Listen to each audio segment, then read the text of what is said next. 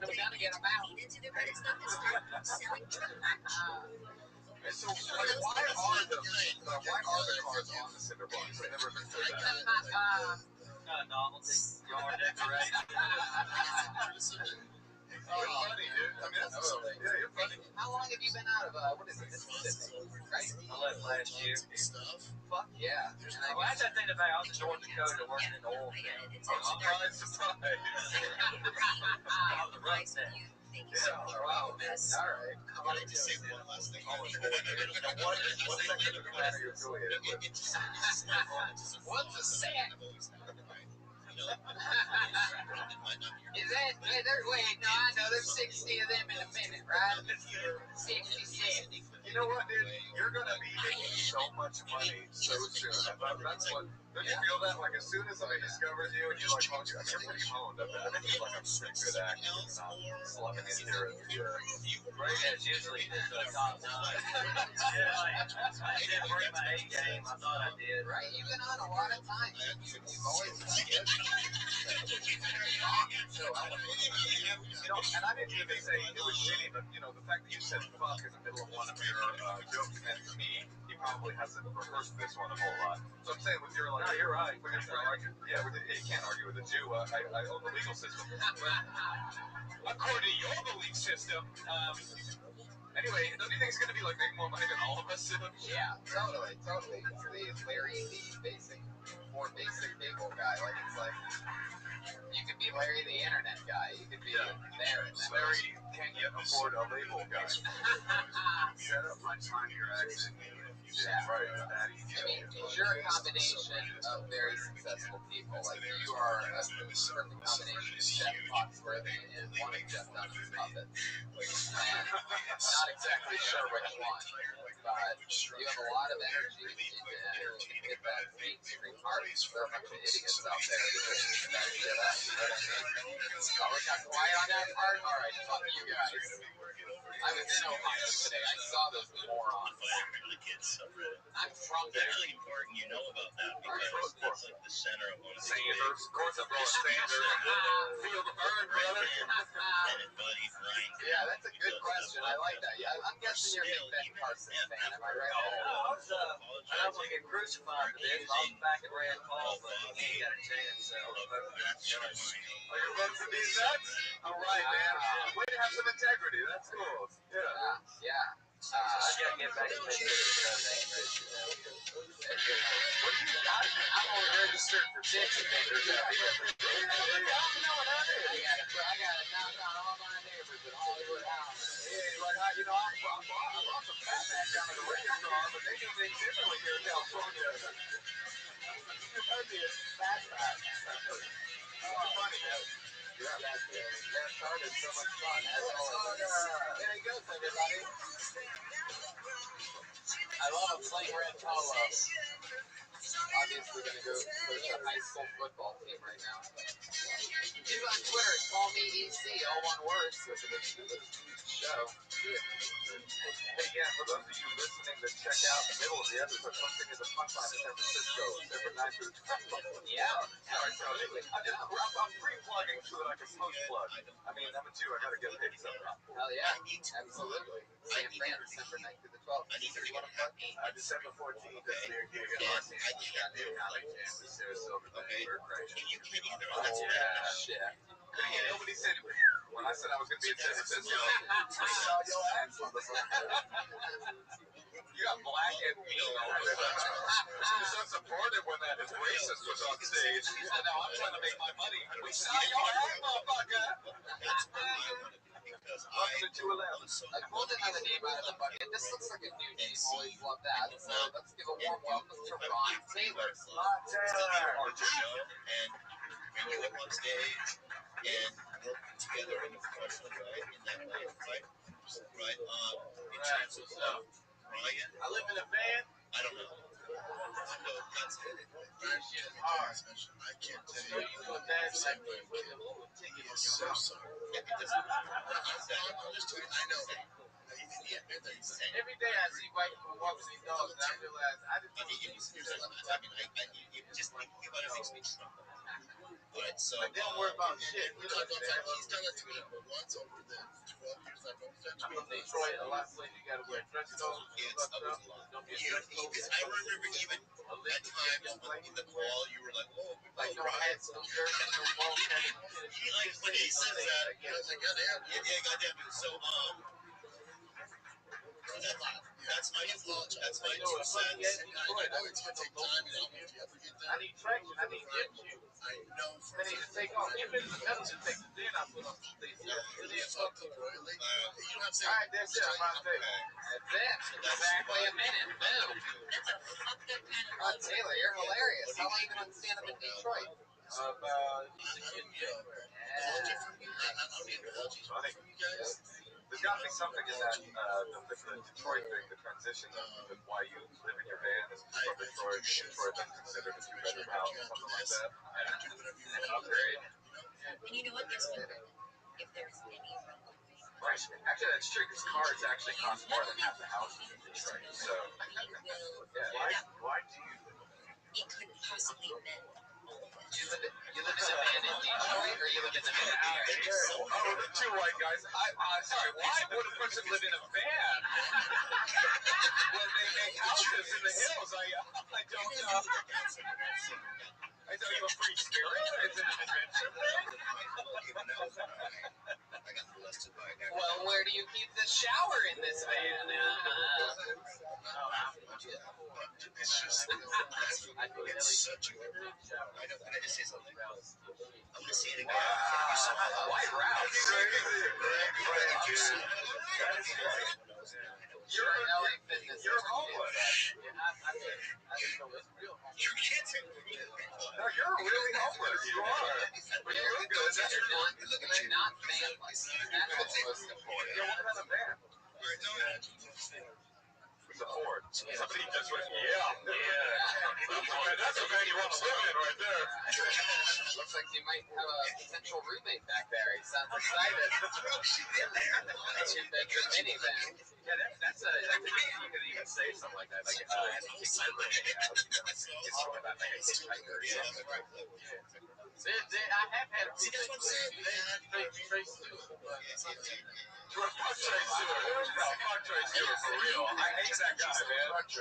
Maybe it's like I had to kick my roommate out, but then I had to have something about your dad signing the pink slip over to you, basically. I don't know. All right, maybe not.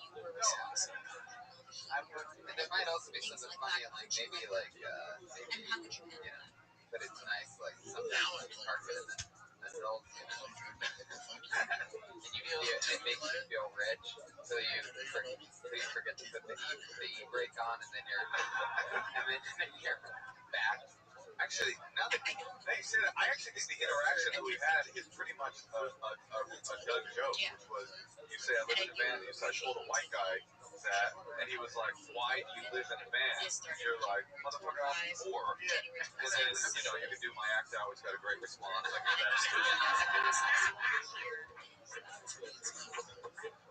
I think that's a joke, though. I do. How are you going to be homeless much longer? No, that's true. You're really funny. Like, your whole action from top to bottom is like what you do when you're like, that's like you do a 60-second when you're just like, It's true, and you never know. Carmichael shows in, and Jim might add his little brother out of nowhere. Like, hey, Gerard, we found your little brother.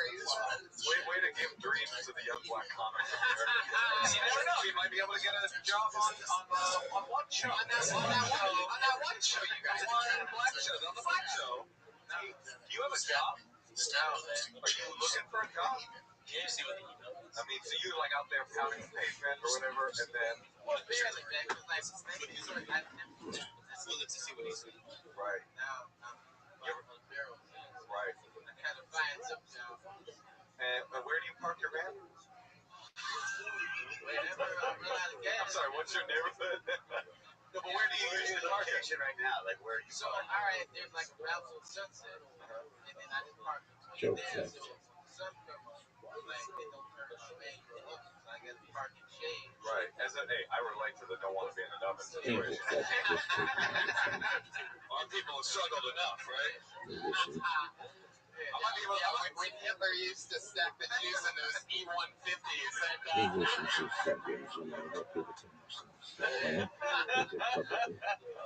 Yo, I think I might have a job for you. Would you sell donuts for a living? Yeah, man. All right. I have a friend who's opening a donut place. You're so funny. I want to make you employed because what I see happen is that sometimes people come to LA and then they struggle for a minute and then they just bounce. Especially if they live in a place that you can just turn the ignition on and move back to Detroit without leaving your house. You know what I mean? So anyway, thank you, man. I listen to you. of course you do. Yeah, cool. That'd be funny. That's great. Look at that. Dreams coming true. Jobs at donut shops, guys. That's the type of crazy stuff that can happen on. But it's just because I want him to keep doing comedy. I don't think you're the donut man. I just want you to do donuts just so you can become the comic you're supposed to be. You bring your house Friday to the Ice House. The next one show? Yeah. Oh, yeah. The dreams are coming true. Wait, I just got engaged. And a job. Wait, what if he was like, nah, man, sorry, I can't make it. That would have been the best. I've been appointed at your business. Have you talked to the man yet? Not here. Did you hear where is your fucking family? Oh, right. Because you're in a house. Yeah. As well. It's fun to fuck. Right. Damn. Good. So you have a house in Detroit. Right. Ford Fiesta. Right, everybody gets the Ford Fiesta in Hawaii, you know? It's like, oh, I have a summer home, of course. You know what you could do is you can pick up chicks out here in LA. What you do is just you take them on a little date, little cheap date, and then you just pull in front of a nice big house. And you're like, let's just sit outside for a little bit. I have my sister over right now, she's hogging up the whole place. She's awake with her kids. I'm letting them play inside. We just hang out here in the car and talk a little bit. See what I'm saying? Yeah, she's like, that's so cool you live in that mansion. Hey, why is there a month worth of dirty laundry here, though? Why are there 17 boxes of donuts in that? Why is Red Man sleeping there?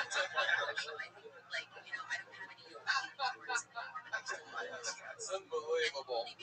Ron, what else? What do you do for fun? How's that going for you? Down the street in your house? No. I almost fucked the day of Black Friday. Oh, yeah, that's your day. How did it almost go down? Where were you? Wow. I can tell you just started freaking out about the luxury. Very cool. It was a bad look. Whoa, where do you keep your steering wheel in this place? He's like, wait, what's this metal thing that if you turn the knob, the water comes out of it? Yeah, you clip on your cigarette lighter one noodle at a time or something. One 2-year-old piece of roll, just put it back in. I've got a little Everyone except me about it. I realized I did this. Yeah. Well, don't burn yourself in a fire before Friday night at the Ice House. Maybe park in front of a fire station before you miss a meal. Where'd you meet this girl? Did you go all the way back to her apartment? When it becomes actually There physically you go. dangerous, or at least Charming young man. He's abusive and what I'm trying to take is actual dangerous. It's dangerous. I guess when you asked me to pull to the truck, it wasn't wanting to say it. He was scared. And I actually, you guys actually made a petition. Oh, I gotta hate that. Out their titties coming out. And she's not mad that you're living in a van. Where were you at dinner? At Thanksgiving dinner in the van? Where were you at? At the Laugh Factory? Yeah, it's a SEMO. It's like JD likes to host an annual Thanksgiving titty viewing. You have to be pretty into comedy to get it. Forget it. Just very uncomfortable just seeing curious. that naked So one out. Did they come out? they're scared? Yes, it was because they were bullied that they were able to play. You know what? That's when you cancel the show. Listen, I know it's going to take a while, but I hope you do forgive me. whatever pussy And Yeah, you need to. I have The a house. house. No, I think you live in advantage, take whatever gigs you can get so you can get some money so that you can get an apartment so that you can get ever more pussy. You know, poor man, give a man a fish, he will eat for a day. Give a man a gig, he'll get pussy for the rest of his life. Yeah. That's true. That is I think you've got to talk to Annie. This is what he said. He's like, I have a feeling this week. I didn't know there was victims of this. I like to have the inspirational thing with the other guys, like, you're going to get a lot of money, you're really going to be successful, and someday your dick will get wet. It will be wet again. Sorry. Maybe take your time though. Maybe don't just go straight to apartment. Maybe add a nice trailer hitch to the back of the van at some point. You know, make it a. You ever treat yourself to like a U-Haul? Turn that party into a 2-bedroom. You know what I mean?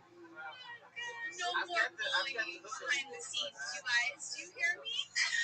No more bullying behind the scenes. No more calling and threatening. It's just I will continue to tell stories. I have no interest in me doing anymore. Nobody did anything. You really are black. That is so good. He's living in a van, but still has to have a crab leg once in a while. That's beautiful. Detroit for you right there. Because I this love is not my that. intention at all. But I am So, allowed to how long you been out of there? It's interesting to me, and I think it's like relatable and Wow, you're so fucking funny, and it's gonna be one of those fun it's like times that we all look back on and say we saw that hilarious guy talking about living in a van. and you didn't read the Because comments. you're How got would it. you know? Don't give up. Very funny. Yeah, very good. Ron Taylor, everybody, there you go. to say about He's on Twitter at Comedian Rant. Catch him at the Ice House on Friday. And catch him at the new donut shop, which I'm guessing is in Los Feliz. It's in Silver Lake. It's better. It's better than it's way better than you think. It's called the Donut Farm. It's a vegan, organic donut shop. Friends in Detroit are gonna find out he's working there and kill him. No, don't come back to the D. It's not good for you here right now. Yo, man, he's sold out. He's working at a vegan donut shop in Silver Lake. Pulled another name out of the bucket. Put your hands together for Dude That Ram. Do you think they're gonna go? I've listened men that are not on the show because they're Also, like, people this is what things with the show. if my dog was behaving badly, Yo, so statistics are crazy. You guys know that and be like, one get your out dog of every in 2.5 line, men but has AIDS. you're not a dog. I have said since the beginning, anyone talking to me about this offline, I never said this person's name. I'm never going to say their name. I have a girlfriend. I'm That was surprised that never you my guys don't. intention. But I said that Canadian over and over and our again. relationship I said it had to be a this lot way. like Canada. It doesn't matter at all. At all. Like I can cheat on her whenever I want. But I'm just going to say this. I'm taking the Actually, I'm truck kidding about out that. of auto work. Good person. Control. I'm letting it slide down the Sucks. hill. Don't talk Almost to as me much about as my ex does. This was something so small on January 25th. But yeah, I'm half Jewish, which is weird because I'm a grammar Nazi. A phone call could have been made to say And that I don't want to get too personal with you guys, but I'm going to, so fucking deal with it. I was in bed with my girlfriend the other night, and I was fingering her clit. An absurdity that I cannot wrap my head And I'd like to officially say I am exiting. she whispered in my ear, "You can my clit so good." As Brendan should say, it's water. Whoa, there's the bear. All right, you want to finish it? What did she whisper? Come to the show. She whispered in my ear, "You figured my clit so good." I said, "Well." That Sean said that he had like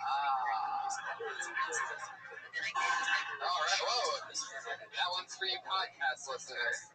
what was that Canadian joke about? You completely lost me there. Can I just say, before we get into even the Canadian joke, I have to say, I absolutely love the fact that with 60 seconds to work, you took a break 30 seconds in to just spew hatred about this ex-girlfriend.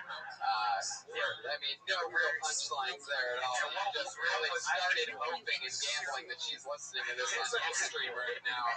Why? What was the reason for that? Well, I think we missed the joke there. You compared it to Canada. They started going off on Canada or something like that. Canada doesn't I followed it. It just it wasn't. It wasn't funny. It wasn't. No, it wasn't. But it was. You had good stuff in the beginning. I thought, right? The first couple things were good, and all that fat in the middle was like doesn't matter. But then you cheat on it, but then you don't cheat on it. You're actually a good person. And then I was just like, but then you get to your punchline. You get the grammar joke. I was supposed to update the I'll just say, update cut the that audience. stuff I out, really stuff it inside. All but that those emotion are you have. tweets that I saw, and I was like, You know, like I had a this is feeling like you at first were like, you know, this is yeah, I cheat on her all the time. like Then you were someone like, could wait, have just said to you oh, this, my mom yes. could have just. No, she's awesome. I've never cheated. I'm giving him. Yeah. I'm giving So him the what's the benefit. story? It probably With was. my ex. I'm giving him the benefit of the How doubt, long have you however, been with your and And his team that is did now you working get into that right after my the accident? version Take a little break. because to me, when I saw it, I was like, I like with all due respect, I would actually say that there were this two moments that I can't felt be real. dissatisfied. Like this is a joke. And he was like, No, I'm not. I'm not The first 30 seconds and the second 30 seconds. No, I was not no, I just said, like, there were two things that were really good setups. Like, my girlfriend is from Canada, and our relationship is exactly like Canada. And then I was like, well, that's a cool idea. How? And they're like, it doesn't matter. They're like, that's funny. And then the grammar Nazi thing. I wanted the grammar joke was about Nazis. Like, I wanted, you know what I'm saying? Like, and I didn't get that. Like, you just start talking or whatever. Which may be because you have never touched a woman's vagina before. Exactly. That's the video there. Yeah, can you describe it more colorfully for us? Honestly, truthfully, Like, does she ever maybe like there's a piercing hole there that you're going in and out of or something like that? sure that's not her. That might be her urethra. You might be. Yeah. That's definitely possible. What are you doing there? What's fingering the clit? You never finger banged a girl before? Yeah, but not the clit. Yeah, you don't. The clit. There's a hole. Yeah, there's a hole, and then another hole, and then another hole. I love that clit. And he's getting attitude with me, by the way. He's about to learn about the woman's vagina right now for the first time. In front of a live audience, and he's like, you never finger banged a girl, Tony? Huh? Be a little tight. All we've seen are some Dude, you don't even know what the difference between what the vagina is. That's impressive. She's like, George, get to it. I'm not eating Halloween dinner off the shirt you're wearing. Wait, Halloween dinner. Very funny. I'm calling bullshit on Halloween dinner. I was waiting for I come from pure white trash. We have Halloween dinner. Yeah. I'm like, this is Halloween. You get this creative tradition. No, I haven't. My family does it, and Eric Carter's family. We both have Halloween dinner. Sit down, you deep fry something to kick ass.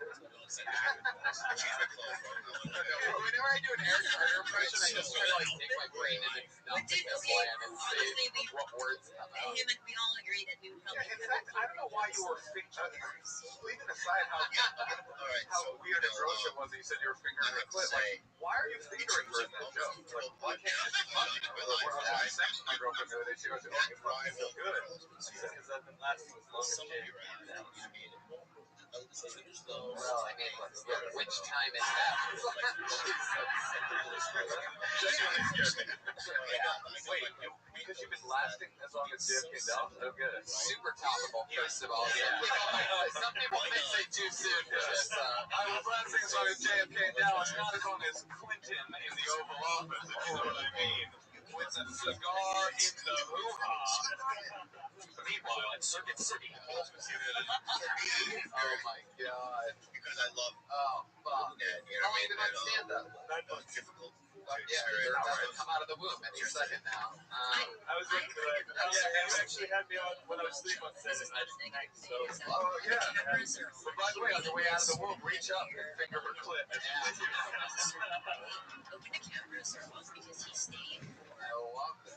Where are you from, Lou? Really great. You've been here Right, for so when this whole thing went down, you know, my phone, I got texts how from long have you been allies, in Philly? right? And then, but then like the one that didn't text me, I was like, I'm ready. I'm calling to threaten I'm going straight to the big time. Shirts. Yeah. I generally do 5 to 15 mics a week. That's good. 5 to 15. Yeah. You're a hard worker, and I'm not saying that you're wearing a employee Big Lots shirt. Big Lots, anyone? Circuit City works with Big Lots loans? Where are my Big Lots people at tonight? Come on. You do 15 open mics a week? I generally try to get as many as I can. I do extras acting on the side, but when I'm not doing that, when I don't get booked for that, I just get as many as I can find on the What comedy show. can we see you being an extra on? I was on American Horror Story. That was pretty cool. That is cool. Yeah, that's awesome. What's your character do? I was a reporter. That's so generous. I was a reporter. He blinked.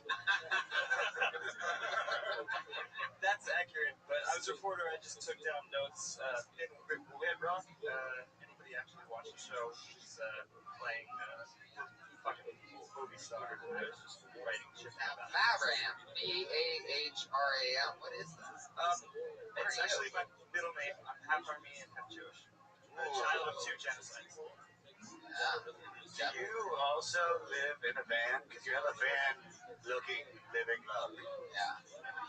You have the guy who lives in a van actually dresses better than the guy. That's true.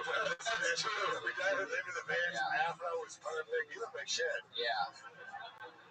Yeah. Like, I do drugs and you look better than I was about to say that. Thank you, Josh. I You're welcome. appreciate the backhand. Yeah. You're welcome. Your look says that you might live in an El Camino, something like that. Something with that hard body. He's a good-looking kid. You're all right. No, yeah, totally. How old do you live? 23. Oh, yeah, you're going to be a huge extra one day. People are going to be like, I got a stadium scene to shoot. Where's that Lou Bahram? Oh man, I knew him when he passed by the camera real quickly. Oh, man. I want to get my SAG status eventually, but for now, just sexual SAG status. Yeah, you gotta get that SAG set. You know, once you get SAG membership, you automatically become like a big actor in TV shows. That's bullshit. No, it's true. The moment you get the card, they're like, right this way, and they open up the door, and then you end up in Philly again. Lou, what's the creepiest type of porn that you Googled recently? Oh, Jesus. I watched Anal Gangbang pretty recently. That's straight up meat and potatoes. Like that's really porn. He's like, half the guys in the front row. Yeah. We're in that video. Fuck yeah. I think it'd be fun. I mean, you're 9 months in. You're a baby in this. I mean, it's, you know, and you're developing premises, and I mean, it's just a matter of the confidence on stage, and you're getting it. So just keep at it. If you're getting 15 a week, you know, you will be good within 2 years. You'll have a good solid 5-6 that really kills, and you know. I mean, Or you hit a bunch of open mics, you waste your life in LA, you never had it to begin with, and you end up just wasting away in LA, and then eventually you move onto Venice Beach and sell like knickknacks for them. I mean, there are options. That's true. Listen, right now, I'm just trying to have fun. That's right. That's good. So you like that. You're 23. Like you have so many years. Like you can do stand up for 2 years, develop a heroin addiction for 4, go to rehab, come back out, start stand up again, and then relapse. Yeah. Do heroin again, and then you'll be 28, 29, and you can still start stand up. It's funny. This is cease being us giving you advice about your career, just a polemic about our fear of aging, basically. Lou, so you currently have a girlfriend. That's been going on for 6 months. Now, what's the story with that? What does she do? She's a UCLA law student. There you go. Yeah. You are good. Fuck yeah. Keep hitting those open mics, fuck the extra word. You're good. Yeah. Love that. Just grab on tight. Keep it moving. Cheagle. And do the dishes around the apartment. Yeah. Keep fingering that clit. Yeah. Finger that pussy. Keep fingering whatever you're doing is working. I'll change it to rubbing. Thank you. Fingering the clit. I feel like that's like what would that be like on the base? That's like running past first base into the dugout, right? Something like that. Keep letting her dress you. Just do everything. Yeah, exactly. That's definitely UCLA fucking law. Yeah. Wasn't Finger the Clit on Warped Tour this year? Yeah. I fucking something crazy about you? What do you sneak out and do sometimes? What's like a creepy thing about you? Or a fun hobby or something like that? Yeah, like what's the deepest way you've ever betrayed your current girlfriend? I was actually never going to say this before, and that's not what I was going to say. You were saying the creepiest thing about me. The creepiest thing about me is the girl that was restraining order. There's no restraining order on writing comedy about it, though, is there? Turns out you're not allowed to be within 500 feet of a girl whose vagina you tore apart in a terrible accident where you... A fingering accident? Yeah. You cut your nails? Yeah. What happened with the restraining order? Let's get into it. Let's hear a fucking creepy story. I want to see what happens with Lou when he flies off the fucking handles. You know what's funny, Lou? Is like you're new in comedy and you really want to make a good impression. Like Tony's somebody that you're very impressed with and you want to like you. So you are making a gigantic mistake right now on a podcast talking about your horrifying legal issues. But anyway, what'd you do? Please, in detail. In detail. You know what? I figured it's time to bring it out on the table. Fucking... What better venue than a comedy podcast? Right. It was a girlfriend, the ex that I was referring to, sadly. And it became an abusive relationship. You know what that sound means. And I tried to keep her from hitting me and shit, and She was hitting you? yeah. Thank God she was hitting him. I was getting so uncomfortable. He's like, yeah, I got abusive. I mean, basically, the long and short of it is, I used to beat the shit out of my girlfriend. But and it's about time for me to talk about that. I gotta do me today.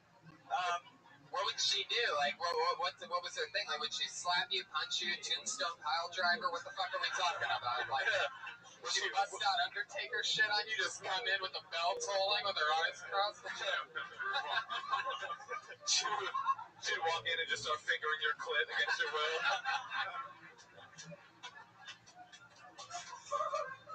There was a night she was throwing punches, and I was grabbing her wrist to keep her from doing that. And she started kicking, and I was like, all right, are you ready to let go? She wouldn't calm down. She was blackout drunk. She had to drink the problem. Yeah. I bet you when it was good, though, that pussy was good. Yeah, buddy. They were probably real good. You imagine how good it has to be for you to stick around for kicking and punching pussy? Yeah. Accurate. Yeah. Mamma mia. Yeah. I want to go, but I just can't say goodbye. But Yeah. she asked me to let go, and I said, are you going to hit me? And she said, no. So I let go, and she dug in with her fingernails. Hey, I respect her honesty. She didn't hit you. She scratched the shit out of you. Yeah. That's when you go in your Mortal Kombat finishing mood. Finger the clit. That's right. Finger her. Finger her. And I just went 2 fingers in the clit and ran out. Is it true that the crazy girl was more fun in bed though? Like, can you confirm or deny that the ex-girlfriend that was crazy is more fun in bed? Like, would she do crazy shit to you? Like what? Like suck on your belly button or something like that? I'm saying if he fingers the clit, then what's the reverse to that? She was fun, man. We choke each other out and shit. That's it. Choke each other out? Yeah. What do you mean? To unconsciousness? Nah. What do you think out I think is? we're finding out where the restraining order really means. He's like, anyway, basically, I was a victim in every single way possible, and then I did like to choke her unconscious from time to time. That's consensual. Yeah, so crazy. So why'd she get a restraining order against you? Well, I guess her That's parents... the other side of the story. I shot her in the face. Her parents found out that we'd been having these confrontations, and they decided to put the blame on me. Shit went bad, and then the school found out. They suspended me. This was at my college, and so then I was just like, I don't want to be anywhere near this. Right. I did stand up once in Philly, and I was like, you know what? I don't even want to be in this city. Dad, That's fucking awesome. Sometimes it takes a crazy bitch to get your life in order to get you to take chances. One of the best tools for new comics is the voice recorder app. It's also the best for domestic reasons. So next time that shit happens, you'll be so programmed to click record on your voice recorder app, and it will save your ass in the future. Wait a minute. How many fucking bad experiences have you had? I'm talking a lot to you. A lot. So you're right. That's just so creepy. Like, the best form of technology to avoid avoid getting trapped up in a case with a crazy woman that accuses you of domestic violence is you go ahead and download the recording your domestic violence situation app. It's something I developed. It's now on Facebook. It makes a great podcast. Lou, it was so nice meeting you. Another fun new face. There he is. 9 months in. Lou Ram, everybody. He's on Twitter at Lou Legends. It's all happening here. We're moving slow because the people are so entertaining tonight. Interesting. You guys having fun, live audience? Fun. Yeah, you are. Of course you are. Oh, we met this guy for the first time a few weeks ago. Interesting fucking stories from this guy. This is another one. He's like the New York version of Eric Carter that I just can't believe he's real. Put your hands together for the one and only, second time ever on the show, Stevie Blue Eyes, everybody.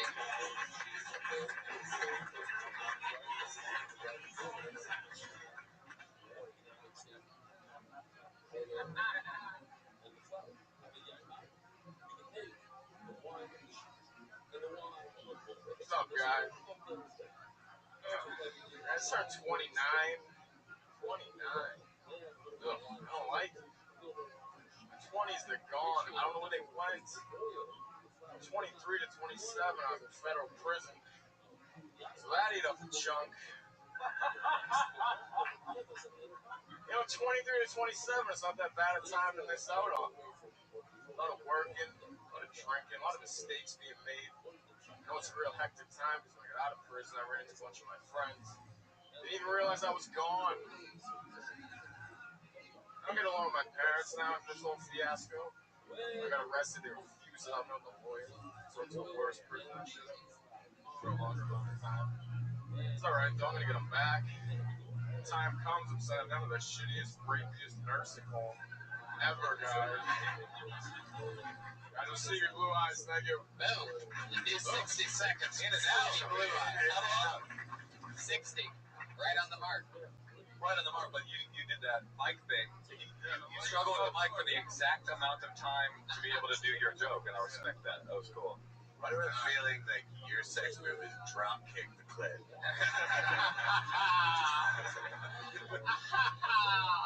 The clit sleeps with the fishes.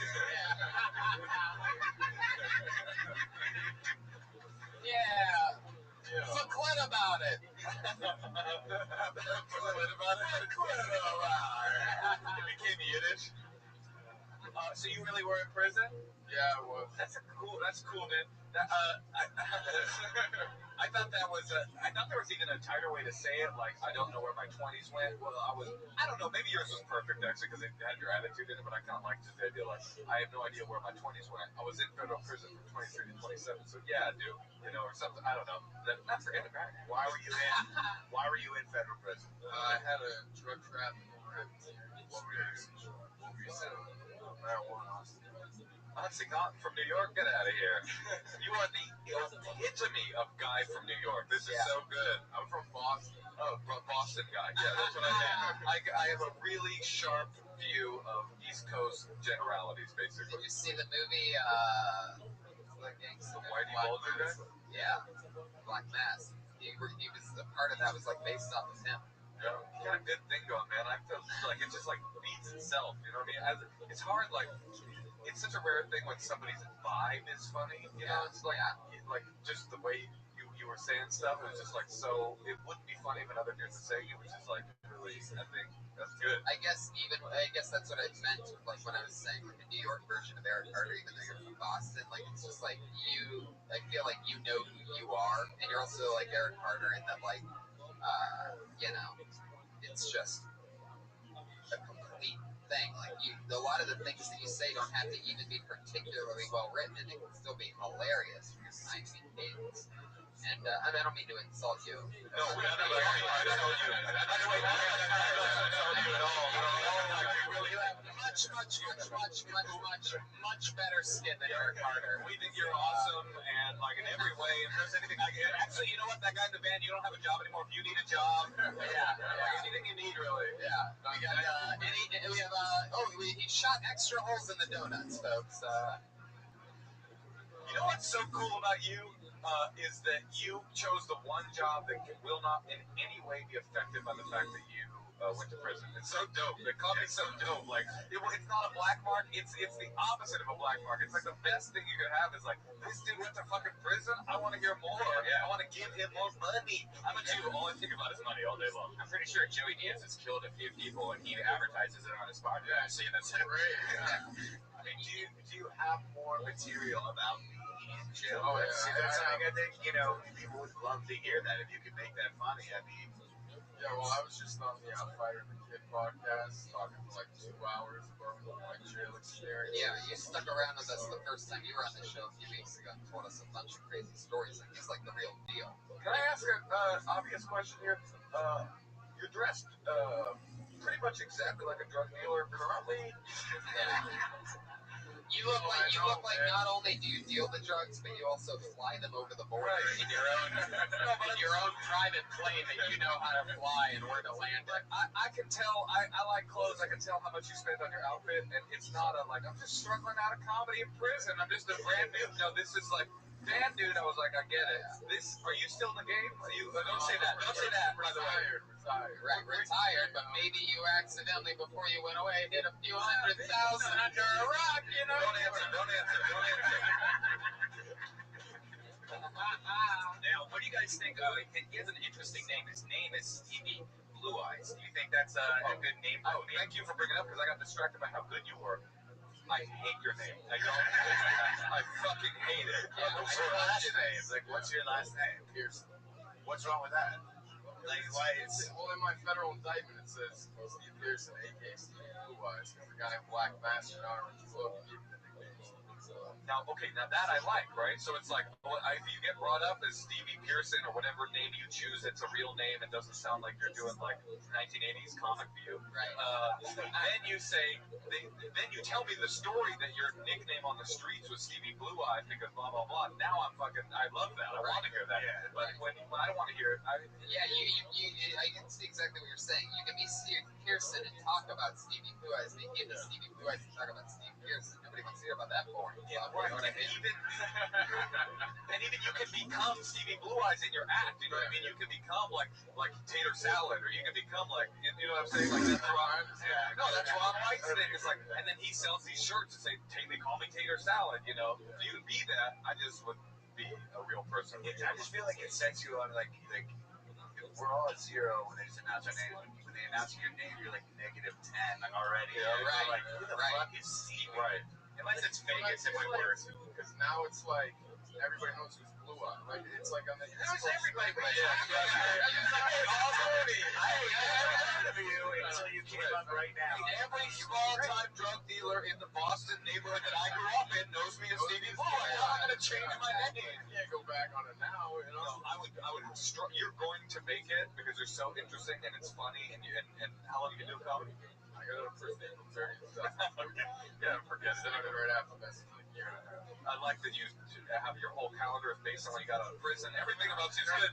Like you're gonna make it, and that Stevie. Like, who's your favorite comedian currently working that has a name like Stevie Blue Eyes? Nobody. There's nobody out there. There's no like Heisenberg doing comedy. That's what I'm saying. Like, dude, Nobody goes by their crime name. Frankie Left Eye.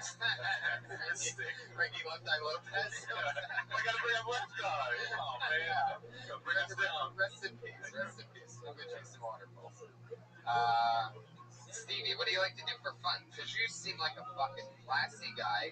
I don't think we're that far. I eat Italian fucking pasta all week. But imagine that now. You try his mom's sauce. Are you really good? You're not Italian, are you? Brian's in here having this sauce. Italian and Swedish. That's that Pearson. Yeah, that's that Blue Eyes. Yeah, I got a clothing sponsor now, Boston Scally Co. Wait, you have a clothing sponsor? Yeah. Things have escalated since the last Kill Tony episode. I love it. That's what happens. But I'm telling you, it's just the very beginning for you. You know, I don't know whether it was before. You were clearly a smart person. It seems like. I wouldn't go that far. Clearly a smart person. Clearly. No, You're around that clearly. I think so. And how long have you been on stand-up? Year and a half. year and a When I half. first did it before, I went like, when I was on trial, my federal case, I didn't understand. Everything is criminal stuff. During my trial, I went on the stand and did 15 minutes. Called it, jumped the mic afterwards. They're like, you're guilty. I'm like, what the fuck? How long have you been speaking English, Stevie? Well, before the trial, it was about 23 years, and since the trial, about 2.5 years. But it was before it was during that time I went up a few times, so I was in kind of comedy mode when I went into prison. So We all are. but it helped because you could kind of be in that mode to like recognize bits of premise that are funny you can bring out after. So thank God I was even in that sort of mode, kind of just to remember. And you seem like a clean cut guy. Like, I'd imagine that when you were in prison, you would pick up the soap that other people dropped just to use it to get cleaner while the other guy was getting butt I fucked. had a shaved head. I looked different. You look different. I had a shaved head. I used the N-word. I mean, the things are different. I had my eyes closed. Because it's true. You have to blend in there with the... I've watched a lot of those shows on MSNBC, so I know about the prison life, you know what I mean? Like, I may as well have already spent a few years there. Yeah, you stand out. Definitely. I think you should change your name to like Stevie Astigmatism. Blue eyes. Yeah, that's the last thing you want. If you get big on blue eyes and blue eyes becomes your thing, all of a sudden you're out, you're in Boston visiting the family, Christmas time, and ice school comes down, takes out your eyes, then you're Stevie Blue Eye. Yeah. Honestly, though, like I would say the first guy's going to make money. The second guy is going to make it. I don't know about the third guy yet. But you are going to be like a headliner. Like, I could see you being like actually a famous person. Yeah. It's like you have so much perspective and character. You know, it's unfair how much character you have and persona you have at the amount of time you've been in stand-up. It's actually disgusting. Yeah. I don't like it about you. And then that's exactly, I think I was getting there and I got thrown off on a tangent or something, but I get the feeling that your time in prison probably forced you to grow up a lot faster than you would have and know how to control a room. Because I'm sure a lot of those people there are like big and fucking crazy. I just found myself telling stories and stuff like that in front of them and keep it kind of. Do you have a podcast? You need probably. No, I think I'm going to get one started. There's a couple of people that owe you favors. Yeah, not only I know a couple guys in the podcast industry, if you know what I mean. We got downloads for days. Hey, call Jimmy Lipson. Get him over here. Jimmy Lipson, very good. Yeah. That was underappreciated. Very good. No, it's a couple Inside podcast reference. A couple people are getting stuff together. Like collecting equipment. A bigger one. I love it. The Podfather over here. Oh, very good. Very good. You're great, man. Extremely confident. Just material's going to catch up to the confidence, and you'll be fine. Yeah, You're confident already in a year and a half. Because I'm more of a storyteller. So like the minute thing fucks me up. Well, actually, that was my favorite thing about you. Is it was like I didn't for 1 second feel like you were rushing to get to the punchline, and I was like nervous for you because I know this is a harsh show. But I was just like, it was kind of bold and kind of gangster, and I didn't know yet that you truly were. Yeah. To just sit back and just get in the pocket and be like, I'll finish when I'm done. Totally. Absolutely. That's an overall lesson for everything. I always feel like, I was on the road. I guess they just did another round of showcases here last week. And they do them now. They mix them right in the middle of the show. All the big headliners do 15 minutes. And in the middle of it, there's like 4 or 5 people doing 5 minutes. And I wasn't here for it, but I was there like 2 ago. And I noticed that most people, they get their 5 minutes and they probably have 30 or maybe they have an hour or whatever. And they go in and they try to do 6 minutes and 5 minutes and try to get everything that they can out of them, not realizing that if you take your time, that you get real timing, real cadence, and that's so much funnier sometimes than just being smothered with jokes and words over and over again.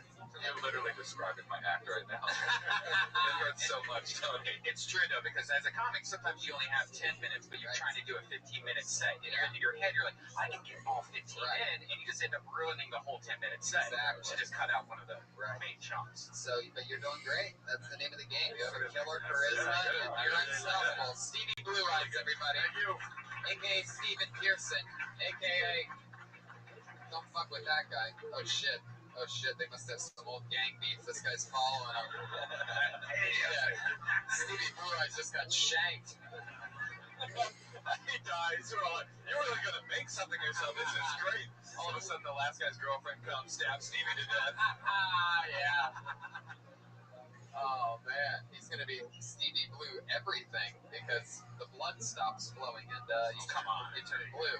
Blue eyes. Joey Lipson was a really good joke. That was a good one. Let's let this reflect on that. Thanks a lot, guys. I pulled another name out of the bucket. This is a very, very, very, very, very funny guy. He had his first appearance just a few weeks ago as well. It's a lucky bucket tonight. It's another good one. I think this is his third time ever on the show. Put your hands together for Darren Davis, everybody.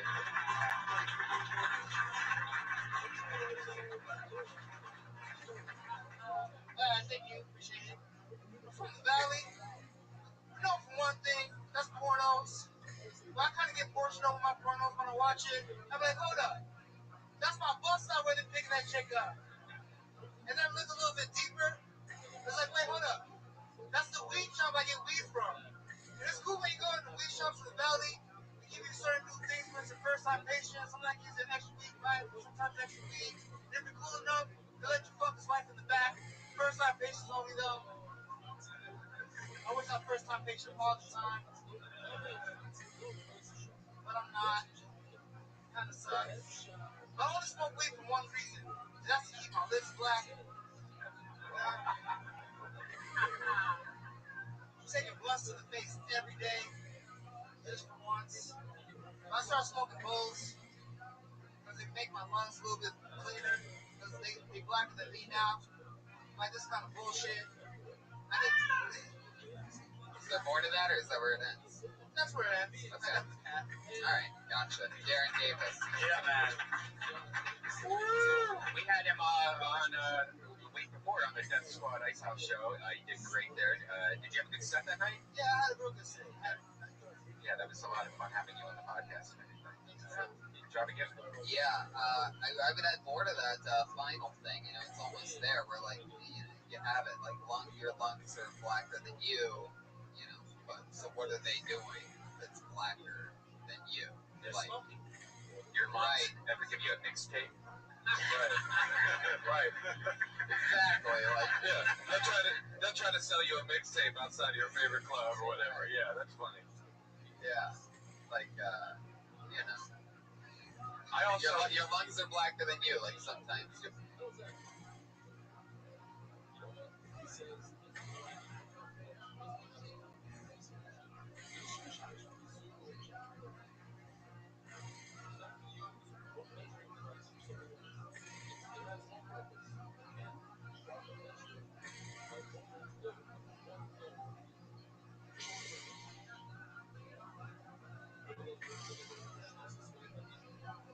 You'll be at a restaurant and your brain will be like, you want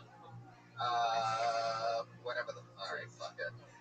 And then your lungs are like, no, I want chicken and waffles. That's how black I am. Because I'm his black lungs. One of the it was funny that we were just talking about rushing because I felt like right after we did that, I felt like you were rushing. Yeah. Especially that joke about the weed guy. Well, first of all, I'll say I didn't understand the word that you were saying. You said I get very something about the pornos in the Valley. I get personal. They feel personal to me or something. That I didn't understand. I like literally couldn't hear you saying it because you were rushing and you stepped on that word. But then mostly it was the punchline of he'll let you fuck his wife in the back. First time customers only. It was like you were scared the laugh wasn't coming, and so you jump to the next punchline. But it's like you just sit back. Hey, you're fucking his wife in the back, and if that doesn't get a laugh, then hey, it wasn't funny. And then you do the next thing. You know, I just felt like you could have taken. Yeah, I agree. You can still have a lot of energy. That energy that you have, and still in a way take your time in between the jokes. If that makes sense. How long you been on stand up? Almost like a year now, year and a half. Right. You going a lot of spots? Yeah, it's like a second mic. Nice. What do you do for work? Work at least.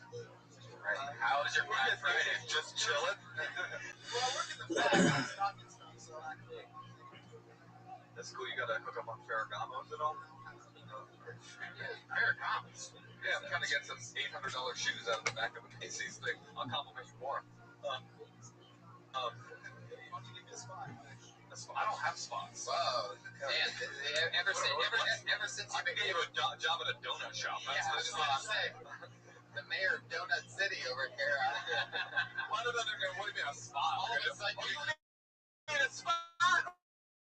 Okay, where do you want a spot? Do you want the spot at the improv? all of a sudden, Moshe's become the Willy Wonka of donuts over here. Everybody's like, I want the golden ticket. Something else I was gonna. I forgot, but yeah. You're the weed shop. Is that true? You smoke a lot of weed? Well, yeah. I love it. It didn't really smell like a dispensary the second you walked on stage. Like, it really just reeked like some sort of a kush. Yeah. Immediately. Yeah. Did you smoke right before you get my beer? Nah, like maybe an hour ago. I love these guys that never smoke pot are like, this is an hour ago. Oh, he just smoked pot. Everybody else is like, oh, just smoked pot means like in the last 10 minutes, basically. Like, there's a weird comedian. All right, I guess I don't mean to start a rally or anything. Jesus. Not to say that you don't do well or you didn't do well, but like, do you get high before every set? And being a year and a half in, I mean, it's a very difficult time for a comic because you're finding out about yourself. You're really trying to get comfortable. Some people think that marijuana makes it easier, but really, when you're first starting off and you're getting up with this many people, it's like to kind of like go up clear-headed, like that, or. And I also, and if I can jump on it, on agreeing with it, and also saying I think where it affects people the most is in exactly what we were talking about with timing. I think I've noticed that, because I am a pot smoking comedian that does this like every night and smokes pot, measures out how far away from my set I want to smoke it depending on the show and who's on it and where my spot is. But the math is never right still. You never know. Sometimes you have a joint an hour before a show and it fucks you up. Oh, sure. Right. It's honestly something that I used to do, but then I have stopped, and then once in a while do it. It does fuck up your time. Yeah. Don't they say taking a shot or something? Isn't that nice? I've never been on stage high or drunk. Really?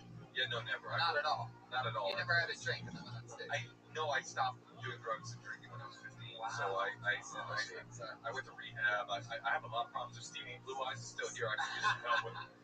No, but so I just don't relate to the relationship between being on stage and drinking. Well, how is it? How far before a set do you cut yourself?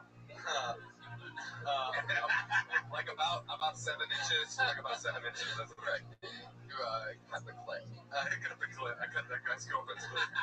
I feel like it would be nice to be able to take a drink and like loose it, but am I wrong?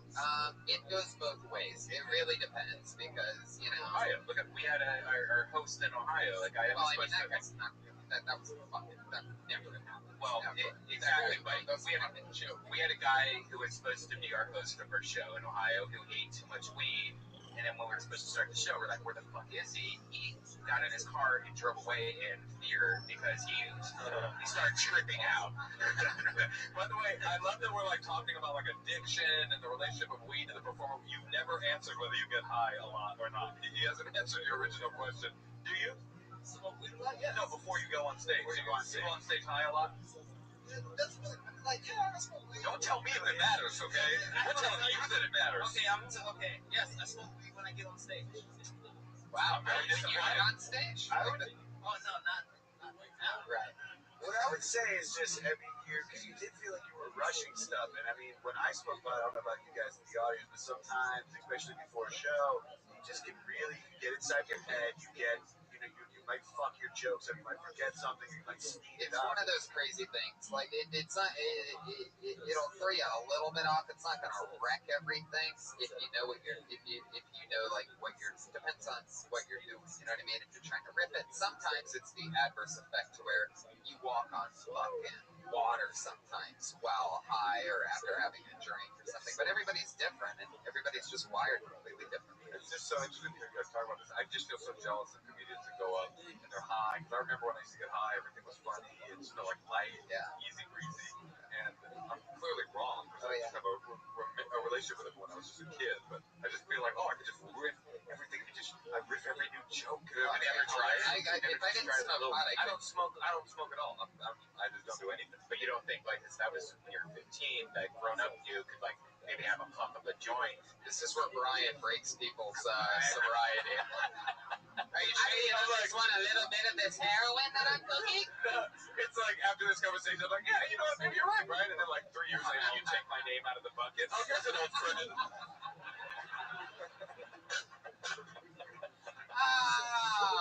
Fuck, that's hilarious. Darren, anything else? What's the craziest thing that you Google porn-wise? Search porn-wise. Craziest porn that you've watched? Craziest porn That you've finished to. How about that? Yeah, man, just changed questions all throughout the shit. Craziest porn that I finished to, because I got to change so many pornos. I can't finish to one.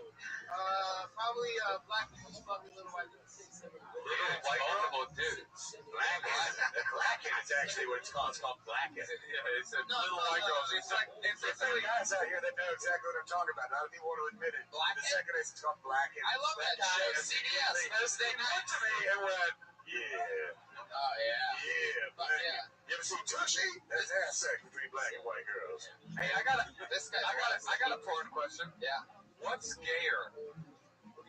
Jerking off to gay porn to completion, or making out with a man? Oh, making out with a man. Making out with a man, you say? Yeah. What do you think, Tony? Because at least you can imagine that guy's really just got a really ugly vagina that Yeah, I'd have to go with making out with a man. There's something about finishing to two guys butt fucking that seems a little bit gayer. I mean, wait, you're saying jerking off to the gay porn is gayer? Wait, wasn't that the question? What's gayer? Jerking off to gay porn to completion, or making out with a real man? How long's the makeout? Because we're going to completion with the jerk off. So how long's the makeout? Are we talking about fucking to completion? It's a makeout to completion. Make out with a man until you come.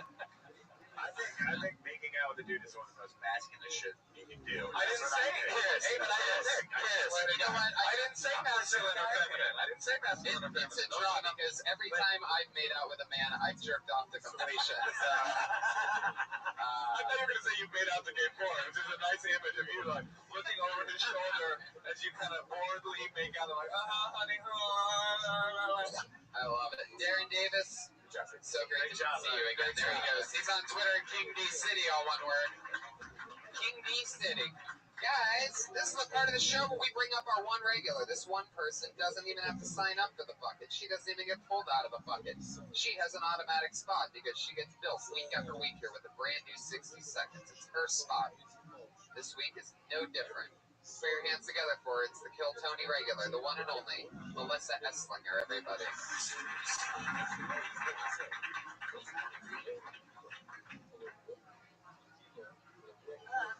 Growing up on a military base is like growing up with the PSA as your nanny. I grew up on a military base where they made their own commercials because they weren't allowed to advertise overseas. We had things like speakers, the safety sensor.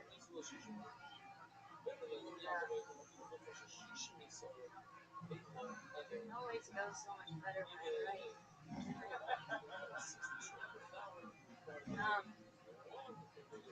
Yeah, so I went to school on a military base when George W. Bush was president.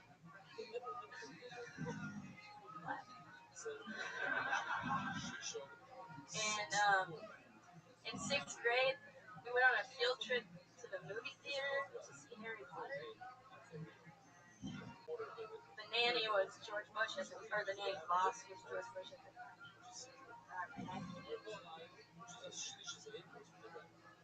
58 seconds of thunder and lightning. Melissa Esslinger. What are you saying there? George W. Bush, I don't think we know what you were saying. I was confused the whole Keep going. Explain it to us like you're not trying to do a joke. Well, George W. Bush, what? Start so I've been thinking about how, like, growing up on a military, I've been realizing that, like, I was, like, softly brainwashed. And then I thought about it and I was like, wait a second, I lived on a military base from 2000 to 2008. I don't know how much Bush actually had to do with anything that I was growing up with, but he was technically in charge of the government when I was growing up. I don't know. Kind of silly. That's one word for him. The Iraqi people are like, he's a silly person. Yeah. I guess I would describe him as silly man. Victor left much giggles. Your nervousness has calmed down a lot. This is the least shaky that I've seen you. Oh, no shit. Yeah, this is a vast improvement That's over cool. the past 7 or 8 weeks. Because I actually had a thought about your nervousness while you were up there.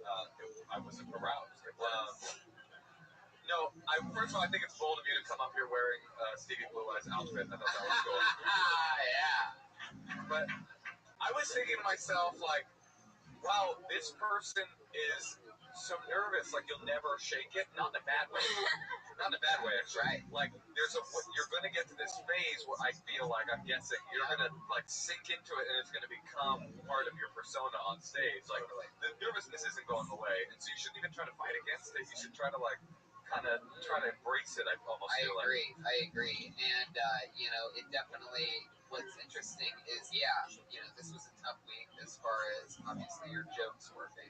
But what stood out, which is just as important, because we've had 2 regulars on this show before. We've seen them, we saw them over 2 years try this minute thing every week. And sometimes not only would they not get lost on their jokes, but they also wouldn't even be able to break the ice like you were able to do on both. This thing goes easier when I write. You broke the room, and you broke it on his laugh with your nervousness. Like, I laughed. Like, that's amazing, and it's different, and nobody else is like that. So I completely agree. But the joke, though, we have to get down to the meat of the joke. The joke was just that you think that Bush was your boss, or that brainwashed you? That was the funny part? Or like, you grew up on a military base, so they were telling you that George Bush is a good person the entire time. Well, I mean, not directly, but of course, that's the Right. disrespect. There's pictures of him hanging up. Everywhere you go. In school, the store, Right. grocery store, gas station. And how does that make you feel? Takes me like reading books upside down. I think. See what happens when I don't just answer right away. And this is what, when you're writing, this is what you have to ask yourself. That's when you're saying things, you're explaining it, and you just have to keep asking yourself questions about it. How does it make me feel? What did that look like? What did that smell like? Whatever. I mean, you just got to get into it. That's what writing is. It's not some magical thing where your hand's moving on paper and you're just writing about different things.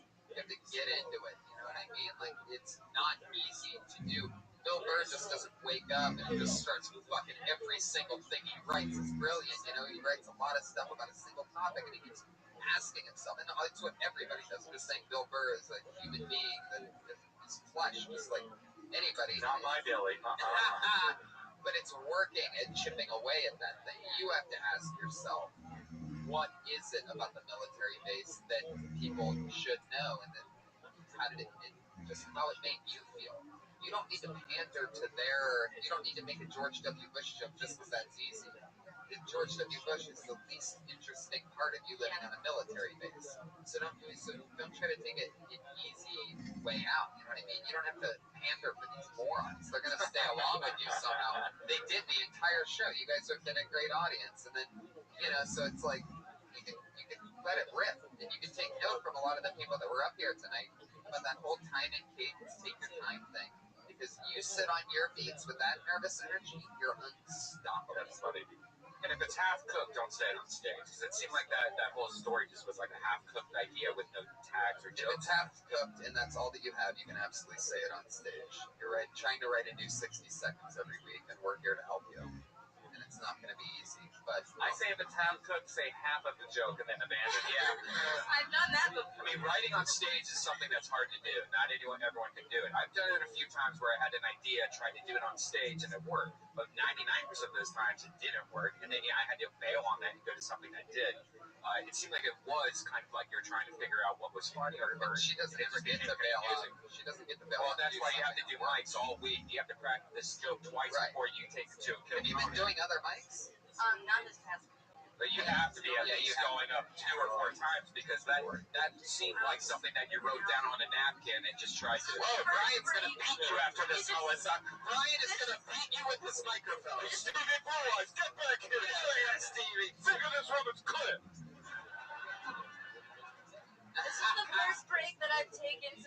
started to, like, I was only There are no few breaks. What do you do? No I was breaks. writing the whole I time, see. but I The wasn't easiest going up. job that you'll ever attempt at having in your entire life. So there's No, I just mean, like, I didn't get up while I was out of town. sure. Oh, Thanksgiving. Stuff like that. Thanksgiving. I mean, hey, come on. Yeah, I didn't take a break for the first 7 years, but yeah, you should take breaks. Absolutely. It's I probably used good to for take you. breaks I on the didn't motherfucker. completely break. I was writing. I cleaned my car. Oh, you cleaned your car? That was it. Why didn't you talk about that? I should have. What was that like? Oh my god. Because you seem like you're a little fucking sloppy troll. Am I right? You're gonna be such a good father, Tony. Go clean your car, you sloppy troll. It was bad. It was bad. What was the creepiest thing that you found in your dirty car? Creepiest? Yeah. I don't know about creepiest, but Was it I mean there was looking back in the names to find the one that slept in? I had to peel a granola bar off of it for sure. That's pretty gross. Oh, I guess the worst part was I did find a wrapper from an ice cream bar that I had moved. That's funny. Something about like something blah blah blah back before I stopped eating ice cream, blah blah blah, eating disorder, blah blah blah, LA, something like that. Ha ha ha. Yeah. What? Who are your favorite comedians? I mean, I have a lot of favorite. Like who do you like? You know, I love Bill Burr, Louis C.K., Mark Maron. So like I'm thinking like, does a nervous thing make sense to you? Because like you're never gonna be Bill Burr, right? And obviously I'm not saying comedically. I'm saying like the way Bill's energy is, like he's swinging for the fences, he's a fucking brash, confident kind of asshole. That's just never gonna be you. You know what I mean? And like Maria Bamford and people like that, Kirsten Shaw, people like that, like people that take their kind of jittery energy and hone it into a comedic voice. I think that's what it's either going to be quit or that. Those are the two kind of things. I don't see you becoming like Sebastian. You know what I mean? There's a comedian out of San Francisco named Jesse Elias. I'd like you to watch him. Jesse He's Elias. an extremely great writer, but he's so nervous on stage he doesn't even make eye contact with the audience. He's so nervous he has Asperger's. It was a tough one to. Never mind. So nervous. It's critical. I hope not. It's always going to be hard. It's very hard to write and So perform. you're right. Jesse's just a good example. It's very hard to write and perform a brand new minute every single week, and sometimes it's going to be a little bit harder than other times. And keep working. You got to hit those mics in the middle of the week. Yeah. Melissa Esslinger, everybody. Yeah. She's on Twitter at Melissa Esslinger. Ryan J. Ebel drew tonight's episode. Here it is, right here. This is what it looks like. Wow, look at that. Oh my goodness. That's very efficient. Nailed it. Ryan J. Ebel. Ryan J. Ebel. Go to RyanJEbel.com and buy a print. You know the dates, December 9th through the 12th, San Francisco Punchline. Come see me. December 9th through the 12th, San Francisco Punchline, my home club. If you're a San Francisco listener, Adam Myers. December 14th at the Lyric Theater. We'll also be at Bonnaroo this year. Whoa! We'll be at the Valley Comedy Festival. It's going to be all over. Outside there, it's going to be a good year, guys. Yeah. Live audience, thank you so much. Make some noise for yourself. Prove to the podcast listeners that you exist. You did it. That's another episode of Kill Tony. Thank you. See ya. Pictures.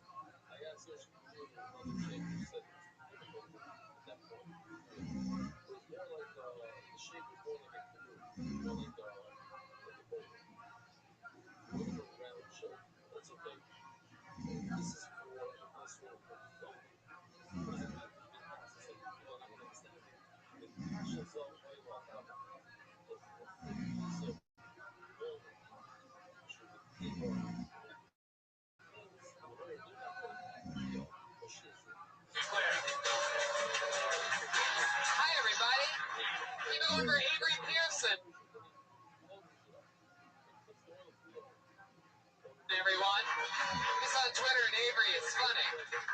Fuck yeah. Hi, everyone. This is like a real show. Hello to the thousands and thousands watching the live streaming podcast, and hello to the tens active in this room here tonight. Feels good in here. How you doing, live audience? Make some noise for that. Make some noise so that people don't notice. So that people don't notice when you drop a $700 microphone on its head. You almost can't even tell with the fun energy in this room.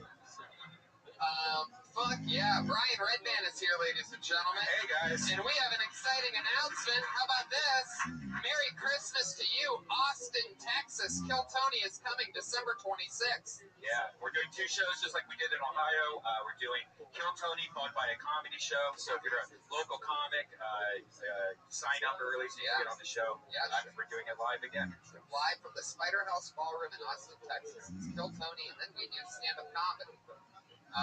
So that's December 26th. So if you live in Austin, you're listening to the podcast, now's the best time to buy tickets before it sells out, like we did in Pittsburgh and Columbus last week. That's right, people. The show that you're at right now sells out on the road, and you're at its home field, Yankee Stadium, right here tonight. It's exciting. These are always the most fun ones. It's like our fucking little jerk-off closet. Yeah. This room is. Hey, can we make an announcement, guys? Tony Hinchcliffe is back on the meat wagon. He ate meat. All right, why are you making this announcement? Because he has been a vegetarian for 5 years, and this month or last week we went to Fogo de Chao, and he ate 22 different kinds of meat. Yeah. And fun fact, I've had a steak every day since then. I just keep going to Whole Foods and buying a steak. Yes. Then I make it. I'm serious. Cyborg is almost ready. I had steak and hash browns today for breakfast, and I did some curls and some presses with my new free weights that I bought. Like a little yoga mat, and can I still eat meat and have a yoga mat? Yeah, absolutely. Okay, cool. Life is good. So that's great. Do you feel different? Do you feel like you have more energy? No, I feel like I've been on like a drug since I started eating red meat again. It's fun. It's almost like some kind of like weird, I don't know, I feel that blood. Yeah. Was there any kind of meat that you've had in the last week that was like, oh shit? No, I really miss that. I'm not kidding. I've just been eating the same steak. I go across the street to Whole Foods, and I just keep buying steaks over. I buy them fresh that day, and then I bring it back and cook it like a fucking man. That's right. You know, going across the street buying a bag of cauliflower just isn't the same. Something about cooking. I think one of the best things he said to me also was, he's like, I thought the last few years vegan food has actually gotten better. And actually, it was that you just forgot how good, every year you just forgot how good steak was a little bit more. Yeah, that's what. Anyway, enough about what I put in my brilliant body. Let's keep this fun train moving along. Right now, our house artist is sitting here. And he has a blank sheet of paper, and he has started drawing tonight's episode. At the end, those prints are available online at RyanJebelt.com. Get your hands together for Ryan J. Ebelt. Yeah. House artist draws every episode. And fun fact, rumor has it that since he's from Texas and he's going to be home for Christmas, that he will be in attendance in Austin December 26th. Fuck yeah. At the Spider House Ballroom. You see how you just keep driving those plugs in until the people listening to the podcast call their friends that they know live in Austin and let them know that a great show's coming. What's up? Bill Vibe in the middle of the room, one of Canada's smartest people and one of the most amazing artists. What's up? Fuck yeah. They never give shout outs in the middle of the room like that. It's fun to see you. Anyway, let's fucking get this party started, shall we? It's Kill Tony, and every episode I always have 2 of the funniest comedians, 2 of my best pals that are available on the show, and this week is no different. Why did that get a weird laugh? Because it was a weird asterisk kind of thing you just said. What? Because you were like, all right. Anyway, 2 of my funniest friends, 2 of the best comedians. Put your hands together for Stephen Glickman and Jesus Trejo, everybody. Yeah!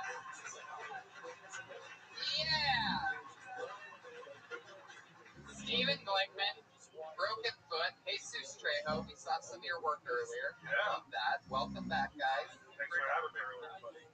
Yeah. Fuck your asterisk. I heard that. Yeah, well, that's fucking bullshit.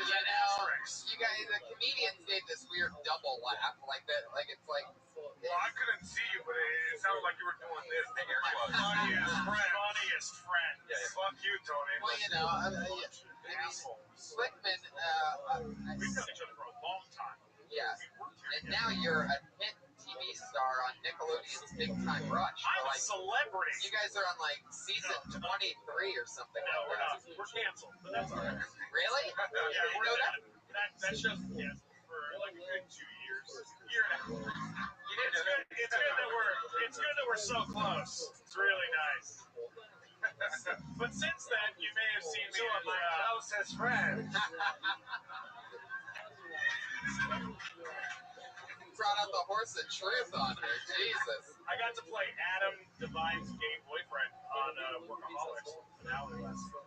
Really? Pretty cool. Huh. I got to lay with him. Shirtless. By the looks.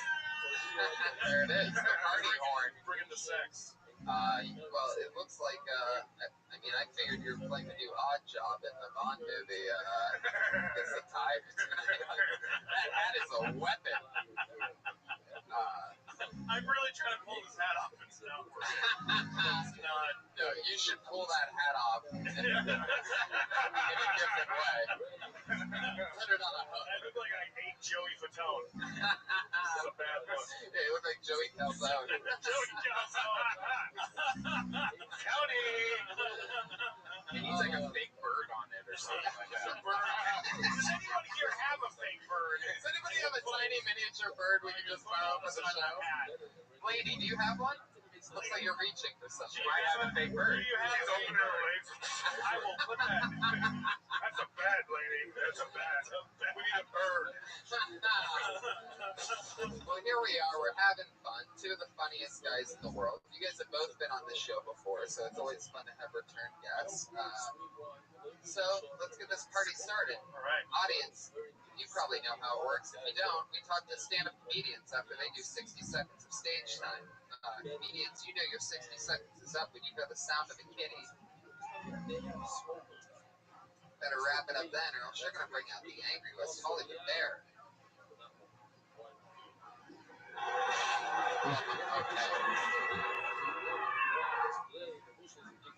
Sounds like Glickman's hungry as shit. God damn, Glickman. Right. In and out. Definitely going to blow these speakers one of these times. Like this, that's true. That is true. 3 of my best friends. I love it. Let's get this party started. Audience, are you ready?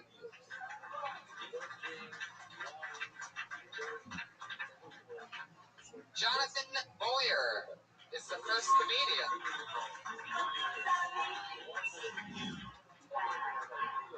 Oh no, Jonathan Boyer has missed his spot. You know what that means. He's dead. It's true. He's now dead. Put your hands together for Lindsay Jennings, everybody.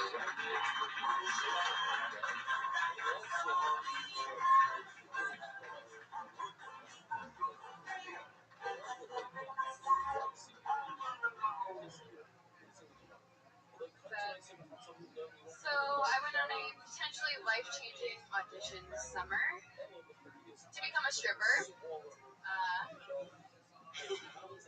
So I didn't know there was going to be an audition. I'm pretty sure that's just an LA thing though, because you know there's so many beautiful girls here and failed dreams.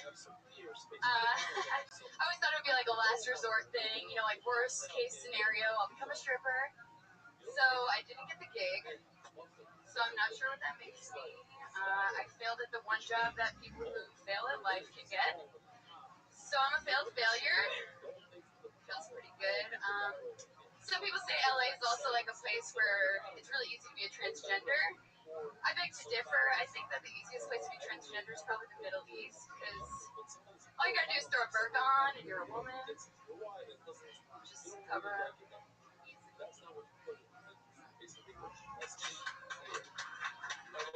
There you go, 60 seconds of Lindsay Jennings. Fuck yeah. So that's fun. How long have you been stand-up? 2 months. Nice. Is that true that you had to audition to be a stripper? Yeah. Wow. What did you have to do? You know, you just have to get up there for like 5 minutes and dance. Is it just a small room of like the people that work there? No, it was like super ghetto, and it's crazy too because I got hired to like throw hundreds at girls there recently. I mean singles, hundreds of singles, but As a job? yeah. Wait, how much did you get? I would like to get that job. You know, it's fucked up too because like Nickelodeon. They're making it rainer? well, I was making it rainer. Because there was like for this weed company that was having a party there, so it was just like a girl that like had to dress hot and like throw singles on girls, and they gave me like $300 in singles. I only got paid like $100, but I could have pocketed some and I didn't. Yeah, bullshit. But one of my friends strips there. That's why I auditioned there, so I gave them all to her. You know, it used to be that tattoos kept you from acting. Stripping too, I guess. No, I think I just failed. Get back up there, you know what I mean? Just do it on the street. Just do it on the street so someone gives you a job. That's what I said. Grab life by the pumps and get back up there, man. Yeah. Good idea. It's interesting. But I get the feeling that you got, like, is it always an audition? For strip clubs? Yeah. I don't think so. I think like in the more like rural areas, probably not so much. But here, there is a lot of beautiful girls to build. Hollywood Boulevard, so we should just bring one of those portable stripper pools and just strip, not get naked, but just strip. You probably make the most tips of it. Oh, absolutely. Maybe dress up like as like Skippy or something. Brian, I love this idea that you're blatantly pitching for your own entertainment. Hey, you know what? I have an idea. Maybe you should set up a pole on my front lawn and just dance there. See what happens. And then somebody will drive by, babe, and throw some money out the window. Come to my practice porch. So, Lindsay, how do you make your money? What do you do for a living? Right now I work at a weed shop, Nice. so I sell weed. Oh, yeah. And Instagram. We talked about this last time. I don't know. She actually started, her first set was on a Death Squad show in the main room. Oh, I remember. She followed Steve up. And by the way, we have one Wednesday, so it's great. Hopefully for Kreischer. Yeah, Wednesday, you're alive. So, wait, do you make a lot of money off Instagram? Is that fun? Sometimes. I mean, like, sometimes I just get free shit and promote it. Like, I got this for free. It's pretty great. Did you get the face tattoo for free? Or? Fuck yeah. She paid for that. I actually got it for $13, though. But, like, not because... Well, it looks like you got it for $14. It's a terrific investment. It was like a loophole because it was Friday the 13th and they do $13 tattoos. And I was like, oh, wait, give me my face tattoo for $13 to my friend. And it was like... Sure, yeah. But it was kind of... When you want to get a discount, definitely tattoos is the way to go. Listen, I know better than anybody about that, right? You look great. Is a haircut $13 too? Or no? It wasn't that bad, but like the Molly, the cocaine, and the alcohol might have had something to do with it. What's your favorite tattoo out of all of them? Looks like you have a lot.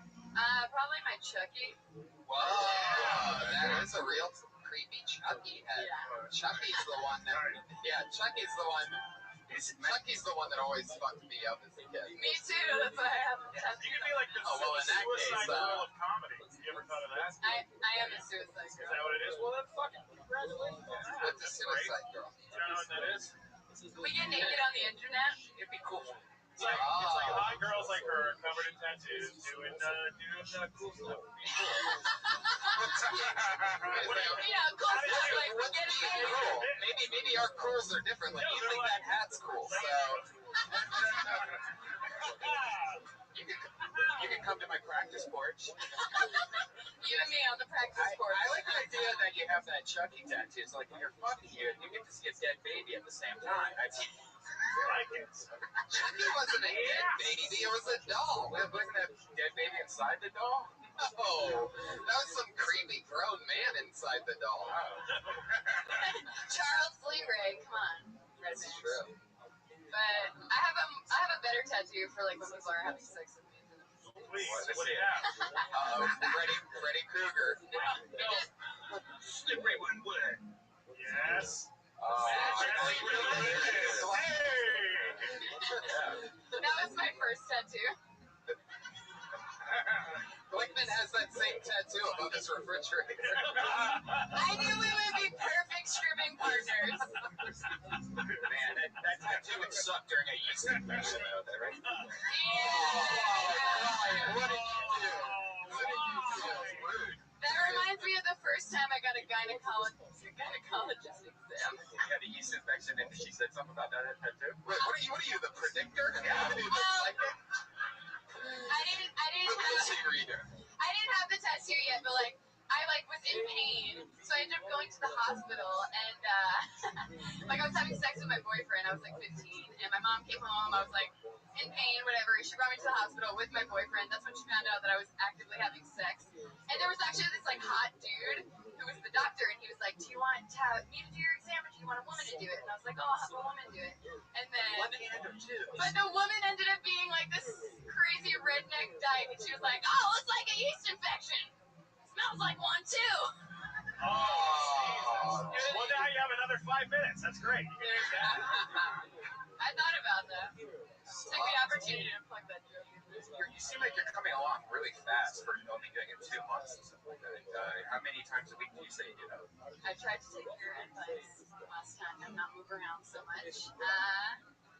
I've been minimum getting up once a week. I do a bunch of other shit, but like I try to get up like 3 times a week at least and just write every day. That's great. Yeah.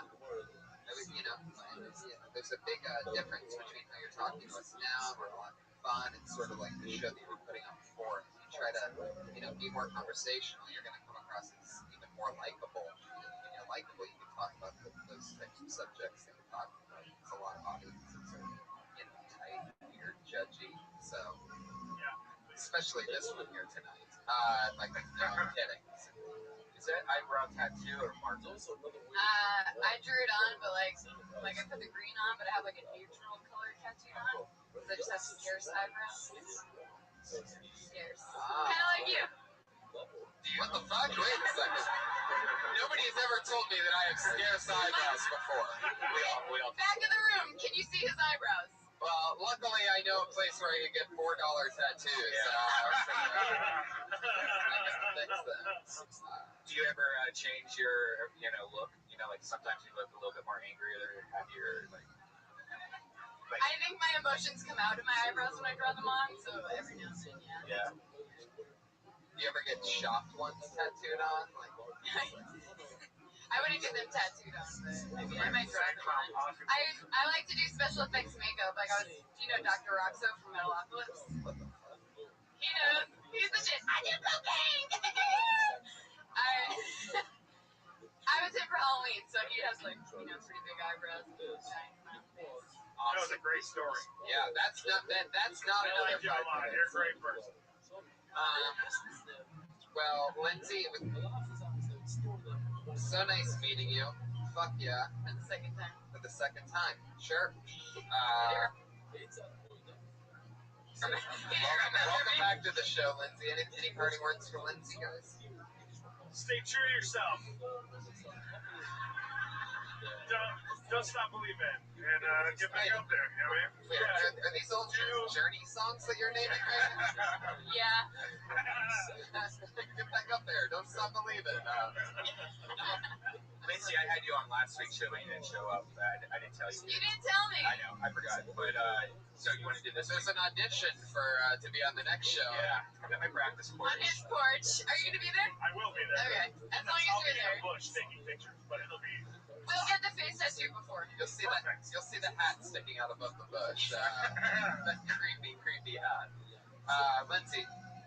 Oh wait, again, this is fucked up. The comedy rap battle got postponed to this Friday, so now again I can't do it this Friday because comedy rap battle is here this Friday. Wow, you're doing rap battle.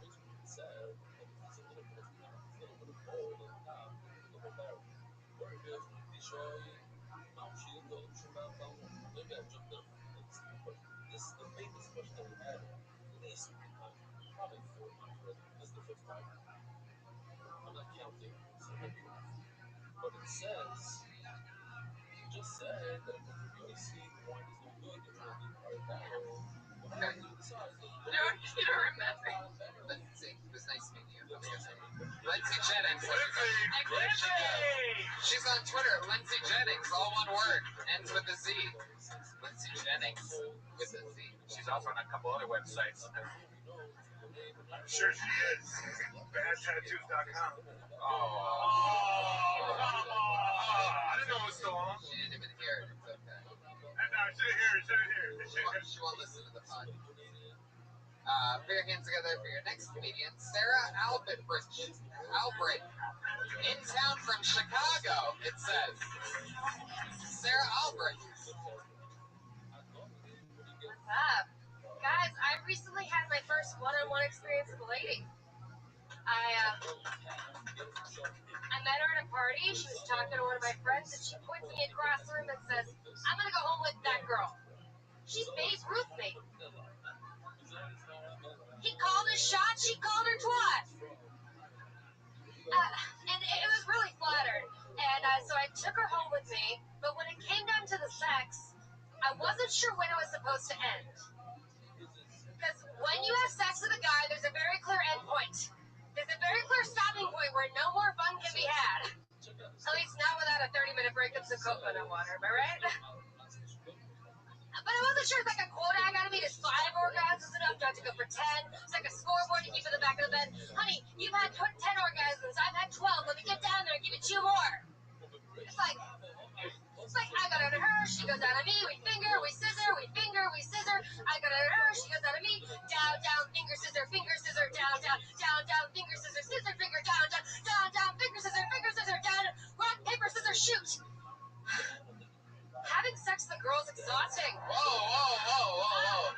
That bear comes out of nowhere. I was terrified when that happened. That was amazing. Sarah, nice to meet you. Welcome. Hello. Thank you. It's so, I thought when you first came up, I'm like, wow, what a transition from Lindsay Jennings, this wholesome girl. I never would have guessed it all would have been with scissor, fuck. Wow. But there you are. So it literally says on this piece of paper, in town from Chicago. That's right. You write that on everything that you like, is that like your dinner reservations? Like Albert, in town from Chicago, a party of 1. I heard it might help out, so I just thought I'd do it. Nice. What do you do in Chicago? I am a photographer. So, I know. Well, I also write new comedy stuff, so that's what I'm trying to make my full time. Love that. How long have you been doing stand-up for? I'm coming up on my 2 years. What are you doing in LA? I did Funny Women's Fest LA this last weekend, and then I decided to just stay a week, see what I think about it. Maybe I'll move. There's a whole festival for funny women? Yeah, there's a lot of us. Did you not know that? Really? Tony feels left out. Yeah, He's getting meat now. Yeah. I should be on it. We'll see how you look in the dress, and maybe you can apply. Where does this festival take place at? iOS. Oh. Yeah. The club? The improv club, Oh, in Chicago. iOS is the one in Los Angeles on Hollywood Boulevard. Geez, stop getting snappy at me. Boy, you really have become a lesbian. Lesbians hate me. Oh no, I'm bi. I'm not lesbian. But you recently had your first experience? I did. That was a fun little thing. Did that Jean Vest have anything to do with it? I don't care what you say. This thing looks fucking good. No, it looks great. To a lesbian. Well, to be honest, I'd had a threesome before, but I'd never had just a one-on-one experience with a lady. So, I told that joke in front of my parents without any warning, actually. And the first thing my dad said afterwards was, "I thought you would have done that in college." Right. It's kind of fun. So he was under the assumption that you might be more into women, or what do you think? What do you think he means by that? He probably just thinks that my parents wouldn't be surprised by anything that I did, basically. Why is that? Because I'm just like that. Like, I'll move. I went to Cambodia by myself. I'll go to like. What was that about? What did you do there? I just. Oh no! I don't think I would. Did you fuck a lot of Cambodians? I don't think I would touch Cambodian puss, but Whoa! Where's the racist roots from? I would not. It's a feeling. Yeah. We have a lot of Cambodian listeners. listeners. Their Wi-Fi's banged in there right now. I am so offended. What do you? Yeah, that was another crazy stripper. I went for like Indian Africa. All right, Do another Cambodian impression. that's East Indian. I like the chicken's fist. There it is. So Fuck that racist. shit up. Oh my goodness. So Sarah, what do you do for work? I already told you, I do photography. No, but what do you really do? Yeah. Oh, okay. Well, I do freelance. Like, I'll do headshots. I do food photography. I just did a shoot for like a commercial agency like 2 weeks ago for like Seattle's Best, that kind of stuff. So, freelance. And that's that. What? Yeah, F stop. Yeah, there you go. Is that your rap name? Your F stop? Like, is that what you do? There's a couple photographers in the house. What other types of things do you talk about when you do stand up? Well, I have narcolepsy, so I talk about that a lot. Oh, really? Sleeping disorder. Oh, Yeah. interesting. So you fall asleep randomly, that kind of thing. How often does that happen? Well, I mean, I usually take at least a couple naps a day, but like the falling down thing that they make fun of in movies, that probably happens like once a month, maybe. Wow, But that has to be so funny. it is actually kind of. Yeah, it's a blast. I mean, it's a blast. It's like it's funny. It's funny when people haven't seen it happen before and they like freak out. You feel it coming enough that you can like get yourself ready, or is it like you have to wear helmets on sometimes? Or? No, I've fallen away that my body doesn't hurt myself, thankfully. And then people that know me really well like can catch me. Like my ex-boyfriend used to actually catch me, but sometimes you miss, and I wonder if he did that on purpose. Are you allowed to drive? Yeah, actually. Wow. Hey, guess where I'm never moving? Chicago? They only asked you if you had a seizure, so yeah. You lied to him. She would be great for group building exercises. Catch me. Oh, fuck. Big man. How long are you usually out for? Like, Just like a couple seconds to a minute or something like that. wow. Really? Yeah. It's like, it sounds weird. It's not that big of a deal. Now, if it happens during sex. Oh, okay. Yeah. Well, people often ask me, like, if it happens. I mean, of But course, also during sex. everybody's narcoleptic when they're fucking women. Sometimes I fall asleep to get out of sex, you know, just to pretend. But I don't fall asleep any more than a normal girl during sex, you know. Yeah. So this lesbian experience, have you only been with one other woman? Well, I've been with two. I was with one threesome like a couple years ago, and then I was with this more recent girl. Which one tasted better? Brian. What the Probably fuck, man? Probably the more recent girl, I guess. Yeah. Technology and shit. Okay, you're just saying words. She ate a lot of pineapples that day. That's all I can say. Does that really help something? Actually, it does. Yeah, I know some girls that take pineapple pills just so that their stuff tastes prettier. Wow. Learning stuff. Wow, that's like, are they all lesbians that do that? No, they're straight. I mean, when I have a date and I want to hook up, I end up eating a lot of pineapple that day. Why the fuck not? You know? You're popping pineapple cups. Yeah. If you take a lot of zinc before sex for a guy, it's a frothier load. Oh, Jesus. Jesus Christ. I'm not sure if I've ever wanted to have a frothier load. You know, that's a weird request. Trust me, after a while, just eating pussy all day gets boring. It's awesome to mix it up once in a while. Get a nice frothy load. Yeah.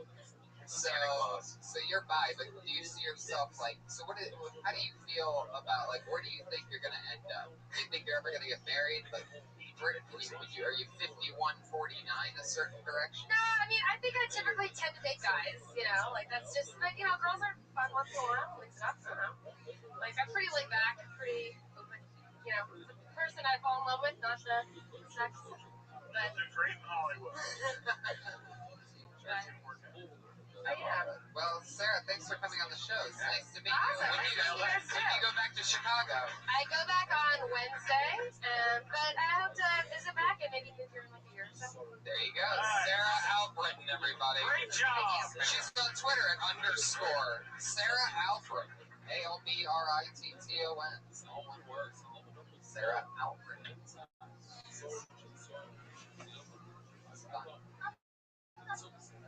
How about Dave Labonte. Dave Labonte. You're Dave Labonte? Labonte. You just fell out of the chair up there, everybody. How about that? The rim. I just fell asleep. Good one right here. Did she got to do with the baby was like, Guys, get your fingers out of her.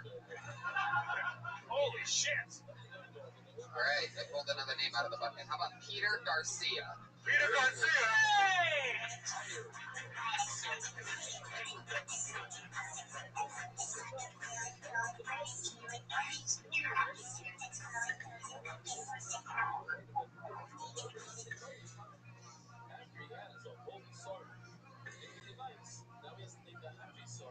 So being pregnant is kind of weird. Not that I'm pregnant, but this kind of freaked me out, the fact that I'm going to get my lady pregnant one of these days. I mean, it's just weird, you know. I heard that girls start lactating before they give birth, which is cool. I mean, I guess you could have sex and get pregnant at the same time. But, I mean, like, there's also a human growing inside you. I was like, scared that we get sexual. And I don't think I'm up for the challenge. Mainly because I don't want that to be my first threesome. So I don't want my son coming up to me one of these days when we're having like a beer when he's older. He's like, so scared. He's like sexual. It's kind of weird. One of the most things that freaked me out though is like the birth. I don't want to see the crowning. Like I don't want to see any of that. I mean that's just gross. Like I eat there. Like I don't want. Like I don't want to see that. So. Yeah. Is that normally where that ends? Well, I mean, I've got a lot more. A lot more? Oh, yeah. Well, that's like the middle part of what I'm talking about. Yeah. A lot of that sounded like a confession. It is. It's fucking scary. Well, good for you. What are you? What am I? Yeah. Man. What's your nationality? Mexican. All the way Mexican? Yeah, dude, I got that Aztec look. How long have you been doing comedy? This is my 10th time on stage. Yeah, been like on and off. You used to do one thing I used to do a lot when I started out, where you're like here, you're so nervous, you just end up with one. Oh, yeah. Can I get more corn, please?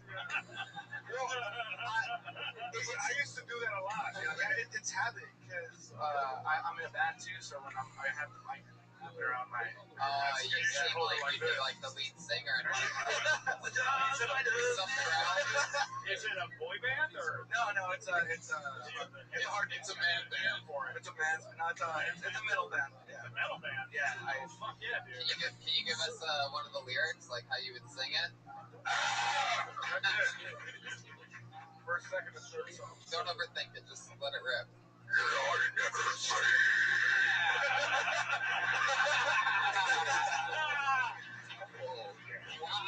need to do that in your act. Yeah. You have to fucking put that in your act. I've been writing it. It's just, sometimes I feel like it's not going to be good, so I'm just like, how do you write it? It's just RAWWWWWR. It's the whole story around it, though. You build up the whole story, and then when you, like you just did to us, when we finally hear it, there's a payoff there, especially if you have a good story backing it up at first. That's perfect. Like the threesome joke, it's funny, but I've heard it 1,000 times before. That's like old hacky shit.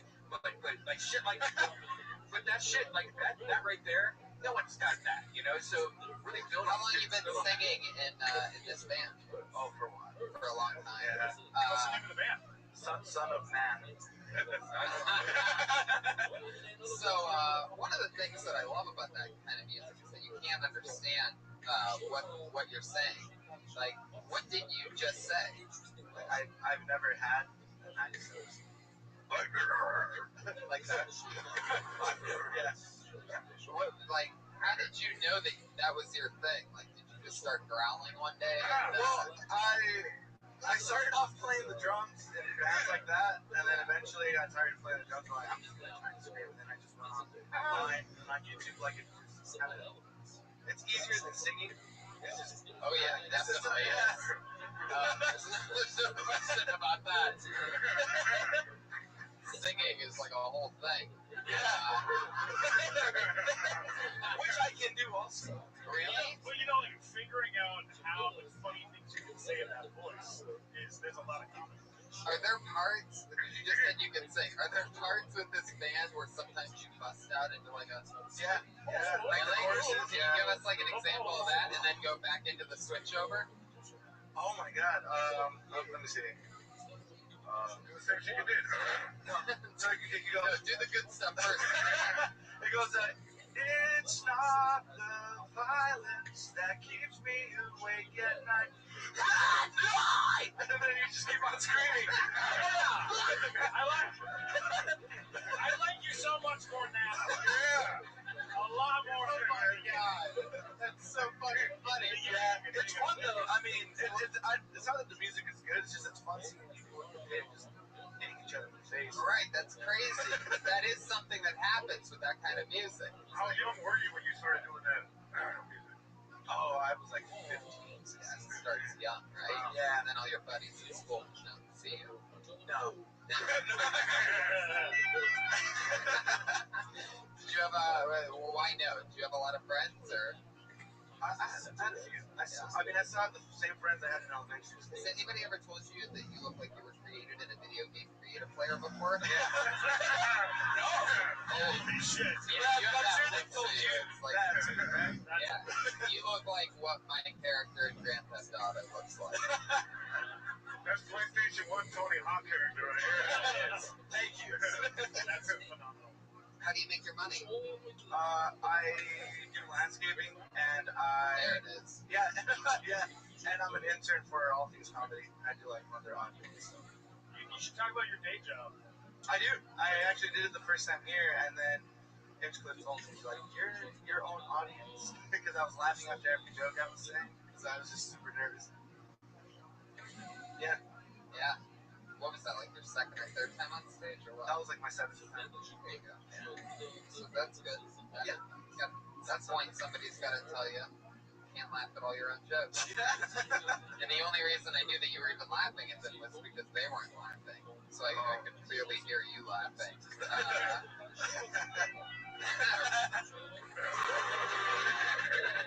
Every once in a while it's okay.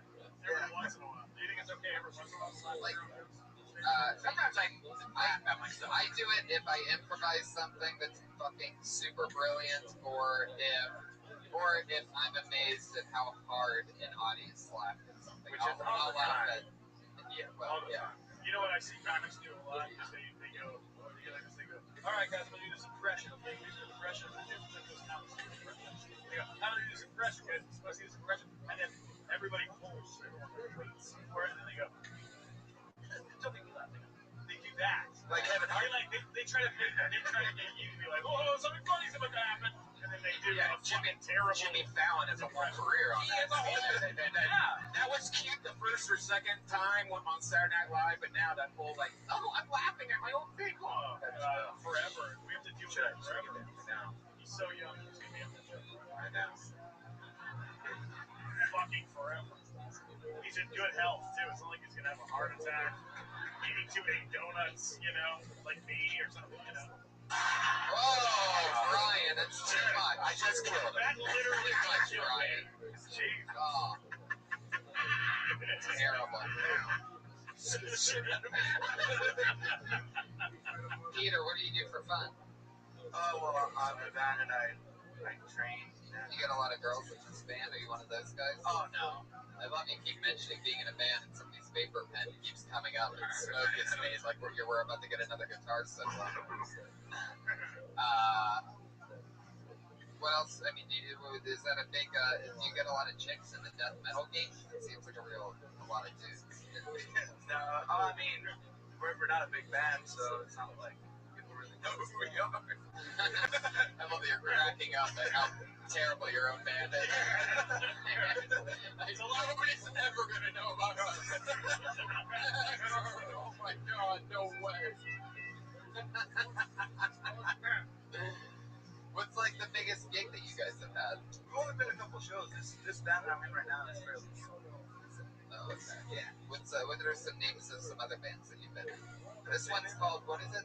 Son of Mass. Son of Mass. It just sounds terrible. Oh, I've been in this other band called Paradigm. oh, that sounds like 15 different bands. Yeah. Names. What's another band name? Oh man, they're all horrible band names. Come on, what do you mean none of them come to... I was in one called Legacy. That was probably the coolest name. I'll give you the cool ones. I don't want to give you the shitty ones. Give us the shitty ones. What are you talking about? There was one called At the Edge of Eternity. That was my first band. That was when I was like thinking sometimes. Yeah. See, that has to be a part of your story.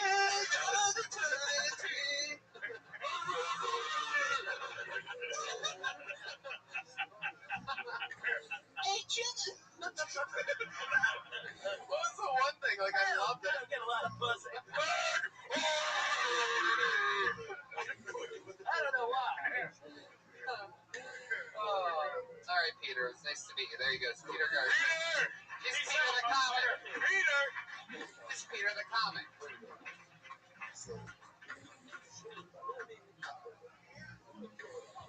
How about the love? For love.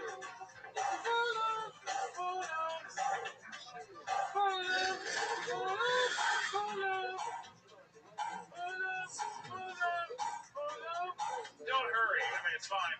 Sorry. You have a cake. Sorry. Wow.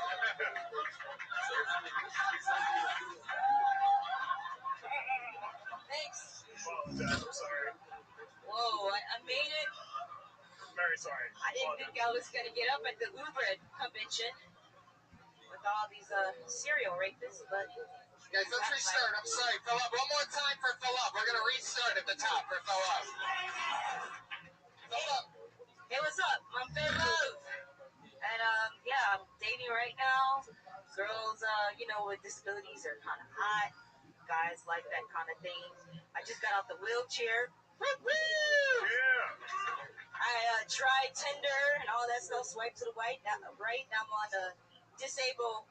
Actually, white. Yeah, I did that. I went back. Disabledpassions.com. Anybody know about that? DP? Right? I know, right? And look, they're all about, all kinds of stuff up in there. But the one thing was like, you want to cunnilingus? Like, what? He's like, Meals on Wheels. I was like, yeah, man, I can get with that. Yo, so yeah, I've been disabled. I don't have to go to work in the morning, so I'm always partying. You know what I mean? Hey, make the most of it. But the thing is, they're trying to, when you go to these parties, they're asking you to bring stuff, oh, can you bring something to share? I'm like, no, I'm broke, I'm disabled. So I was walking into my bathroom and everything, and I decided to bring what everybody needs to a party. I'm not lying, I did this. I rolled up in the party with some tape, toilet paper, right? The women loved it. They was like, see, bring her back, because when they ran out. All right. Okay, Bela, how's it going? What is that noise? What is that noise that you make? Garbage truck? What is that? All right, Bela, first of all, I want to apologize for Glickman. Very sorry. I apologize. Greatly. He thought you were going too slow. He didn't realize that you were handicapped. Very sorry. Disabled. Bela, that's amazing. Congratulations for getting out of the wheelchair. Yeah. Do you mind us asking what the ailment is? Yeah, it's transverse myelitis. Whoa. That's hot.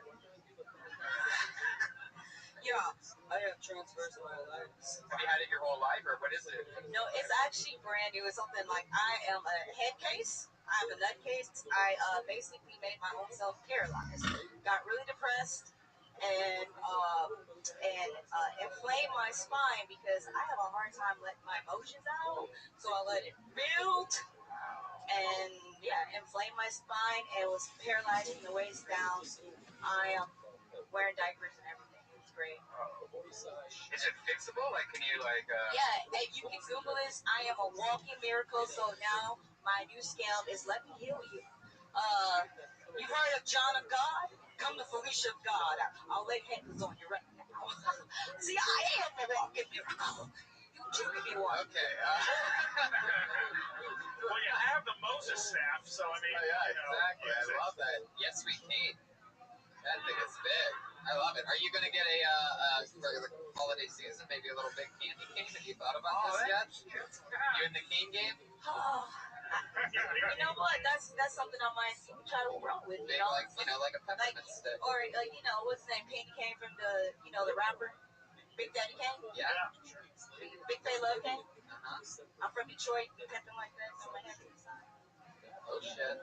How long have you been in Los Angeles? Too long. I'm tainted, man. I was like, oh, this is great comedy. Y'all come out and check it out. And then when you called my name, I was like, what? I'm also here in Impaired. Because I was like, damn, did he just say my name? I was all shocked. Yeah. You signed up, right? I did sign up. Bay Love. How long have you been in? How long? That's the name you call it, right? Wait, I'm sorry. So you are sort of hearing impaired. That's the thing. That's how you feel. That's that hair. She's got the predator. Yeah. Hairy impaired. Yeah, no, I'm not hearing impaired. I should not make fun of that, but I'm trying to get as many checks as I possibly can. So I like you more. Love that. You're adorable. Oh, great. You are. You're really cute. Do you have a boyfriend? I'm gonna leave that open. Wow, you can't break up with him because you hold it all in still to this day. Interesting. You figured me out. Oh my god. What do you like to do for fun? Oh wow. Yeah. I lost that whole thing about fun a long time ago. So I am into furries. The one who said that earlier. Yeah. Fairies? No. Furries. Furries. Oh, the ladies. No.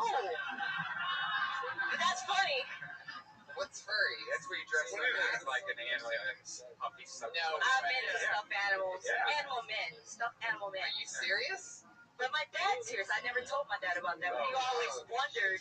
Bill Cosby over there. Let's give it up for Bill Cosby. Hey, look at that. What's up, Dad? Fuck yeah, that's awesome. I love that. I love it. Are you really from Detroit? Yes, I am. That's awesome. Have you been back for a while, or? Oh, okay. So last time I went back, I went back and there was a fire downtown, There's always a fire. Exactly. Like 5 buildings on fire. I know, fire. but this was a car this time. It was a car scam. It's insurance. They would set the car on fire to make some money. But yeah, I'm from Detroit, Wayne County. Joy Wood, Evergreen, anybody from Detroit in the house? Shut up. Wait. It's not gonna work. Congrats on getting out. Thank you. Great. Yeah, that's amazing. Have you ever been to Detroit? Does your dad live here in Los Angeles? No, he's visiting right now. Oh, I love that. He's visiting from Detroit. Look at he loves it. likable man. Pretty sure he just got cast as the dad on the Carmichael show right now.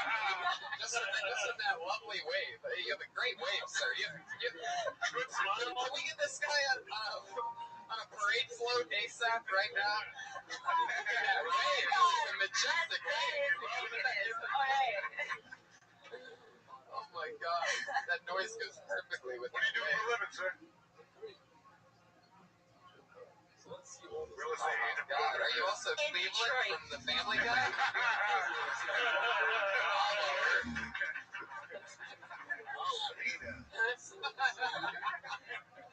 This wave is majestic. For those of you that aren't squeezing in to get a spot where you can physically see it, I feel bad for you.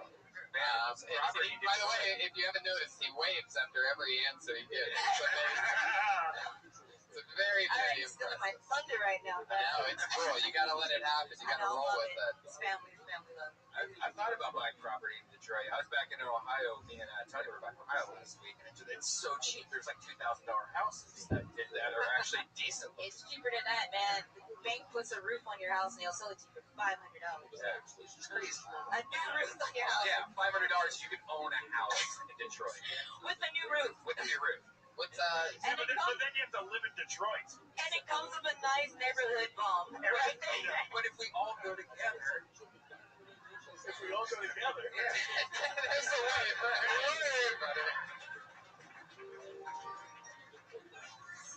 Dad, what's your name? Lewis. You look like a Lewis. I like your style. Were you ever a postman at some point? No. What'd you do before real estate? Whoa.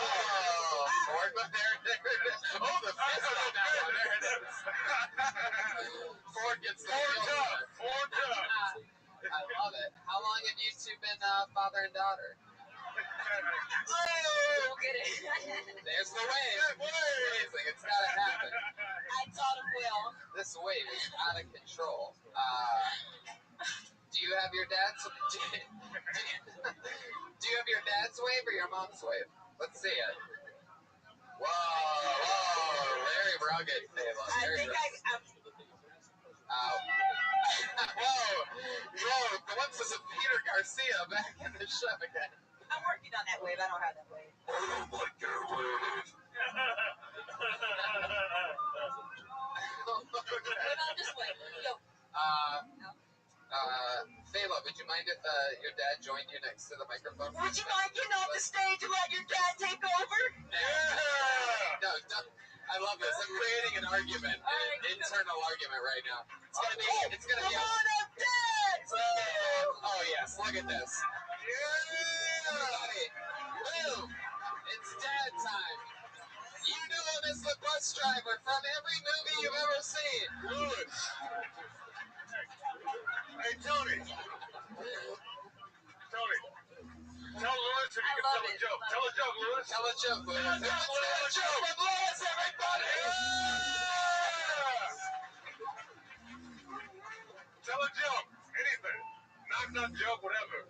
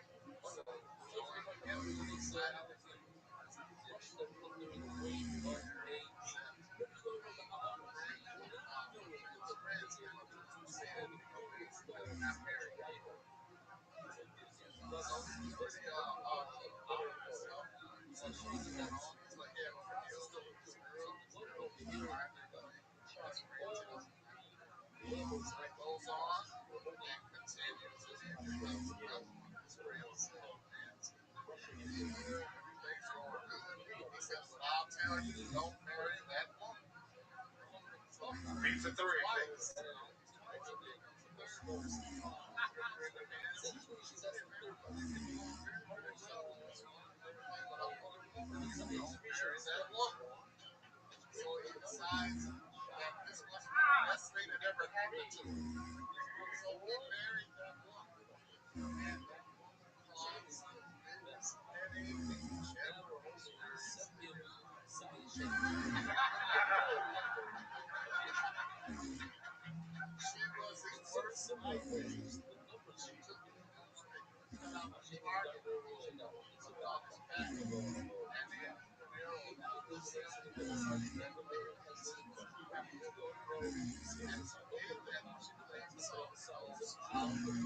That's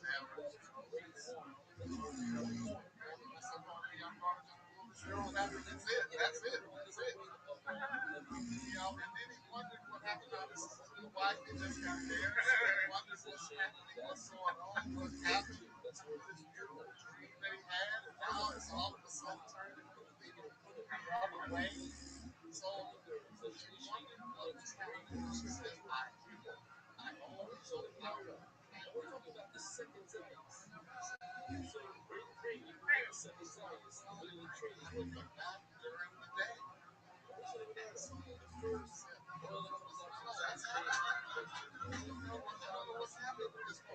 Only goes out at night and has to be back during the day. And so all of a sudden, here comes the daylight, and all of a sudden, she doesn't get up out of the bed. All of a sudden, her hair starts growing, and she starts howling at the moon.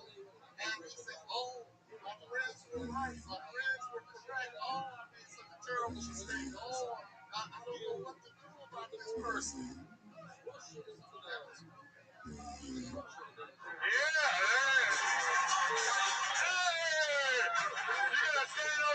Look at that wave! Innovation! Holy shit! Wow! Holy shit! Lewis, can I tell you something? Was he in that guy's band at the edge of eternity? Goddamn. Holy shit. Shit. Well, I gotta tell you something real quick. I was kind of practicing just oh, you practice that? You practice that story? Just in case. It was, well, good job. That was amazing. Was not planned. I was right down the street. I had a very nice dinner. I was at a football game. Of course you did. The football game was fine. I decided to walk up and just come on in. But I just wanted you to know. Hey! It's about to get party time in here. I just wanted you to know that every time that I speak, I enjoy the football. Wages, but my real and my bill is free, and I just pay for everyone else's. Wow, I'm pretty sure you dined and ditched. Actually, we dined and ditched. I love my dad. There he goes, Lewis Love. Yeah! Hey, Love. Say love. Go Love. Thank you guys. That's the first time my dad performed. That was great. You really did a great job. An improvised father-daughter performance. That's the kind of shit that can happen on Kill Tony. I wish that guy was my dad. He has the smoothest, nicest voice I've ever heard out of anybody in my entire life. I was just down the street. I had a nice dinner. I like it that you eat meat now, Tony. Whoa! Rudy! Yes! Holy shit! Whoa! Yes! You got it. Positive energy! Yes! Stephen Brody Stevens, ladies and gentlemen, he's here.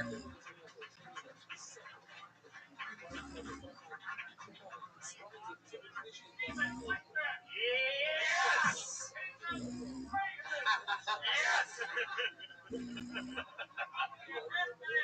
Yes! Yes!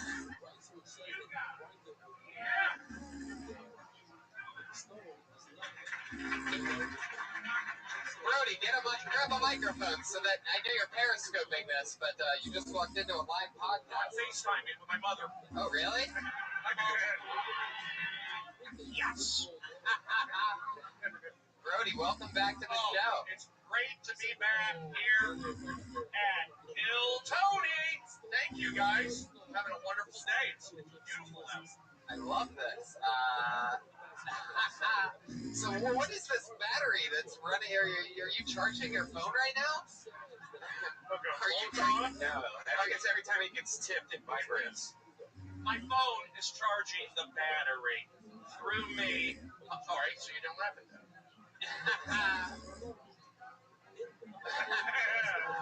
I still get to spin the wheel. I'll go to Television City on Beverly and Fairfax and spin that wheel. It's on the second floor. Josh. It is. You take an elevator up at CBS Television. After you dropped that other mic, what'd you do with it? Is it still over there? No big deal. Brody, you want to hang out? Maybe sit over there with those people. Yeah, I'll sit wherever you guys want. Brody Stevens. I'll do whatever you guys want me to do. Brody Stevens, ladies and gentlemen. Brody! I'm a nice guy. I talk to special needs adults on an outdoor patio. He was drooling. He said I looked like I knew how to do algebra. I connected with him. Say something, see something. Thank you very much. Where would you like to sleep? Thank you, Tony. Where do you want me to sit?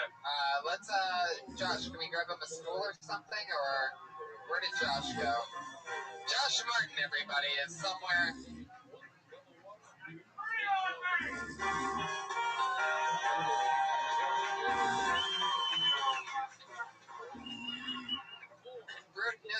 Just sit it over there. Yeah, put the chair on the other side, sit down, and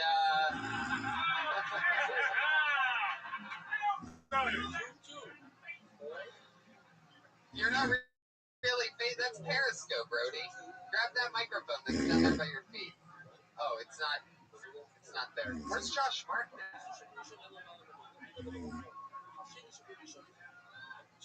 Okay, Brody, just relax. We're gonna get back to the show now. Brody, you want to watch somebody do 60 seconds, and then we'll all talk to him? Here we go. It's Kill Tony with Stephen Brody Stevens, Jesus Trejo. Stephen going Mindy. I pulled another name out of the bucket, and that name is Sarah June.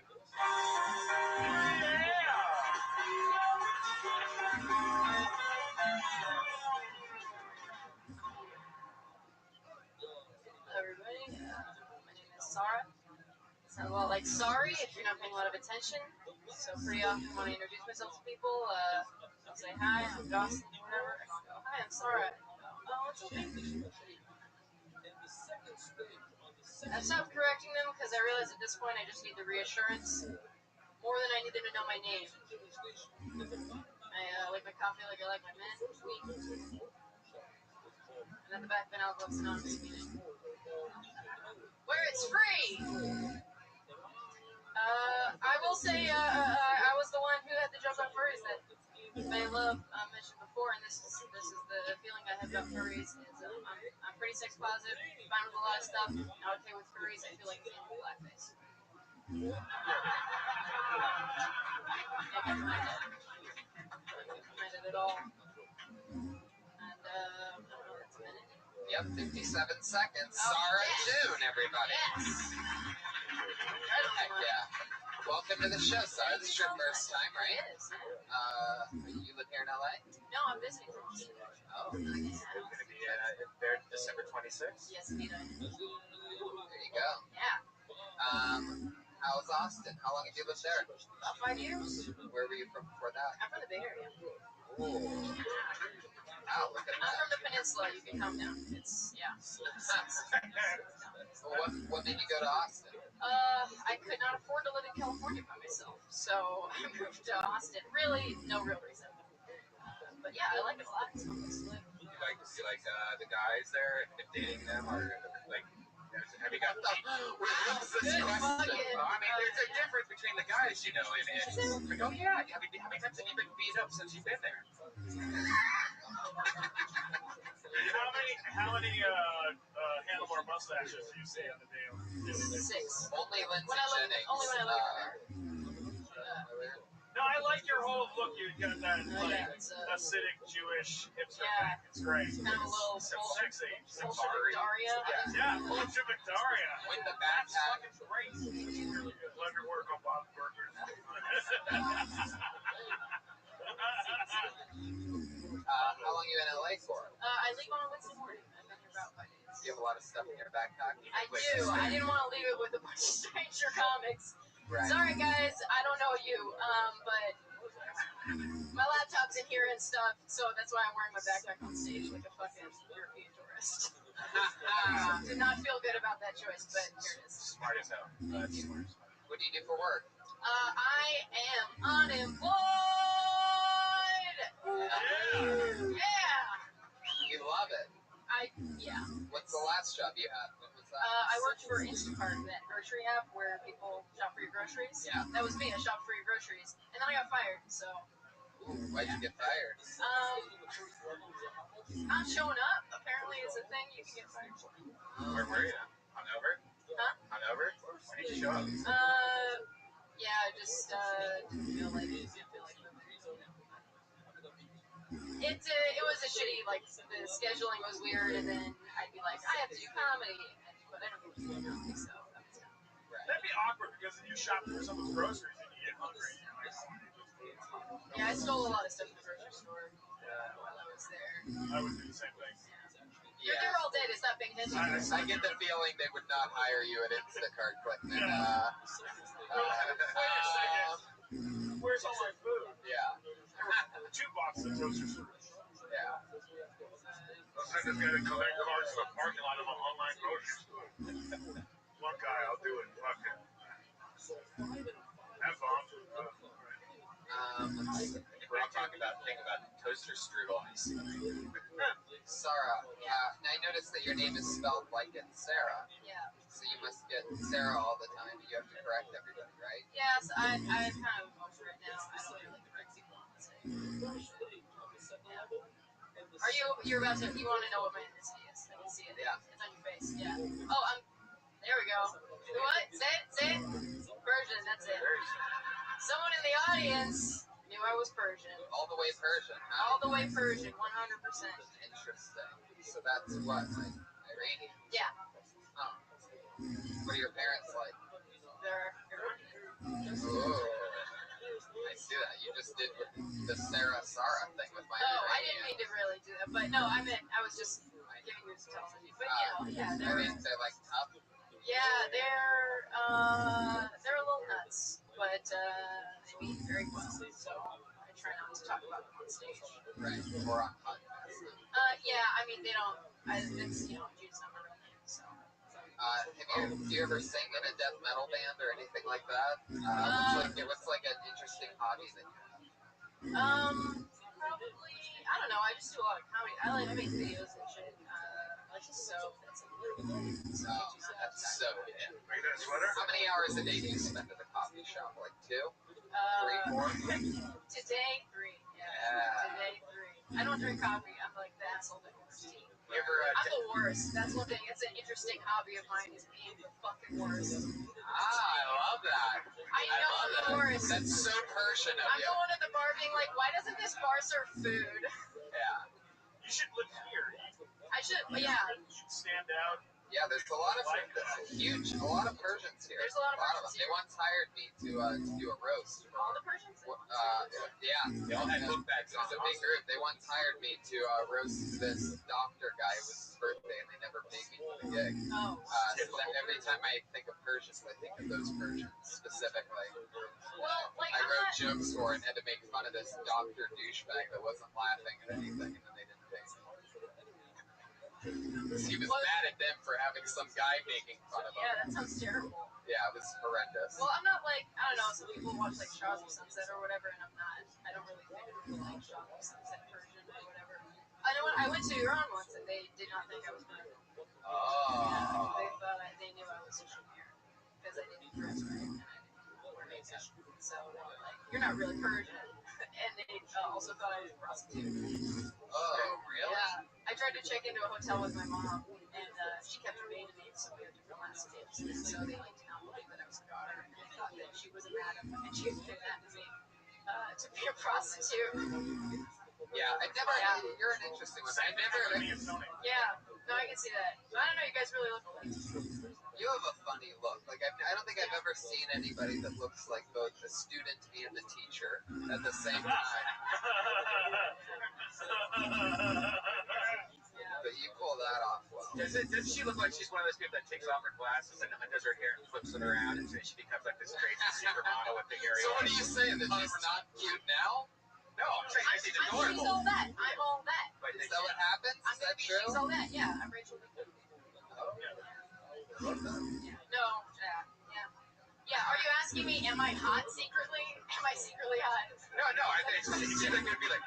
I think Brian wants to play music while you let your hair down and take your glasses off. It's real dirty right now. You should do it. Come on. Would anybody be interested in seeing it? Yes.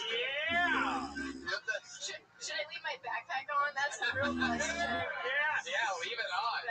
So what do? Do I let my hair down? Do it slow motion style though.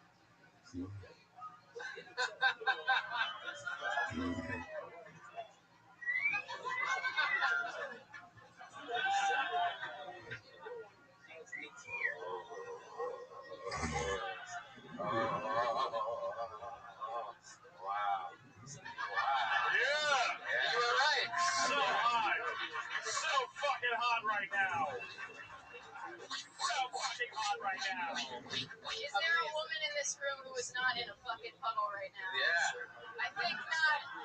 Did you turn around and face me? I don't know where. I have no idea where you are because I'm not wearing my glasses. That's To the right. To the right. That's Brody.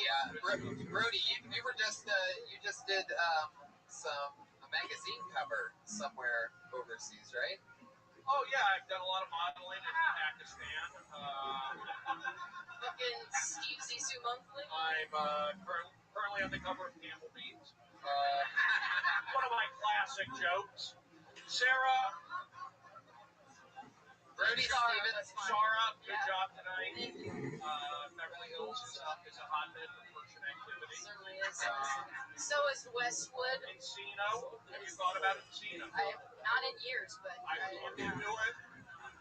That's where my doctor is, Dr. Zaga. My cholesterol's high because I stopped taking my Zocor. He said, get off the meds. I did, and my cholesterol's through the roof.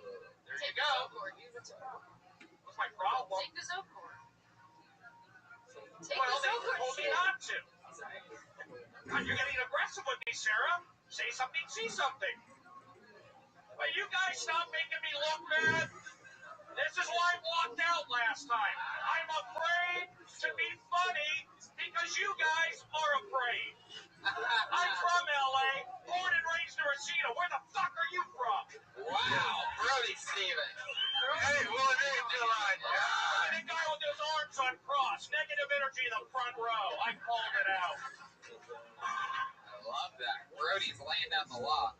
Sorry, it was so nice to meet Very you. nice to meet you. Yeah, rock and roll. Hopefully we'll see you in Austin on December 26th. Yeah, if you have a place to stay. Put your hands together for our one regular who does a brand new minute every single week. Put your hands together for the always interesting. She's the only person that doesn't get pulled out of the bucket because she is the only regular. Her name is Melissa Esslinger, everybody. There she is.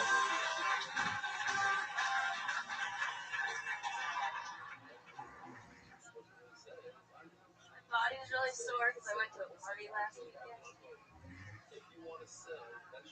Sounds like it's not like I partied really hard or anything. I just get so nervous and awkward. It's like when I walk into a room, it's like I'm approaching a social minefield. There's not really any mines there, but my brain puts them there. Just like dodging bullets that don't exist. Slow motion smears.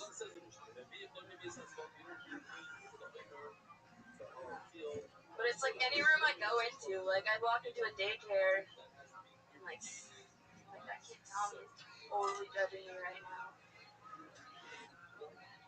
So by the way, he's drooling. Asshole. Sit down and like play with them and then interrupt myself and be like, am I intruding, you guys? Like, should I take off? Boom, another new minute. Melissa Esslinger. Locking it in. Love it. Working beats. Working beats. Probably the performance of the night. And just being yourself. Talking about being nervous as fuck. It's sort of crazy. Which is what we found out after a couple months of having you do the show every week. That's pretty much what you are. You're pretty much nuts. I love that you're like owning it and talking about it. Guys, yeah, this was probably your first time seeing Melissa Esslinger on the show, right? Great. Yeah, you did great. You're very funny. Nervous energy works for you. Great. Yeah, it's definitely one of a kind. It's good that you're starting to own it. You know, that what I love about that set is that it wasn't like too jokey. It was like you were just being funny, and which is hugely critical because you can always cover jokes anywhere around all that other stuff. Anything crazy happening in life? Big improvement over last week. I mean, that was easy to listen to. Last week was very weird. Geez, still on the attack about last week. No, I mean, it's good to see. It's good to see an improvement because I think you also thought that you had a weird week, and it's good bouncing back from that. How was your set Friday at the Ice House? I didn't get to see it. Well, I shot myself in the foot right off the bat when I got on stage because someone was there that I assumed they knew was supposed to be there. That is a better comic than me by miles, so I like started it that way, which is stupid for me. I just remind myself. But I mean, it was all right. Like a little lady Richard Lewis. Yeah. I like that. It is true. He had nervous energy. Yeah. They just fucking made him look rude. Yeah. Let's check in with our senior advisor, spiritual. Melissa, like what she was doing, kind of in the background. You're good at baseball. Thanks for remembering. Yes, I used to play. For those of you listening to the podcast, you can't see that Brody Stevens is sitting on Lewis Love's lap right now. And look at the wave. See this? Unbelievable. Oh my God, Lewis, you are a fucking natural.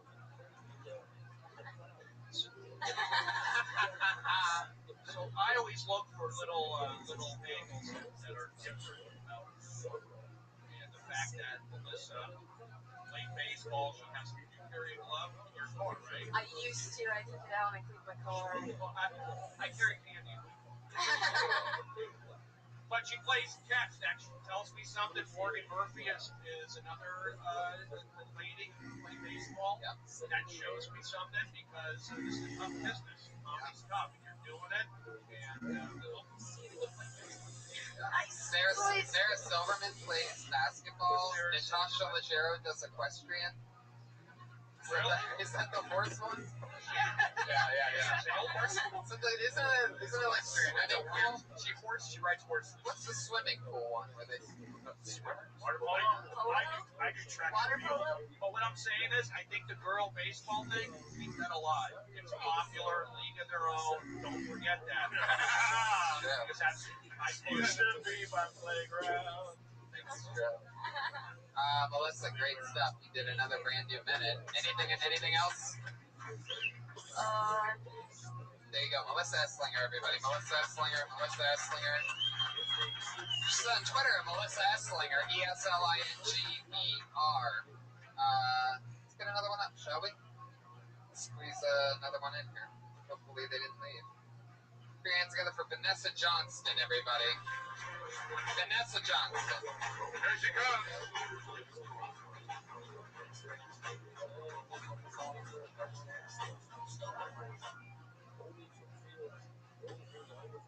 Hi guys. I'm dating a fixer-upper, and dating a fixer-upper sucks. A fixer-upper is anyone who has like different morals and values to you, like maybe they're a drinker, or they're a cheater, or they're fat. Mine's fat. And his idea is like doggy style for a workout. That's our current situation. So we got him a trainer, like a really intense trainer, and the trainer was like, it's a go hard or go home. So he just went home. And he does things that drive me crazy, like he doesn't take the stairs. I don't either, but I feel like he should. Is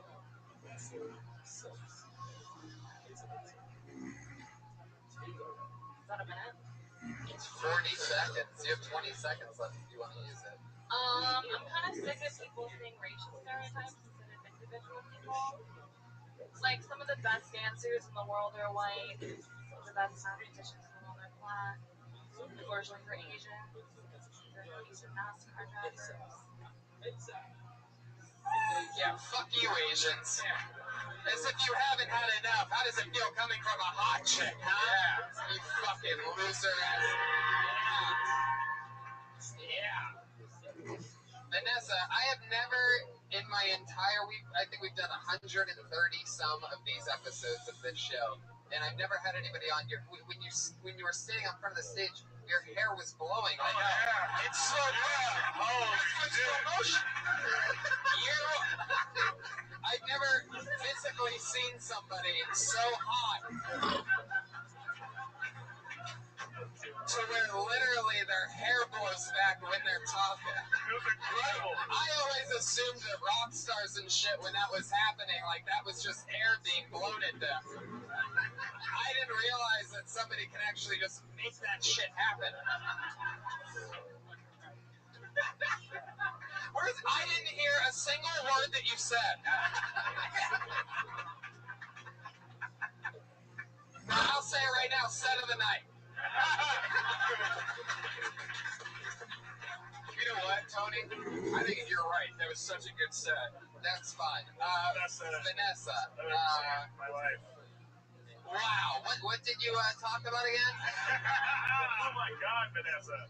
I mean, Glickman just shot a load in his hat. You're gorgeous. Thank you. I'm blushing. I shouldn't be. We're in the Comedy Store. I just want to say that. Oh, Brody Stevens, spiritual advisor. I'm gonna let you get your breath, Brody. I have 2 quick points. Okay. One, 40 seconds, less is more. So 40 seconds is good. They push you to do that extra joke.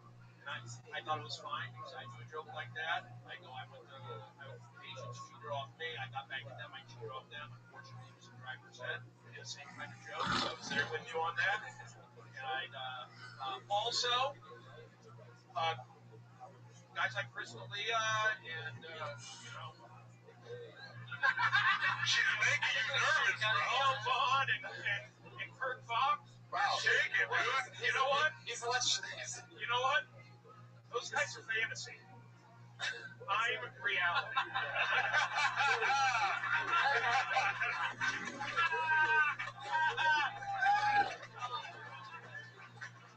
Holy shit.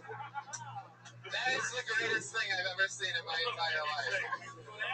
Oh my God. Oh my God. I can't believe that just happened. Shit. Wow. That is so fun. Vanessa, you're hilarious. You should be talking about how hot you are all the time. Do you really have a fat boyfriend? How fat was he? Quick wants to know. Shit like this? Let her answer! How fat was he? Yeah, we're all listening. Was he like him? Was he bigger? It threw me off because the guy that I'm kind of seeing now is like I saw him right when I was right when I was walking up. So it was really weird. But he's not that. Wow. So you don't want your current guy to know that you were once with a fat guy. I don't care. You don't want him to get out of shape. No, I feel like it's closer to the person. Oh my God, so good. You're so good. Wow, that's so funny. And I love that lip lick thing that you do afterwards. It's just pure evil.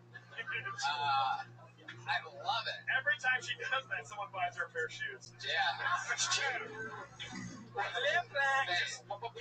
your favorite song? Which list? That's like a hooker thing, right? I don't do that. I have a job. What do you do for a living? I worked at HBO for 2 years. I just left, and I just started working with media today. We do like the marketing by IP. Wow, look at you. You're like a real professional. You worked at HBO for a while, huh? Then you got in the comedy game, and you're like, fuck you, HBO. Even though you're the main network for 1 hour specials, I'm gonna part ways. Yeah, HBO is great. Do you have any like Game of Thrones merch or anything like that? Did you get anything cool from working there? I mean, they give you free stuff all the time. I mean, I'm on good terms with them. Like, I have a anything fun from HBO? Like, for example, they gave Glickman this mob boss hat that he was wearing. Anyway, Vanessa, so nice to meet you. We will. So loud. Vanessa, nice to meet you. Vanessa Johnston, everybody. There she goes. Nice job, Vanessa. I do teach a workshop in the Valley. 2 webcam shoot. There you go. For those of you that want to sign up to Brody Stevens' craft shop. That was a lot of fun. Brody, thanks for joining us. Brody Stevens, everybody. There he is. I love the energy in here. Tonight's drawing for Brian J. Look at Glickman. Oh my God. He's got the hat. He nailed it. Look at that. Nailed it. Great job. That hat is just as ugly in the picture as it is in real life. That is amazing. He really captured the ridiculousness of that hat. Guys, live audience, I had so much fun with you. Jesus Trejo's at Jesus Trejo. Wait, that's the end of the show? What do you guys want to promote? Now's the time. We're just getting started. Thank you very much, Tony. I had a great time, and I can't wait to be back on Kill Tony in any form. I'm your friend. I love that. Death Squad for life. I love that. Who else? Jesus Trejo, you're on Twitter. What else? I'm on Twitter, Corpus Christi, next weekend, Friday and Saturday, 4 shows. Love it. Glickman. Corpus Christi. I host tomorrow the nighttime show at the Lyric Theater once a month. We just did it with Dana Snyder from Aqua Teen Hunger Force. I did. Brody Stevens. I played Steve Jobs in the show. It's really fun. I recommend it. Love it. Austin, Texas. Kill Tony. The 26th of December. Here we come. 3 weeks away. So buy tickets for that immediately. Tell your friends. RyanJBelt.com for the Prince, Melissa Esslinger, Josh Martin comic. Thank you, live audience. Good night, everybody. Jamie Vernon. Jamie Vernon. Baby Jamie.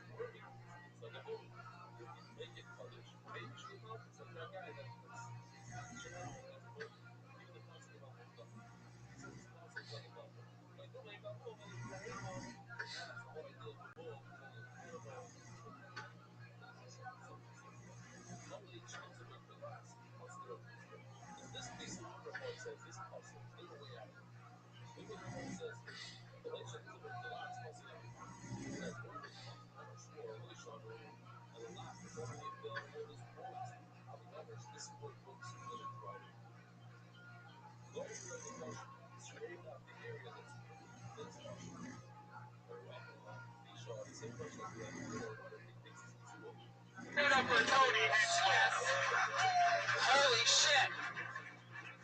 We are live, everybody. Hello. Hi, welcome. Happy Monday to you. How's everybody doing? Make some noise Monday night.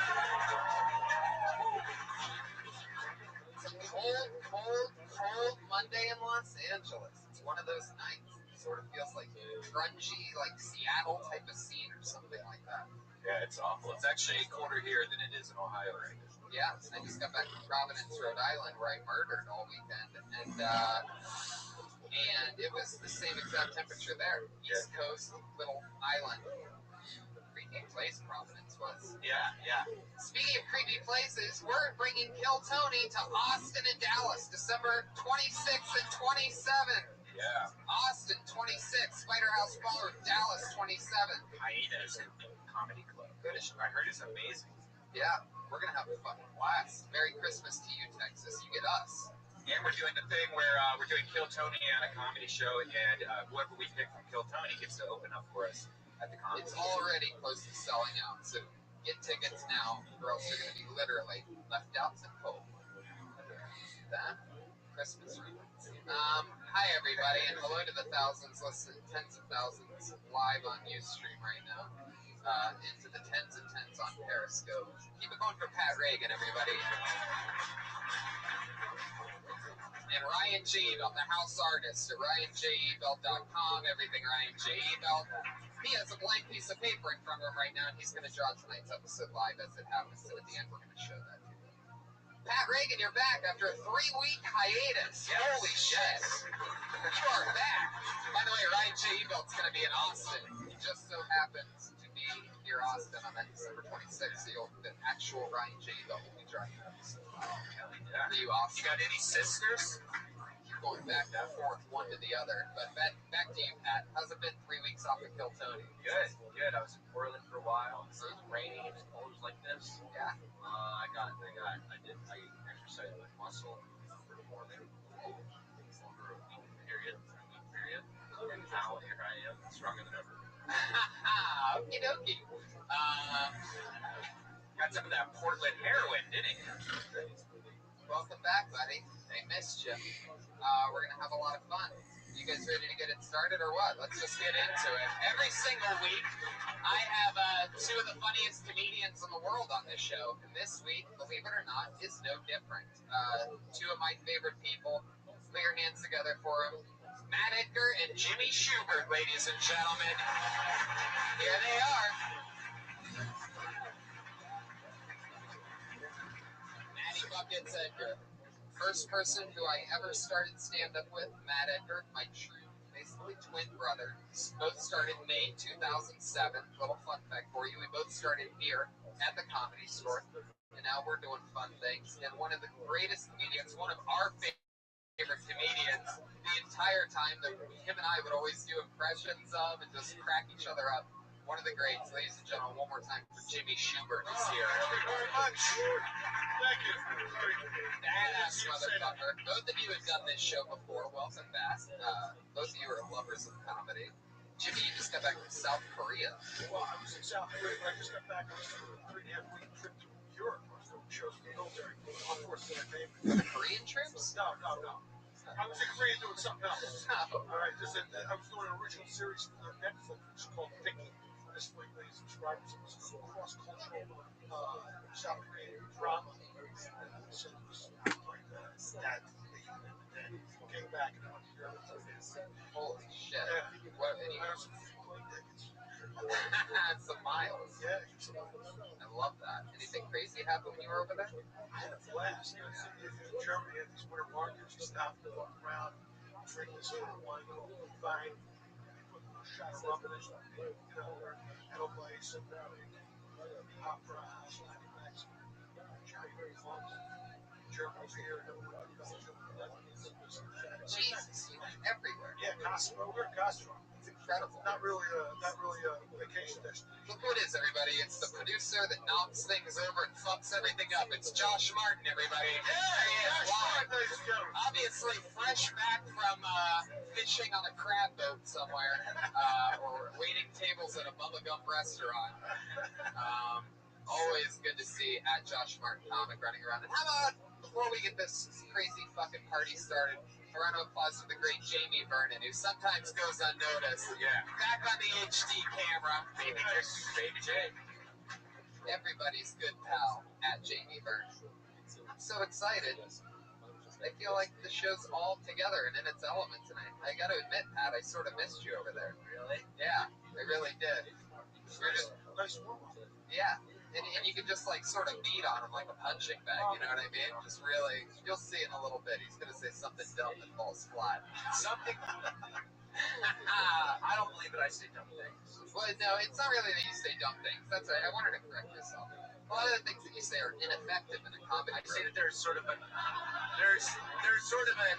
Algonquin. There's an Algonquin rectangular table here, and I'm not part of the Algonquin rectangular table. So when I speak, I come from a position of lower status than the rest of the Algonquin rectangular table. Well, I actually beg to differ. I think you have a higher elevation than us. I think that if this is the Letterman setup, I think you got at least 5 inches on a stool to chair. So then I'll need another decade in comedy. And Algonquin's worth 22 points. Yeah, that's worth true. score if you're playing Scrabble. Yeah, if you want to, you can move your stool over here. I'm not enough playing Scrabble, unfortunately. Yeah. See, or you guys heckling me now. I'm telling you, Jimmy, you can whatever you want to say to that piece of shit, just let it roll. Anyway, you guys ready to fucking blow the party out of this? Oh my god, here we go. Anything can happen. You all know it. You all love it. Comedians come up here and they get a chance to perform, and then we talk to them about anything in the world. Maybe we try to find out something else they can talk about, or add on to something that they did talk about, or just find out about who they are as a human being. Anything can happen. There's a bucket full of comedians' names here. When I pull one out, that means comedians, you get 60 seconds. You know your 60 seconds is up when you hear the sound of a kitty. I heard more human beings than the actual sound effect. That's a first. Wrap it up then, or else you're going to bring out the angry West Hollywood bear. Here it comes.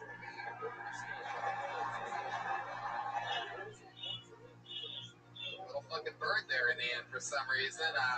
But he's out tonight, so don't let him out. Don't run your time. He's made an appearance in almost every episode lately. It's always fun. You sort of forget about it, and then all of a sudden, there he is. Okay, let's do it. You guys ready? Here we go. Every fucking episode now is just like so diabolically different and fun. And tonight we're going to start with the stylings of a man named Steve Breeze.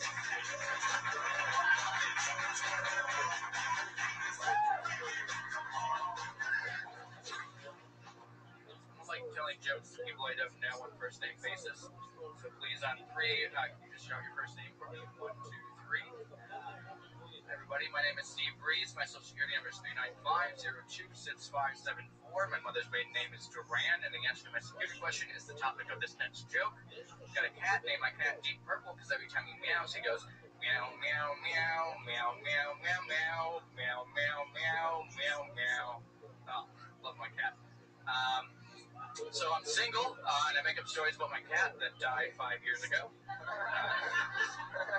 And a lot of people think I'm a serial murderer. See that maybe in the new Wes Anderson movie, if he ever made one. All right, new joke for this. That didn't go over very well. But I'm glad you guys didn't laugh at the fact that I look like a serial killer. That makes me feel great.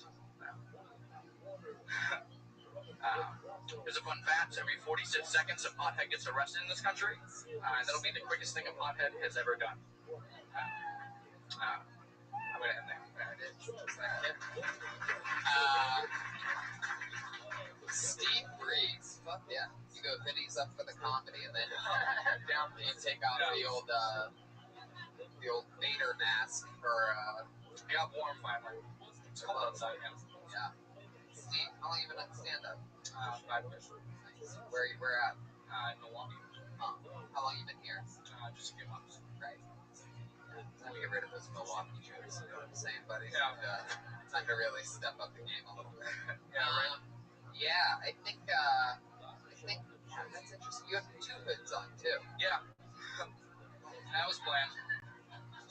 Were you planning on perhaps doubling up on the hood? Did you think about that when you were putting on the second hoodie? Like, oh, like, just double the hood? Have you ever heard of a coat? Yeah. I haven't. Even in Wisconsin, I didn't have a jacket. I just wore 2 hoodies. You could get a coat. Or maybe. I know. Maybe you could just get a 3rd hoodie. Yeah. And just I have a 3rd pile it on. Just layer it up. Yeah. Go balls to the wall. Long Johnson of this and 2 shirts. Fuck yeah. No idea what you just said, but it No, I really have a long messed up the greatness that was coming out of my face. Oh, I'm sorry, man. Anyway, Steve, what's your story? Why do you look like a lesbian? Well, raised by I don't know, man. I just look like my dad was very pretty and James Deany. My mom was a model growing up, and now this is what they produce. Wow, you got none of the above. Looks like the mom cheated on you with a high school basketball referee. Her best friends growing, like my babysitters growing up, were both lesbians. They met because they brought a dude into the relationship, but then they just fell in love. The dude ended up moving out.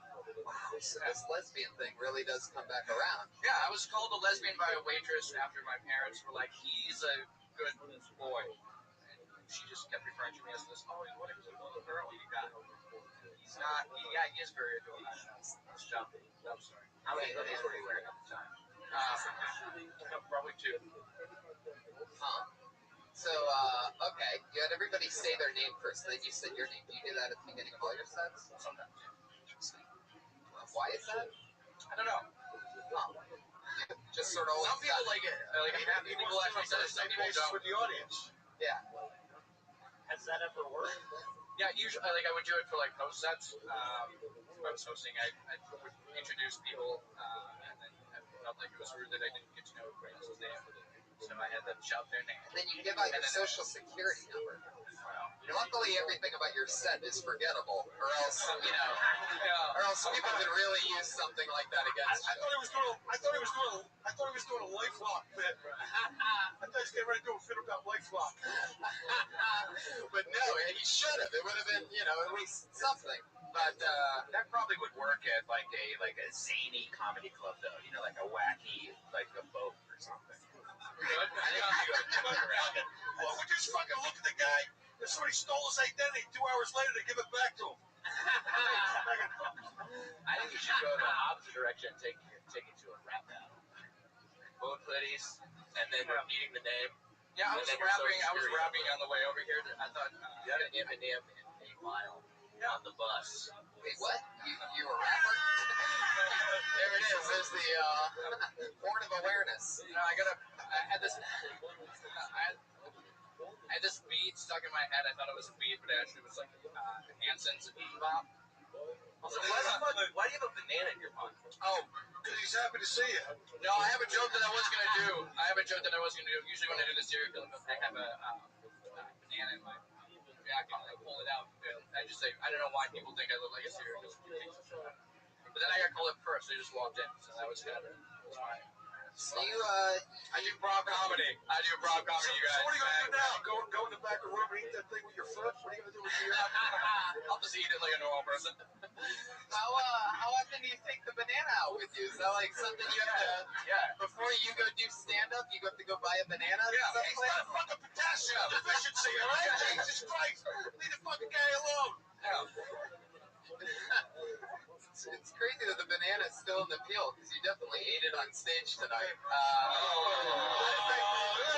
How does that get that sound and not just a laugh? Why did everybody say the letter O?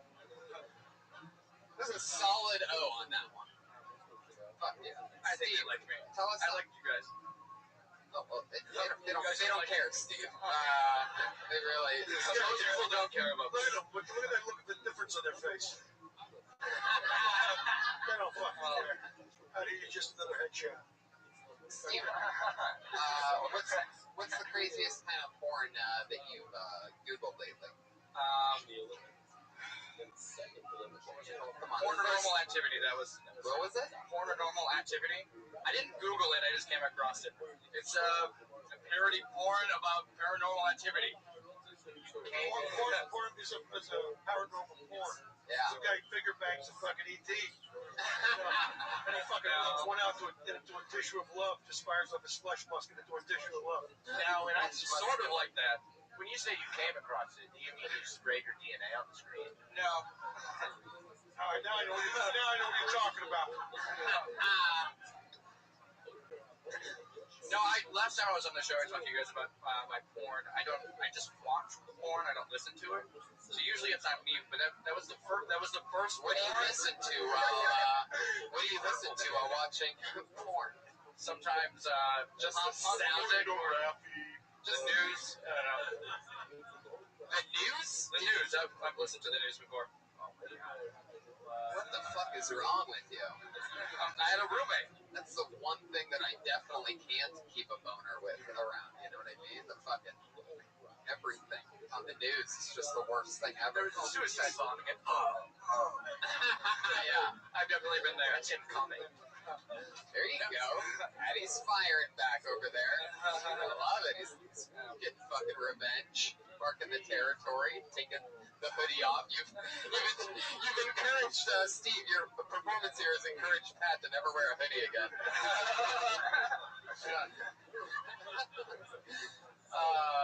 But what else? Any parting words, Steve? Anything crazy going on in life? No, not What's really. new with you? You've been here a few months. They already want to. They don't want to fire me for my job, but they want What do me you do for work? I work in a stockroom. For what? Target. Ooh. Yeah. Oh, yikes. It's actually that's the I don't know. It's It's like not very bad. we're at Target. It's like a white trash penal colony over there.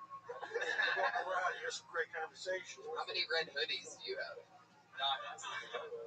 Most of my stuff is from Target though, not because I work there. It's because I'm not poor. You're not poor? No, he said he is poor. Oh, right. Yeah. Now, did I'll you be rich one day. Did you transfer from a Milwaukee Target to the Target that you're at now? No, it's close to my house. I just applied, and then they gave me the job because I just showed up. Santa Monica and La Brea? Yeah. Yeah. I work in the basement. It's a shady little Target. That's the only one that I ever I heard there was a stabbing there. I don't know too much about it. Yeah, that's It wasn't me. crazy little plaza. Actually, that's where me and Matt sort of like, we lived together, and we lived right around the corner from there, so we would sit there at these tables when we very first started stand-up. It's the tranniest, like, craziest intersection anywhere in Santa Monica and La Brea. There's a Starbucks there that has tables outside, and we would sit there and just look out and try to write jokes. Like, that's back when we thought, like, to really just write jokes, you just had to, like, come out of nowhere with it. I think it's sort of like this top beginner thing. Like, instead of just living and taking note of what what's funny? You try to like, let's see, dogs are a thing. I see a lot of dogs, so dogs. There's something funny about oranges. Yeah. Orange. Right, exactly. Aren't you glad I didn't say banana? Yeah, we would. Holy shit, that was so terrible. But it was, you know, hey, fucking, you're on it.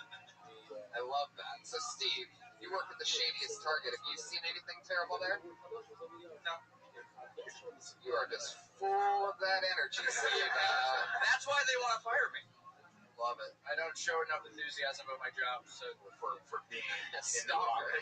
Yeah. I mean, you don't show enough enthusiasm with this job either.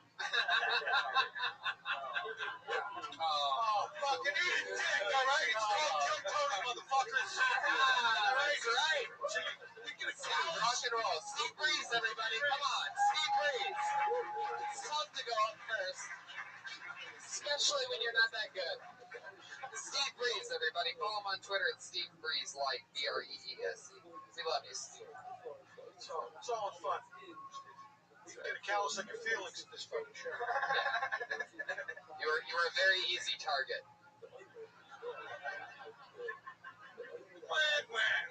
This shit's fucking brilliant in the moment. I mean, come on. Hey, it's on. It's me. The motherfucker works at Target. He gets half a reaction in this shithole. Need some fucking energy in here. This cold staff people. Fuck yeah, this guy clearly has cocaine. I pulled another name out of the bucket. Let's make some noise for Naveed Sultan.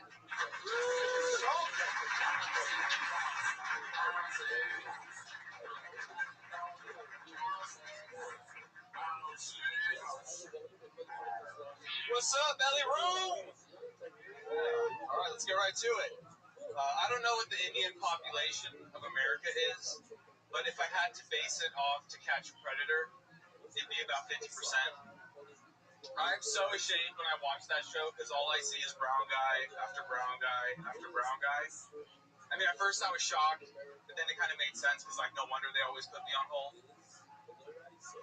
It's okay, you guys can laugh at that. There's no Indian people here, which is surprising because I thought it was free to get in.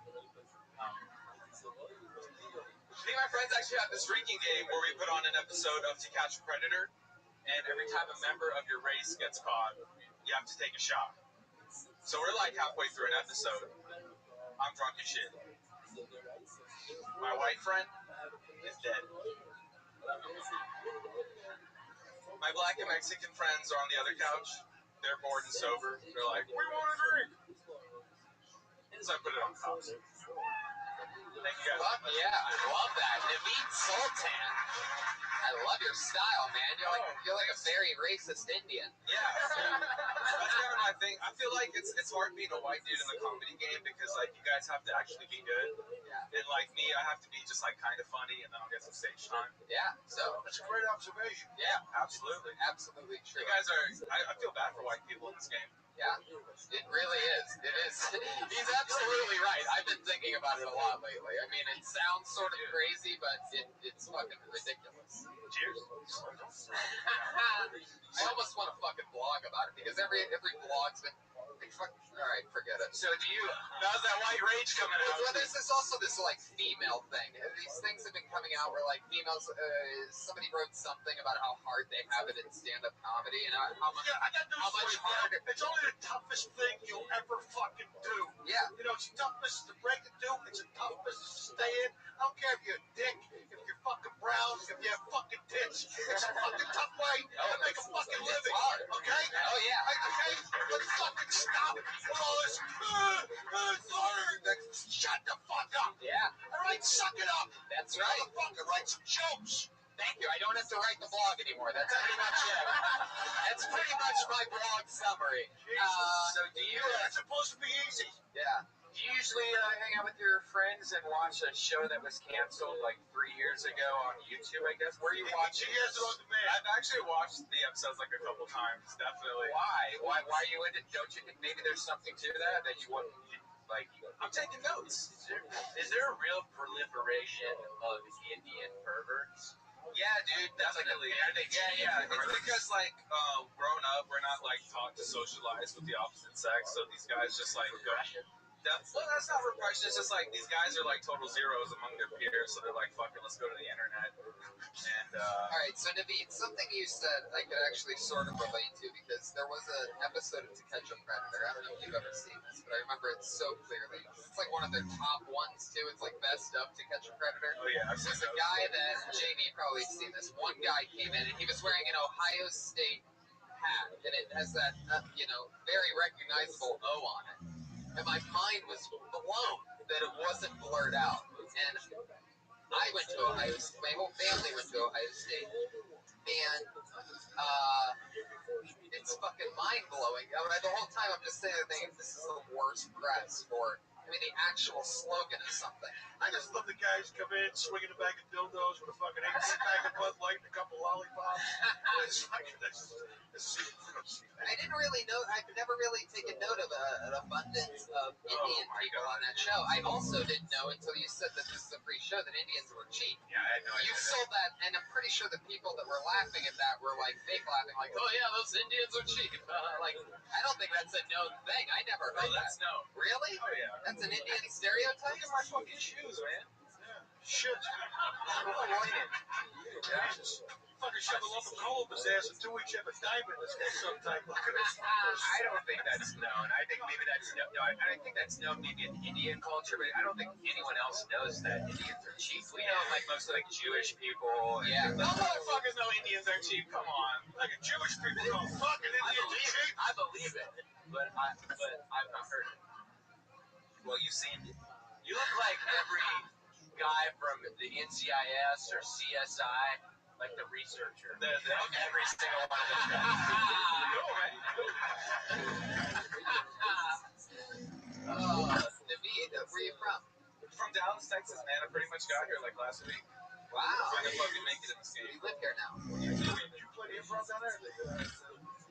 I did actually, yeah. I was doing the improv. That was like the biggest stage you could do. So I was like, fucking 24. Gotta start making some moves. Who's the other Indian dude that works down there?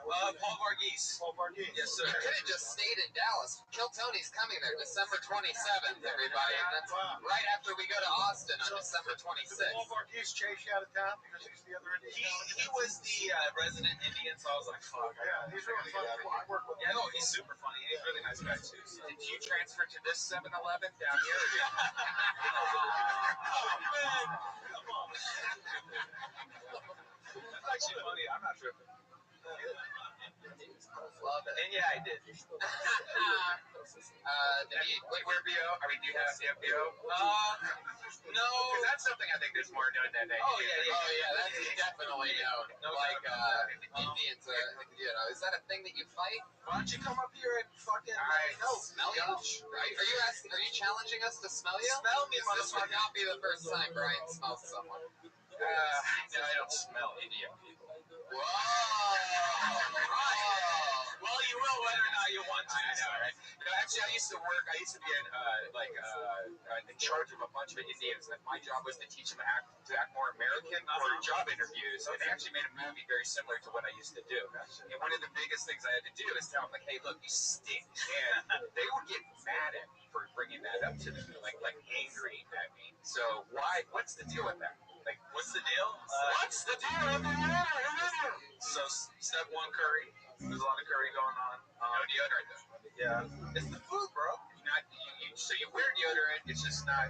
I don't think I stink, but, let me know. You have a lot of Americanized characteristics. It I makes do. me wonder if perhaps you've psyched the stink away. You know what I mean? Like just sort of like mind over matter.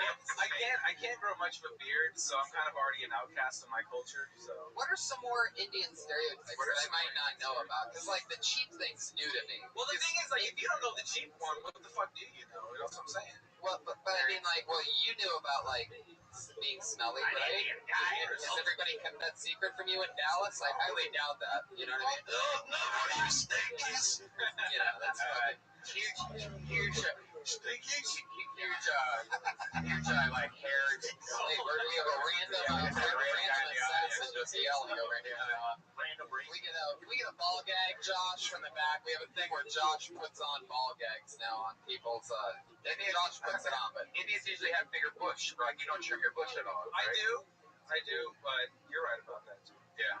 I just just came up with an Indian cheap You joke. talking about landscaping? You talking about power? Here's my Indian cheap joke. It's told by Gilbert Godfrey. An Indian goes to a gumball machine.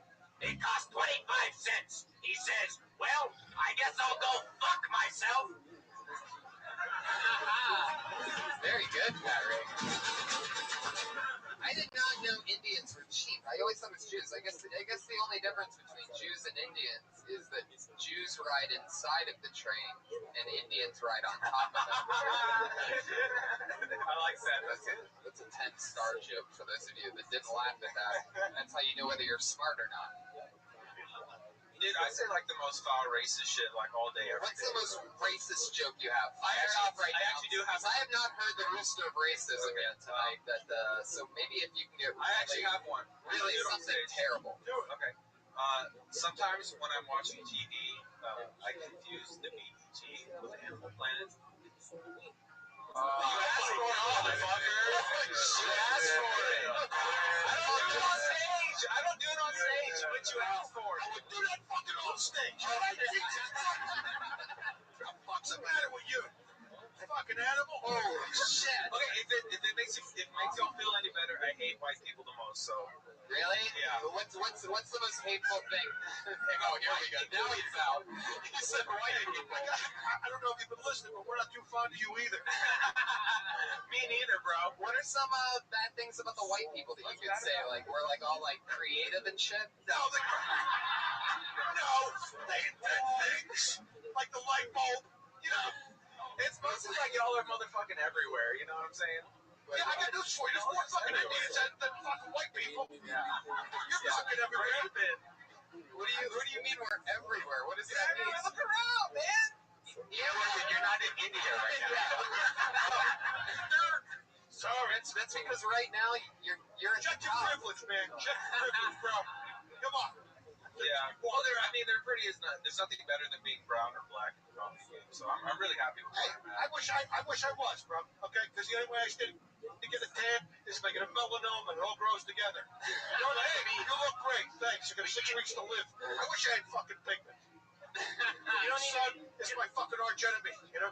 You don't need to be an apologist about anything. You don't need to make these self-deprecating comments. You just need to be yourself. Don't worry about color. Don't like. I think you got some identity issues, but that's coming out. But because they're coming out, because you're attacked. You're defensive. That's the shit about white people I hate. Dude, just be you. Just like, I'm just trying to be funny. It's all good, bro. Look, Pat breaking it down over here, trying to give a little inspiration. He did a Gilbert Godfrey impression. Now he's doing his Tony Robbins impression. Fucking fantastic. And it's just fucking amazing. Matty Edgar, what's your advice for this guy? He just came out here from Dallas, Texas. What do you think about it? I mean, immediately I was like, oh, another Indian comic telling Indian jokes. I think you should be yourself. Do you have an identity? Yeah, definitely. If not, you can use the last guy's. Yeah, he's not using it. Kidding. Naveed, I noticed you don't have a Twitter handle. Now you're just on the lowdown. I don't. I mean, I'm not trying to act like I'm too cool for social media. I mean, you got one. That's so not Indian of you. Oh, really? Is that an Indian thing, Twitter? Oh yeah. All of technology, I think. Right? What do you do for a living? I'm working on Silicon Beach at a tech company. Yeah, what a shocker. There you go. Sometimes I question myself and something like that happens. I was really wondering, like, is Indian a tech thing? I was going to say, I feel like I have my stereotypes, like, mixed up now. Yeah. Anyway, I'm clearly a hateful person. Naveed, what's something fun about you? What's your favorite hobby? It's definitely stand-up. Other than stand-up. It's a hobby. Whoa, shit. Getting deep. Whoa. I'm not making that much fucking money, so it's Right now it's a hobby because he's not making money. I'm not making any fucking bread. Okay, so what do you do for fun? What do I do for fun? Other than stand-up. He watches Animal Planet. Takes out the notepad. I used to smoke a lot of weed, but then I stopped because I was trying to save up to come over here. It's like it's a priorities kind of thing. So I smoked a lot. That's definitely not a first generation Indian like response. Like your Indian parents like, we saved up so we could move over here, and then you're like, I stopped smoking weed so I could move over here. So you'll tell your kids one day. Are your parents disappointed in your stand-up comedy? No, when they saw me get like that first paycheck, they're like, oh shit, this is real. Are you have an arranged marriage worked out somewhere? Nah, fuck no, man. That's my parents are divorced, and I'm like, you know. Was it an arranged divorce? They arranged it. Oh. What was your answer to that? To the fun one? Smoking a lot of weed. Oh, that's right. Yeah. That's right. I play guitar and piano in my free time. I didn't get to bring them to LA, unfortunately, but I'll ship them over here eventually. Oh yeah. Ship them. So, how have you reacted work ethic wise? You made an adjustment to here, but then you started smoking LA pot instead of Dallas pot. I haven't actually because I need to get my first paycheck. Oh, Then I'm like, I actually bought the 100 milligram, 1,000 milligram bar, and I'm saving it for the Force Awakens. Wow. Better watch out. Yeah, you might want to ruin the movie. I'm not gonna eat the whole thing. I'll test drive it a little bit. Sounds like a disaster. Yeah. Wow. If I ate one of those. The last vagina this guy saw was the one he came out of. Holy shit. You stole that from Triumph, you motherfucker. What's that? You stole that from Triumph, the comic dog. Oh my god. On Conan. Calling you out. I don't even fucking watch fucking Conan O'Brien. It was like 15 years ago. What's that? It's all good, bro. Let's let it pass. You're a crazy person. David, how dare you? Take shots. She's so mad about that right now. I saw your act. Maybe you should steal a couple fucking jokes. Maybe you're the one who should steal a couple fucking jokes. Why you get so defensive, man? Oh my god, David, how dare you? I fucking forgot more funny shit than you ever write in your life. That's probably true. Go, David. You're done. You've been doing this for 25 years. You can critique me. Now go sit down. David Sultan, everybody. There he goes. David. There he goes. That's one of the greats. I love his style. Oh, you used to work with Sam Kinison? Well, I just got here from Dallas. Fuck you. I hate white people. A lot of extra confidence on that guy. I like how he says there's just so many white people here. Like, where the fuck? Like, where do you think you are? Especially since he came from Dallas, where there's just more white people. Maybe that's why he hates white people. He came from Texas. Yeah, that makes sense. That does make sense. Has to. There's no fun. Not that there's anything wrong with Texas. I'm just saying. Right. I'm white. No, Indian in Texas. Cowboy in India. Cowboys in India. I don't think it's the same kind of Indian, Brian. I don't know if you took the history classes, but What's that one? I pulled another name out of the bucket. Let's meet Jason Michael.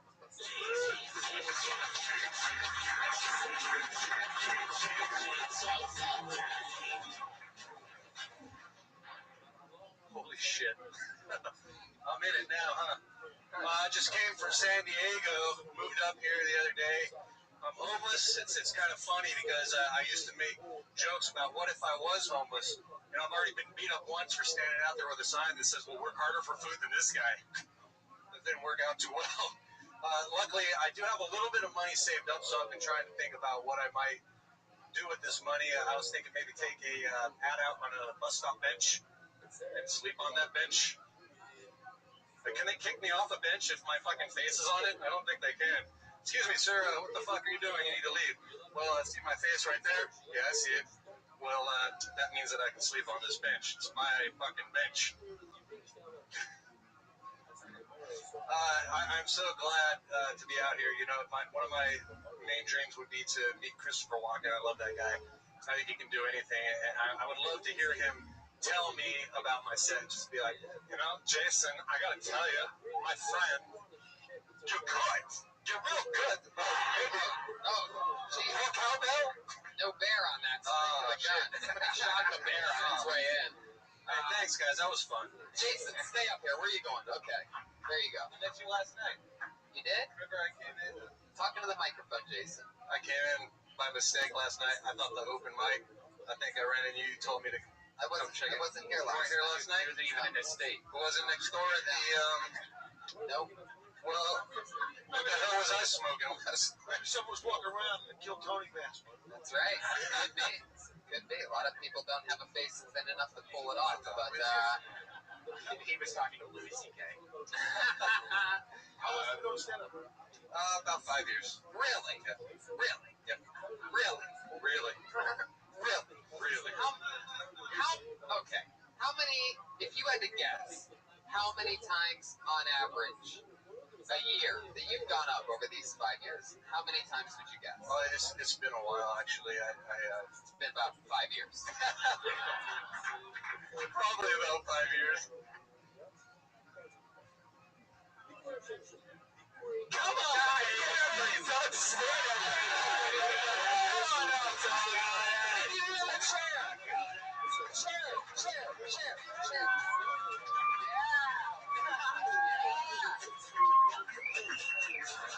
Give the mic. I'll just defend this guy. You just directed questions towards me. I will act as his attorney. You're pro bono, low rate, solve attorney. Christopher Walking impersonator said, "Don't you think it's?" Maybe it's the first time my client has ever heard Christopher Walken. He's homeless. How many homeless people have television or Netflix? None of them. Prosecutor, I defer to you. Okay. That was very well answered. And you actually convinced me. All right. How about... Please don't talk unless I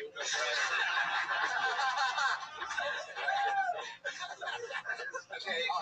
The park bench one. Yeah, the park bench thing that just naturally Park saves bench. everybody's Yes, switching my street. client, if he's homeless, probably can't afford to put his face on a park bench.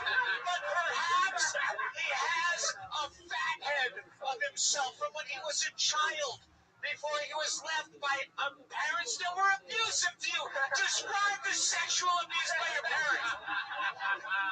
Where do I start? Where they ended.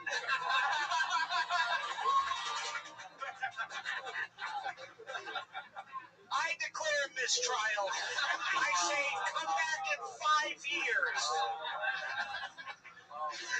And then we'll sentence that. Jimmy Schumer, ladies and gentlemen. Doug Stanhope. Doug Stanhope. Guys. You've been remanded. I give a Doug Stanhope there on. It's a legend. Brilliant. Hang out, Dougie. There might be some more people that need defending in a little bit. Jason, what do you do for fun? It's on a park bench, right? Listen. I like to shoot. All right, talking to the mic. I like to shoot. You are like one of the best dressed homeless people that I've ever seen. Thank you kindly. It's only been a couple days. Give me a few weeks. What happened? Just, it was either get another 9-to-5 job that I can't fucking stand, or chase a dream. And, you know, I chose to chase a dream. I'm gonna either succeed or fail, but I'm gonna give it all I got, damn it. You know, back when I was, many years ago, when I was a fucking doorman here, I used to sleep on the roof. Yeah, many years ago. I used to have a couple friends like a counselor. Yeah, we chased the dream. That's cool. So things like, you know, get fucking serious. Lose the fucking Christopher Walken. Everybody does it. Everybody does it. You're physically sweating right now. Oh, God, yes. Oh, yeah, I'm sweating like a motherfucker. You get really nervous on stage, huh? I was not expecting this. This is, I'm glad that I did it, because, you know, this is what I want to do. And When you say you weren't expecting this, what do you mean exactly? I didn't know if this would be the night, you know. Where what? To get on stage and do something. You know, it's Did you been sign a while. up for this show before? Not here, you know, Right. Somewhere else. yeah, play a comedy store. Oh, okay. Did you get on that night? Yeah. How did that go? Surprisingly, this wasn't my best, but I used to do the best in San Diego. Okay. About 5 years ago. How's it going? You getting up around town? What was that? You getting up around town? You getting around other places? No, this is my second day here. Cool. So, trying it out from San Diego. from San Diego. Good old Chula Vista. And you came up in a car? Yeah. Hey, I was waiting for it. I was waiting for it. Gut shots. Maddie just fucking Mayweather. outside. Yeah, exactly. What kind of car? On the Civic. Holy shit. And you're a tall guy. How tall are you? 6'2". 6'2" in a Civic. So what do you sit in the driver's seat or do you go fetal position in the back seat? Depends on the mood, but usually just in the front. Usually in the front. You just recline back. Where's your favorite place to park and sleep? 24-hour fitness, because I got a membership and I can shower there. See, that's the move. That's what you fucking do. You join a gym because you got somewhere to go work out. Right. You can shower at night. So I can, pass out on the bench. I can tell by your body that you just used them for the showers. It's funny because I'm like 120 pounds. I shouldn't really get to make that joke. So, what did you leave behind in San Diego? No family or job or anything crazy? What's going on down there? Well, my mom, she's still down there. She just moved. We just sold our house after like 60 years in the family. So it was kind of hard. But she's down there. Girlfriend's in Tijuana. Oh, really? Yeah. Wow. What's the story behind money? Yeah. Somebody's got to bring home the girlfriend. What is it? No, she's down there. She's a teacher. She's a real smart girl, We're thinking about taking things further, see what happens. Wow, taking things she's further, very, like your passenger seat? Will you ride shotgun with me for a life? The guy's fucking homeless, man. What do you think when he's down? He's already had his day in court. Fuck yeah. You have like an interesting spirit about you. 5 years. So what happened in between that you weren't doing much stand-up? Life, Like what? I was working in hotels for a long time. What were you doing there? Valet, parking cars and stuff. So it's fun sometimes. You meet some interesting people. Yeah. Yeah, exactly. Like anything. Any good story? I know other people who drive homeless. Yeah. Did you ever take naps in No, other people's cars? the Kardashians were just at my hotel though, right before I quit. Right. And Kanye was there. It was funny. They came back in the Rolls Royce, and he looks at me and he goes, "Hey man, make sure you lock it." And I looked at him and I went, "Man, I drive a Honda Civic and I locked that car, sir. Don't worry about it." I have a question. Did you steal his fucking mustard?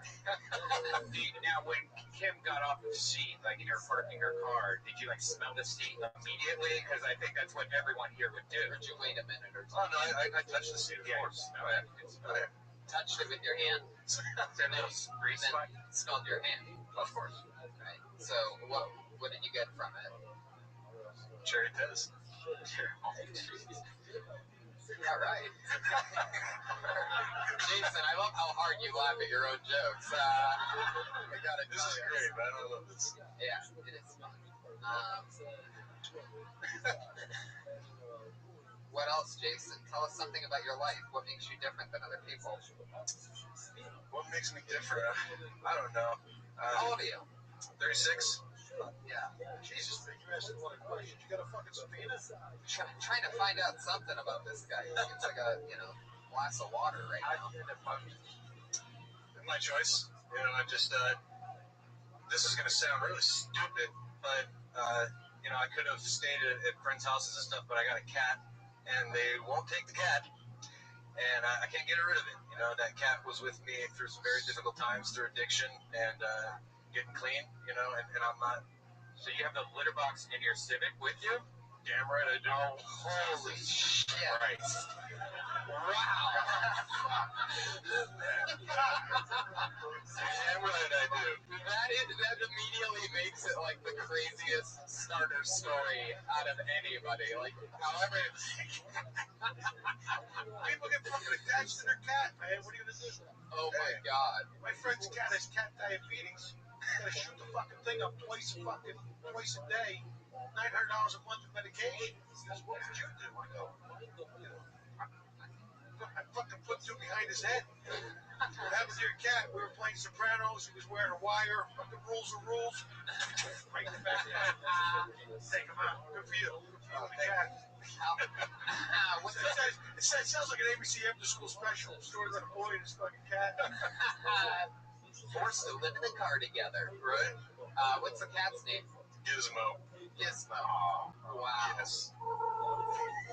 That's exactly what I named him, man. He looks exactly like him. What were you Remember you? Oxy. Yeah, it took 5 years of my life. Oh, now Watching a college, you went to Oxford college for 5 years. Now we know what happened to those 5 years, right? Right. You started with the pads, went right to the needle. No, I started with prescription medication. It wasn't like a, it wasn't a thing that I went out to do. Let me ask you a question. Did you start taking it legitimately? Did you start taking it from your managing pain? I was, and then it got out of control. What was the pain? What was the pain? He threw his back out carrying a show one night.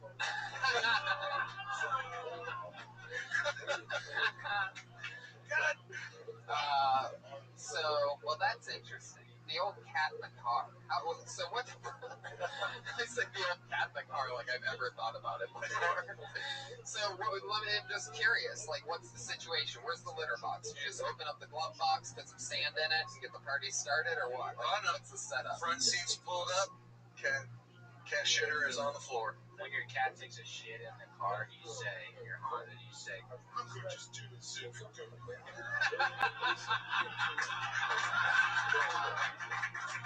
was good. I like that. Holy shit! That's it. Jumping with that. Yeah, that was a good one. You're not gonna be able to beat that. I don't even have anything to say to that. That was good. Oh my god. Oh.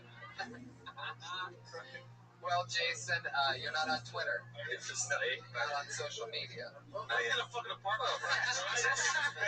Every fucking man is social media, right? His cat has a fucking Twitter handle. Oh my god. Jason, good luck. Thank you. Thank you guys so much. Oh, yeah, you got it. Fun time. Jason Michael. Holy shit. Cat in the car. That's incredible. there's people that will watch your cat for you, by the way. Public service announcement. I don't understand how the cat just doesn't jump out and run for its life, right? Like, it must be looking at all of the wild, like, you have to be fucking kidding me, man. Looking at other cats in other windows of apartments. Other cats are just like, you fucking loser. What are you doing in that car, you idiot cat? The cat curled up by the Christmas tree and through a window. Fire. Has the smell. It's a cat. He doesn't fucking know any better. In the wild, he's sleeping inside a fucking bear carcass. He's in a Honda Civic. That's a fucking upgrade. I love it. You get to drive the carpool lane. That's a great fucking question. I wonder if it's a human thing. But if he got pulled over, the officer would be like, oh, I feel so terrible. You have to go. I'm not going to give you a ticket for anything. He turns a corner and poop just goes everywhere. Why would that happen? What is he, on a horse and carriage? No, because of the cat litter. Oh, Jesus. Holy shit. Really? You got pulled over? Oh, my God. Unbelievable. Oh my god. I would let it accumulate. I would fucking assume you did one. Immediately. Fucking Why would you have any turds in there, man? Yeah, there's really no need to hold on to that. All right, I pulled another name out of the bucket. Put your hands together for Brent Schmidt.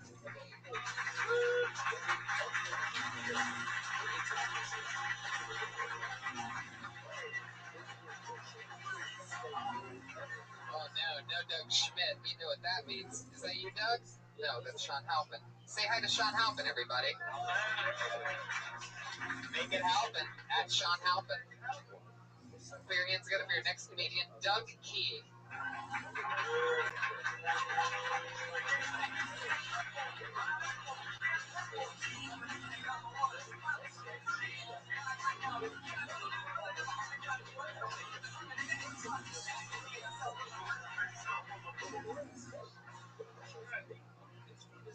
I see. The psychiatrist is telling me that my problem is I don't love myself. I need to learn to love myself. I thought I was in love with myself, but thanks to him, I found out it was just a physical thing. I was just using myself. My doctor is telling me that, jeez, got that one. Oh, man, my doctor asked me, he says, have I been having any unprotected sex lately? Yeah, but only with myself.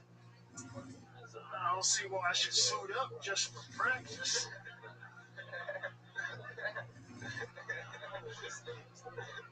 I thought I was developing Tourette syndrome. I kept having these uncontrollable outbursts of profanity. The doctor checked me out and said, no, you don't have Tourette's, you got something else. I'm like, what else causes uncontrollable outbursts of profanity? He said, hatred. Wow. Doug King, I could tell from the second that you walked up here that you were a badass motherfucker. Where are you visiting from? I'm here from LA. Really? Yeah. You do stand up here in LA? Yeah. I'm surprised I've never seen you before. You're so funny. How long have you been doing it? About 8 months this time. Great joke writing. Yeah. Really good construction. Yeah, and great everything else. Like you had my attention from the very beginning. Commanded it. I mean, even the part where like you sort of ran out of breath and reset on the doctor joke. Still had me interested. Well, I didn't expect it. And you know what the other thing is too? Is we would have known that if you didn't fucking tell us that. You know, you could have, kind of stalled until you got the rest of the idea. Nobody would have fucking known you got any of that. Yeah. Without knowing you, I can tell you were me. Like you sound like that's a real voice. No actor. No, this is me. Yeah, it's cool.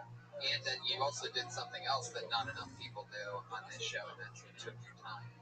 Even, I mean, discounting the part where you ran out of breath, like with other things, you really, it gets people to listen, and it makes sense when you talk naturally. So, what's your story, man? You're so funny and cool. Well, I just, always, they told me I was funny, and I went up on the bed one time. How'd that go? Pretty good. I got a laugh, and I got hooked. Yeah. So I just started writing, and I just, do as much as I can. Can't stay up as much as I can. You said 8 months this time. What was your other run? A couple of years, but I had some health problems, car accident. How you feeling now? Better? Good, I mean, as well as could be expected, They got you on the medical marijuana? Yeah, almost. That's great. I'm feeling pretty good, man. My doctor told me that I was, for someone of my age, I'm relatively, whatever that means. How healthy is someone of my age supposed to be, and where does relatively fit? Well, how old are you? How old are you? It's my favorite number, 69. Wow! Fuck yeah! Wait a second. Good for you. You're so tall. Is it even possible for you to do a 69 with anybody?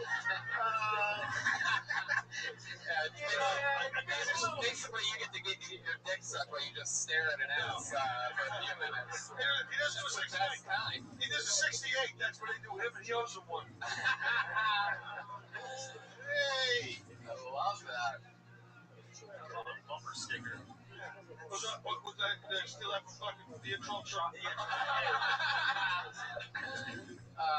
Doug, that is so fucking cool. You have such a younger spirit. It's incredible. I would have never guessed 69. That's Yeah, definitely not. That's amazing. What do you do for a living, or what have you done? Well, a lot of stuff. Jack of all trades and master of none. I was a roadie for a while. So yeah, with who? He was a roadie for an air guitar band. You guys ready to go?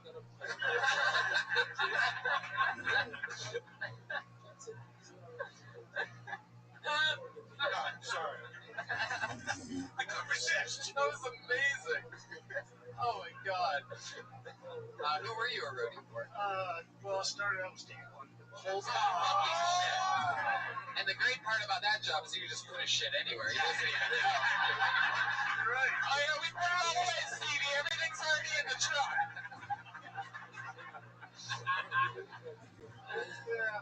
Wow. How long did you work with Stevie for? About 3 years. Wow, that's amazing. Any family connection to him? Any family connection to him? That's it, over here. Any family connections you want? Well, the family connection was like, yeah, he was Steve's musical director. Wow. So he hooked me into the Church of the World. He was like the organizer. Yeah, he did the music directed all the music. Pat, you know what he's talking about. You're supposedly a musician. Oh, you're here for Christ's sake, musical director. Songwriter. I know he wrote all the arrangements and, did the orchestration for the band and stuff like that, the string arrangements. Yeah, is there any openings for a guy with a fucking guitar? Is that that's your next question?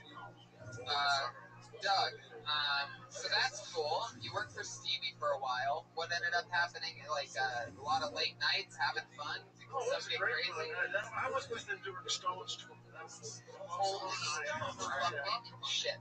So you were like there in the mix, sold out stadiums, just shit going crazy. Back when shit used to actually get crazy. Wow!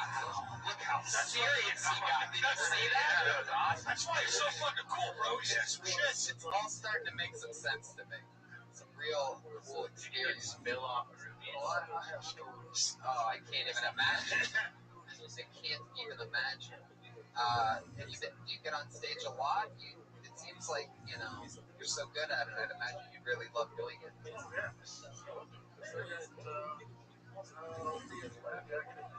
Oh, cool. That's what you do for what's fucking competition down the fucking street. The Ice House on the 24th Nice. What fucking? of January. Oh, okay. Oh, yeah. Buy your tickets now. I'm barely into the cyber stuff. I love it. We can tell you just called it cyber stuff. Say, fucking still listen to the 8-track tapes. I like cut him some slack. It's so cool. You're a bad motherfucker. Thank you. Love that. Thank you. Give me a job. What's that? Give me a job. Put me to work. I love it. I'd love to. I'd love to. I'll tell. I gotta figure it out. I don't know what to do with you. Oh, man. I got hours of stuff. What's that? I got hours of material. Really? You gotta fucking. Yeah, I actually like that. How would you like to be a new Kill Tony roadie? Huh? A lot of people have been saying that we're the modern Stevie Wonder of the 60s. Come back, sign up again soon, will you? Will you come sign up again soon for this show? We'd love to have you back. Will you call my name again? Yeah, absolutely, definitely. There you go. All right, thank you. Doug Key. Doug Key. D-O-U-G-K-E-E. 8 months in the game, murdering at the age of 69. It's great. So fucking cool. Love that. Love it. I love it. Love it. Pulls another name out of the bucket. We're in the mix now. Put your hands together for Jake Handler.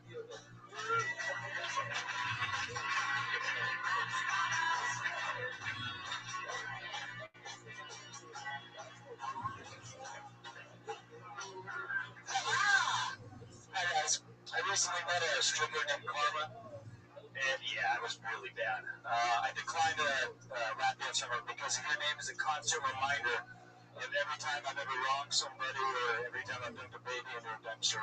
But I'm just going to be too distracted to come into my track pants.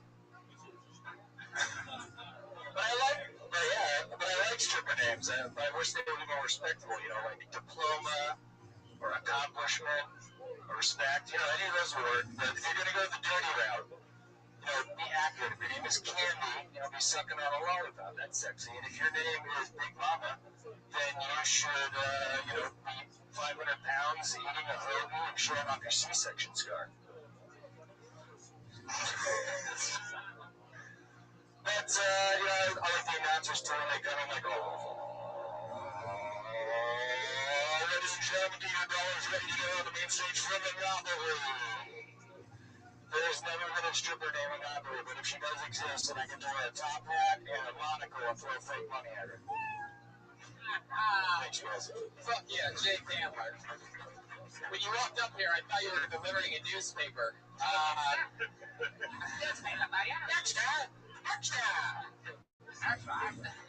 Jake, I'm gonna just take a guess here.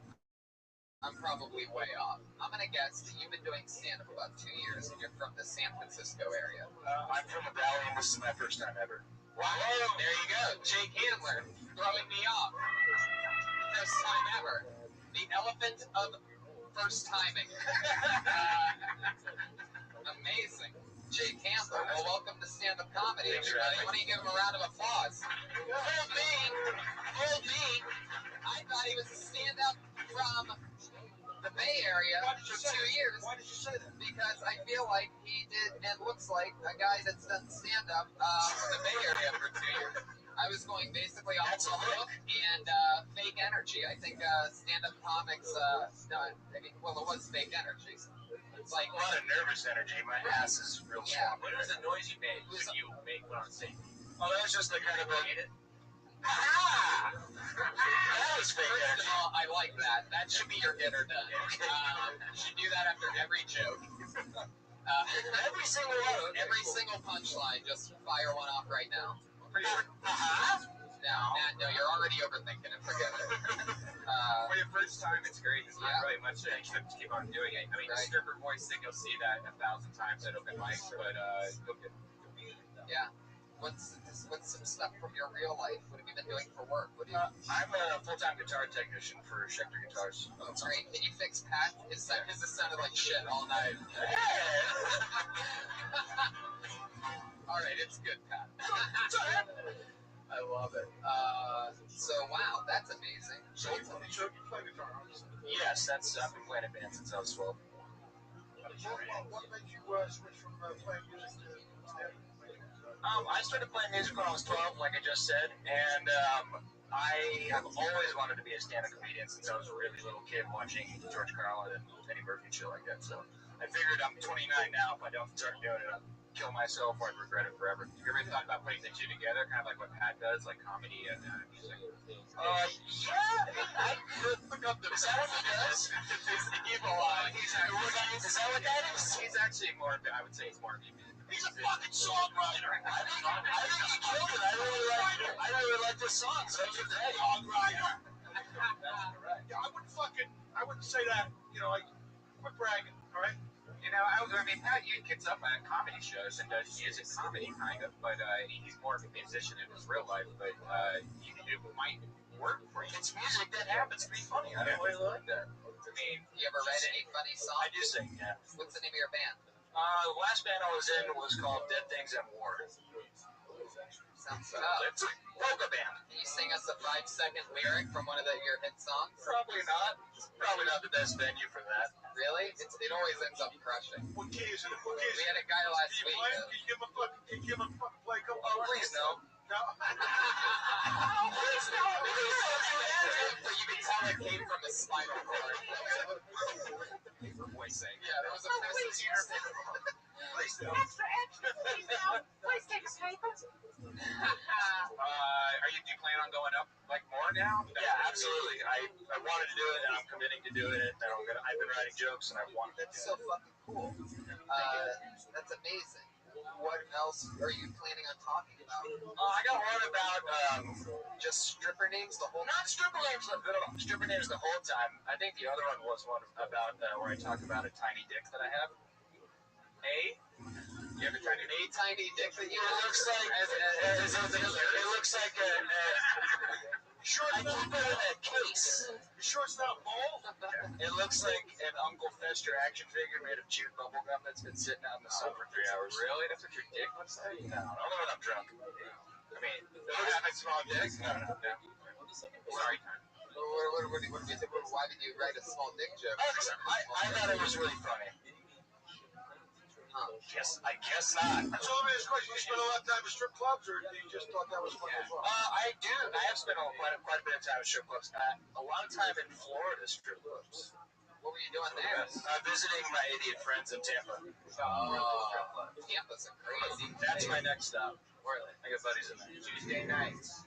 They have a thing called Tiny Tuesdays at this like Devil's Island or some shit. Yeah, it's like all girls are 5'2" or under.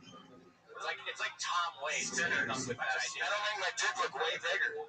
You don't have a small dick though. Well, if you have a small dick, one of the good things you should do is decorate your bedroom with Barbie furniture. That way when you dick, your cock will look enormous.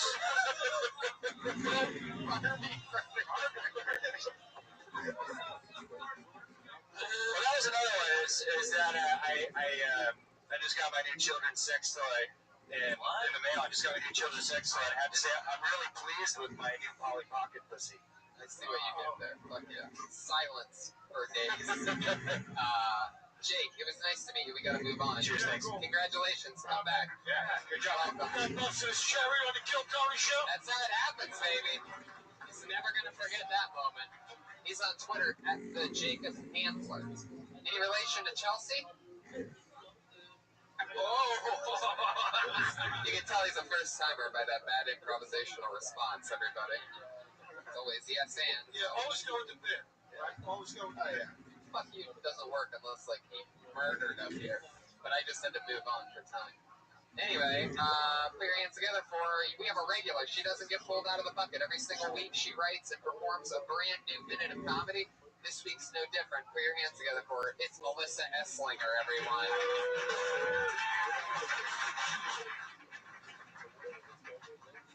I think I joined a cult this weekend on accident. I went to the Museum of Psychiatry and I came out a member. In retrospect, there were a few warning signs, like the way it started in a padded room, pitch black. There were benches that looked like church pews. It's called the Museum of Psychiatry and Industry of Death. I think is all right. But also, sorry. Oh, shit. Sorry, I have a migraine. I'm trying maybe the part like when they like strapped me to a chair and started dripping water on my head, like probably should have been a sign. That didn't really happen, obviously, but okay. But yeah, so I was leaving and I bought a T-shirt.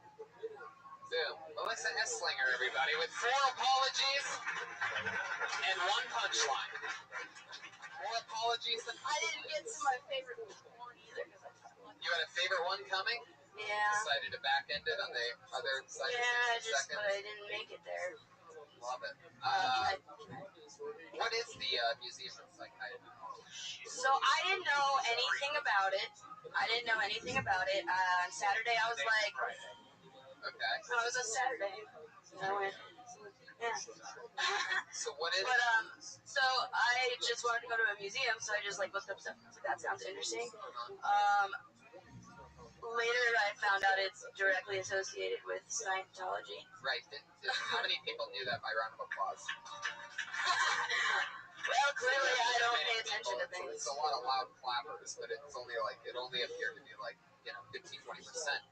You really didn't give us that information. You know what I mean? It's sort of one of those like you have to know it's there. Yeah. Things for that to even really hit. Okay. You describe padded walls, which when you enter and go, they do like a video presentation, like typically how you go to a museum and they show a video.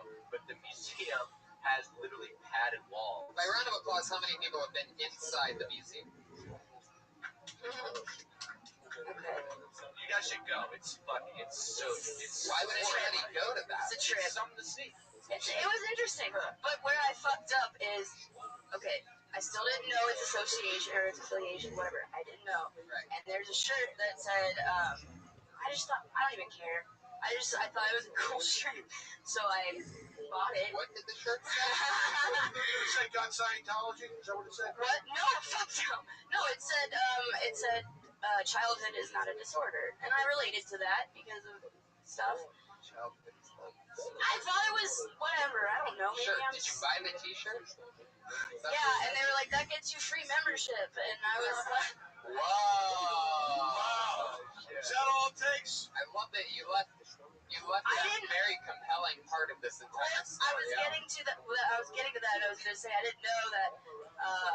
That means I've been there, done that, became a Scientologist. Like I didn't know that that's what. Because the T-shirt thing. How far in did you get before you realized what was happening? Well, I thought they said they were a non-profit organization. Right. As soon as you walk in, you know something wrong. Yeah, it's totally. That's fucking. I was a Hare Krishna for 3 blocks. They caught the crosswalk. Yeah, and it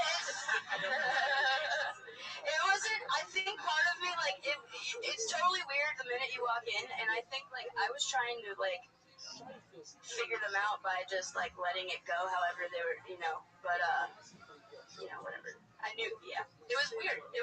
I'm still glad that it happened because it was kind of funny, but. Right. They have a room in there where you walk in and the walls are like a schoolroom.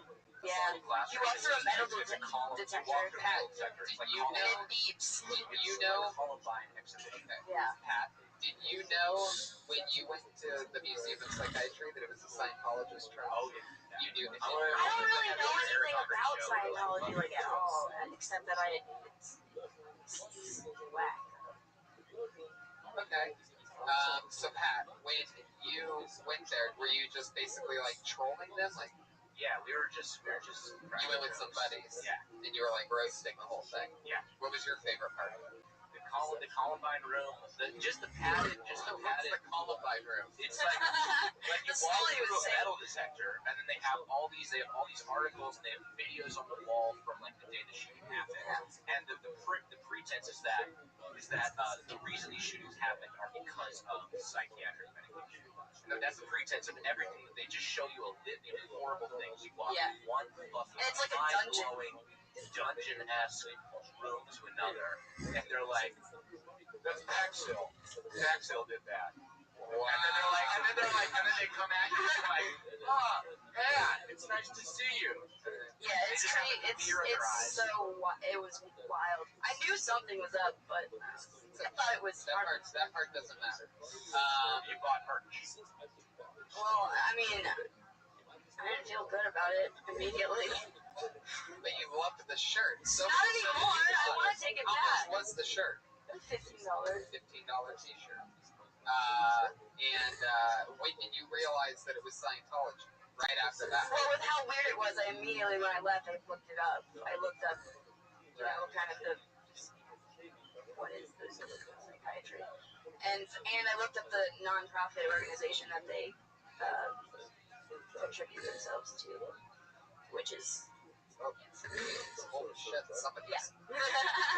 Exactly. Another disgruntled. I'm still trying to get Tom Cruise on Kill Tony, so I'm not going to say anything. I was going to try to make a joke about him appearing too, but I didn't. You were going to try to make a joke about that? Yeah. What happened? What happened? I really do have like a migraine. Seemed like you peed your pants. Well, I started to feel like I might throw up. Not because of nerves this time. My head really hurt right now. But I'm good. Yeah, I think the lights are making it. Well, a lesson to be learned by that is, again, we told somebody else this earlier in the show, we don't know that you're suffering from any problems until you start apologizing. And apologizing on stage, and we've talked about this in a few weeks now, it's just really, not really an option. Don't ever apologize for anything. Call yourself. You can say anything in the world other than sorry. So you just simply can't do that ever again. Cool. There you go. Go take care of your headache. Melissa Esslinger, everybody. Migraine. migrating through it. Writes a brand new minute every single week. Fun fact, everybody, we have a brand new regular. This young lady is going to be the new regular, and she's going to write and perform a brand new minute every single week from here until forever. Put your hands together for her. It's Vanessa Johnston, everybody. The exclusive first look. Hi guys. My mom has schizophrenia, which I can't even spell, but she has it. So she sees demons. So growing up as a kid was always weird. I would come home and I'd be like, Mom, is Dad home? She'd be like, no, honey, but Lucifer is. I'm like, okay, I guess he's cool too.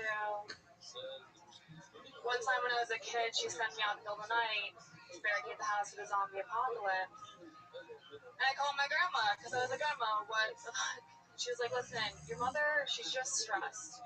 And I was like, it's school night. I have a spelling test tomorrow. I'm stressed. How do you spell schizophrenia? Don't know.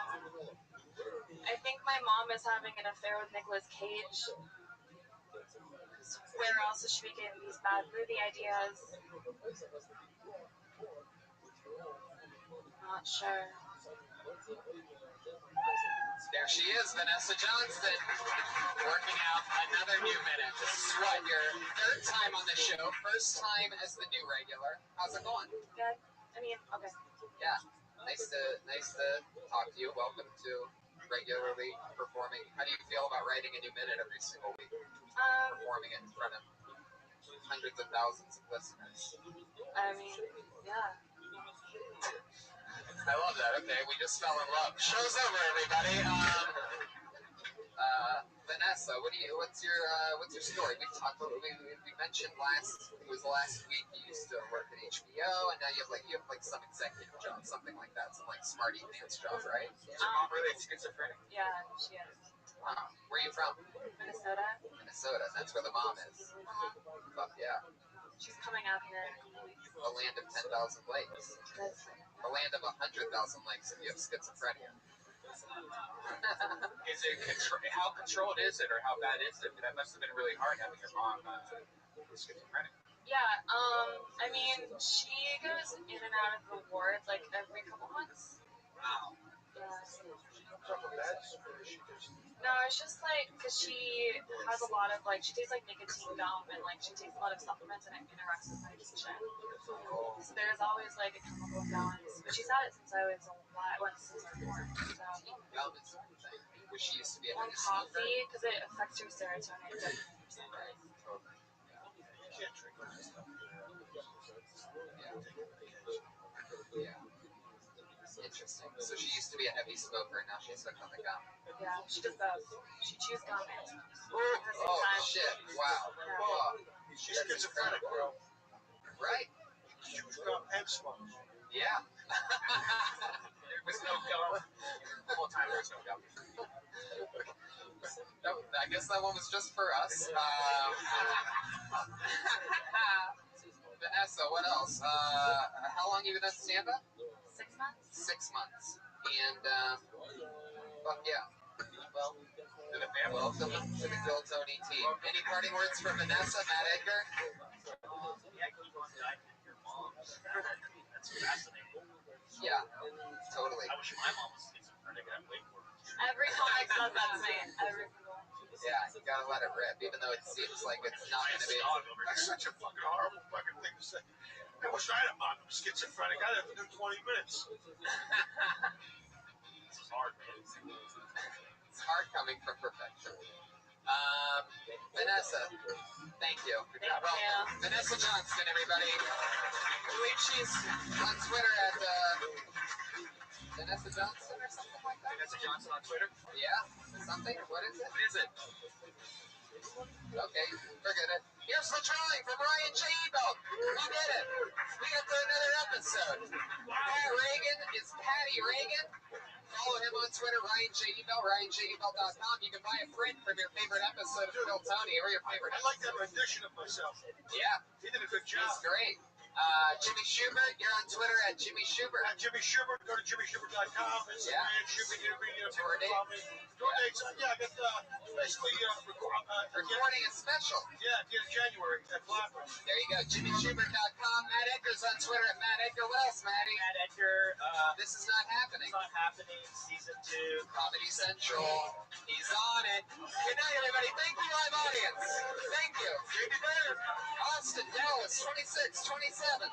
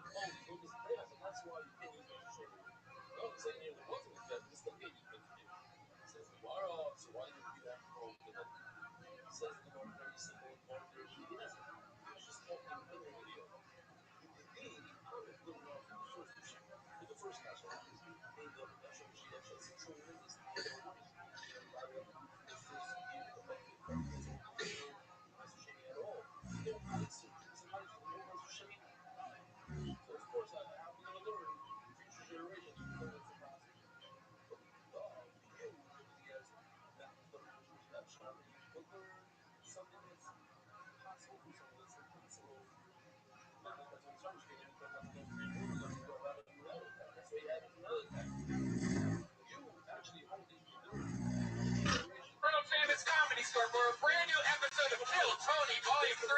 Get up for Tony. Hey, hi everybody. Volume 3, what are you talking about? Hi everyone.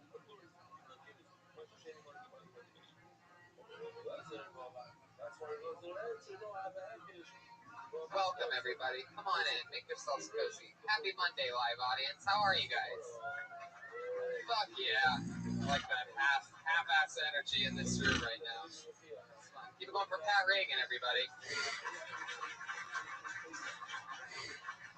Playing some of his more emotional stuff to get the audience pumped up tonight.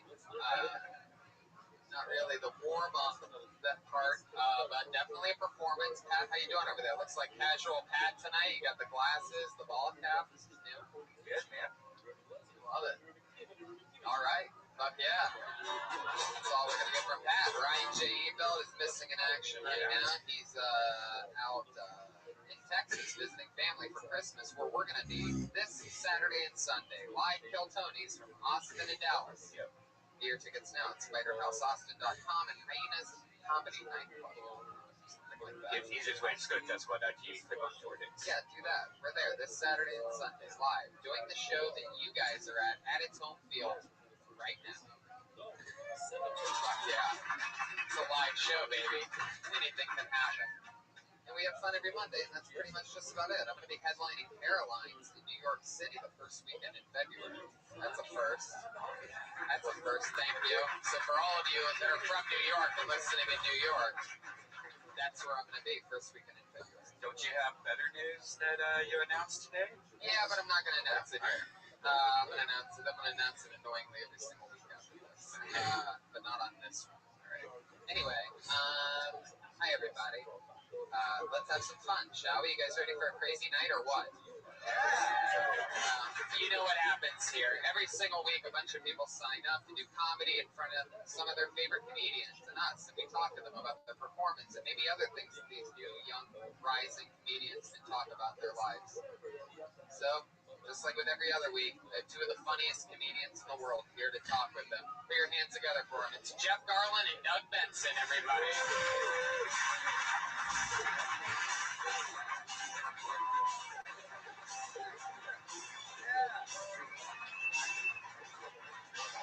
Just keep it going. He's coming. Doug Benson, ladies and gentlemen. Here, sit over here, Doug. Where's Jeff? Jeff Garley, everybody!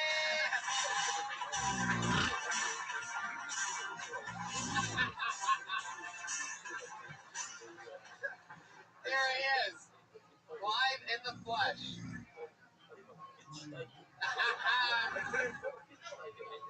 Very relaxing It's green a room. really, it's really chill green room. It's very mellow back there.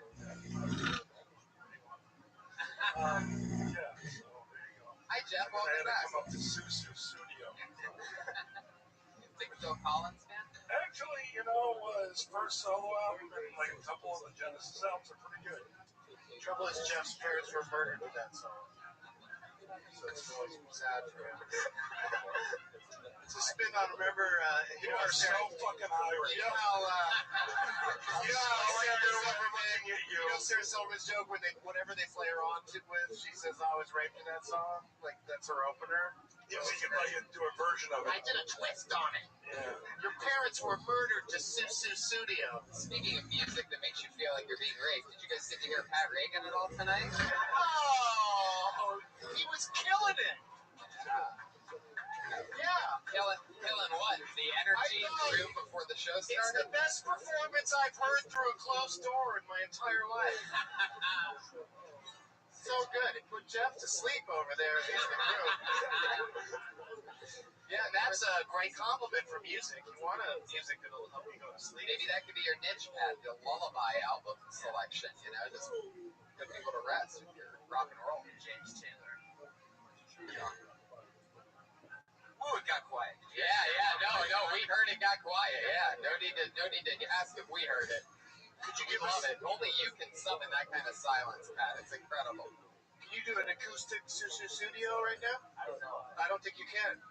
I challenge you. And I removed that challenge. Fuck yeah. Oh, we're gonna have some fun. You guys Challenge rescinded. You guys have both done this show before, both two of our favorite returning guests. You guys know how it works. Comedians, you get I don't remember how it works. All right. It's not like it was a strong memory of my past. I was here and I enjoyed myself, so I'm back. The last show you were on was with Sinbad, and it was funny and nice. Yeah, he's great. Yeah, he is a good guy. Yeah, that was nice. No, you know what I mean? It's like here. It is good to hear. It's hard to be. It's hard to not be. It's hard to be cool. It's hard to be cool with a name like Sinbad. It's grandiose. Yeah, it seems like two negative words, like the sin and bad, but he's such a good guy. Anyway, so that is weird that he does clean comedy and his name is Sin and Bad. Exactly. Jeff, I'll remind you how things go. A bunch of comedians in the back of the room, they sign up for the chance to do 60 seconds uninterrupted by getting their name pulled out of this bucket. Well, that's right. I think it's stupid. No, you loved it last time you were on. No, 60 seconds is bullshit, man. It's pretty quick, yeah. It's supposed to make me laugh, the rerun or whatever. No one saw that. But it's not about the performance. It's just getting to know them so that then we can talk to them about anything. Oh, okay. That's fine. Whatever. And they get 60 seconds uninterrupted. Okay. Comedians, don't just ruin your podcast. Yeah, no, you're uniformly ruinacious. By the way, do you know people came up to me about the Traverse City show? A lot of people came up to me. What would they say when they came up to you? That they loved it. That was really fun. That's interesting. So the ones that didn't like it probably kept quiet and walked by. Yeah, that's what usually happens. People who think I suck don't stop. They don't say anything, yeah. Hey, you were annoying on that show. No, that doesn't happen. Yeah. Generally. It happens on Twitter. Yeah. Of which where I don't have, you don't dwell? Yeah, I know. I had like 150,000 some odd followers, and I did it about a year and a half ago. When did you do that? Yeah, Twitter's stupid. Would you still do it if you knew that all the 150,000 people all perished? No, I would not. All of them. Wow. If I actually knew that my deleting my account, everyone who followed me died because of it, I would not delete my account. I would certainly think about it. Anyway, guys, so again, back on the the track we go. Thanks, Doug, for steering it the opposite direction. Why don't you say this? Thanks, hi, guy. Say, genocide is fun, especially if it's just one button push. All right, so speaking... What are you talking Yeah. about? What is this? This is the stupidest shit. Jeff, you're still asleep. I know. By the way, for those of you who don't know, I just want to make clear, I love Doug Benson. So no matter what I say to him tonight, just know I love him. Yeah, just know that, you guys, because it's going to get super ugly. But you know it too, you fucking loser. We've been friends 100 fucking years, so it's all okay. So go ahead. So the comedians sign up for 60 seconds. They know their 60 seconds is up when they hear the sound of a kitten. Oh, was that what it was Did last you hear time? that? Yeah. Yeah, that's sweet. Yeah, it's adorable. But they have to wrap it up then, or else they're going to bring out the angry West Hollywood bear.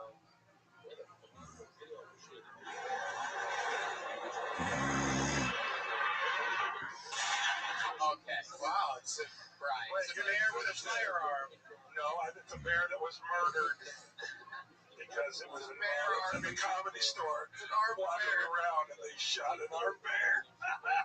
I actually remember the last time that you were on the show, Jeff, you said that the angry West Hollywood bear should just sound like "rawr." That's... Oh, yeah, with a little gay bear. Yeah. And that'd be fun and easier. Yeah. And it also wouldn't hurt my ears as much as that last thing. Yeah. It's, If it doesn't like a good West Hollywood gay bear. that's right. Well, a bear, it means you're like a big, like I'd be big, if I was gay, I'd be big in the bear community. Yeah. That's like You're bearish because you're always losing weight. You're looking good. yeah, but I learned that from John Waters. Giant bear. Big in the bear community. I didn't know what it was until he told me. Yeah. I want to say taught me, because I wasn't going to school to learn the world of gayness, but he told me about it, so I worked with him. Yeah. Okay, let's go. Leonardo DiCaprio gets raped by a bear in The Revenant. Is that true? No, but it looks like it's raping him. It's just mauling and murdering him. All right. I pulled the name out of the bucket. We're going to give this guy 60 seconds uninterrupted. Ready for it? Put your hands together for the stylings of a guy named Anthony Calhoun.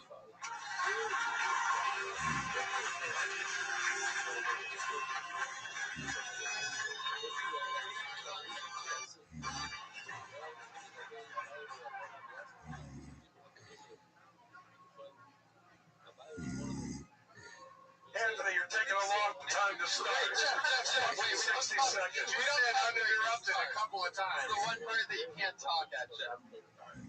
Anthony Calhoun, everybody. Come on, round of applause. So, Anthony, that won't count against you.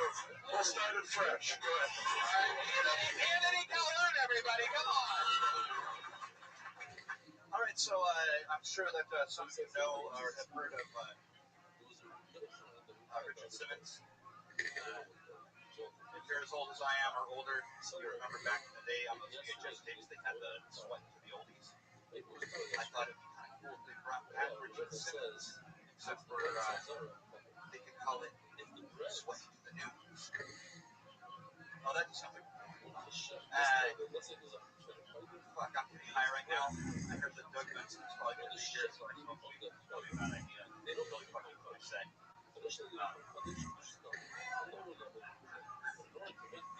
Just did his own meow. He gave his own cat. Oh my God, I did By this the way, in 100% episodes. you chose to do this shit. Don't blame yourself. Don't blame others. You look seem nervous. You okay? Are you freaking out from the pot? No, he'd be worse if it wasn't for the pot. I'd be really shaking. I have one question in terms of his material. I have a lot of them. Okay, the first question is, they should bring back Richard Simmons. They should call it, who are they? The Illuminati. Wow. All We're right. heavily involved in Richard Simmons' career. I love this. For how nervous you are, you had a really cocky answer there. The Illuminati, Jeff. What's wrong with you? The conspiracy. I put on my best sweatpants to do this performance this evening. Are those chef's pants? They are actually. Are you a chef? Wait, you recognize those as chef pants? They are chefs. Are those the pants pants worn by Jon Favreau in the movie of the same name? No. Wait, hold on here. You call him Sean Favreau? Jon Favreau. That's awesome. Wow, chef pants. I never heard of such a thing. Oh, well, yeah, it's the whole thing. Chef's pants look exactly like that. Can I? Little did I know that the people that scrub the floors also wear the same pants. Like, that seems a little bit off. It's like how the nurses also wear certain stuff. Get out of that Handsome surfy boy stuff. Stuff. Just for you listeners who've never seen Tony, he's a handsome boy.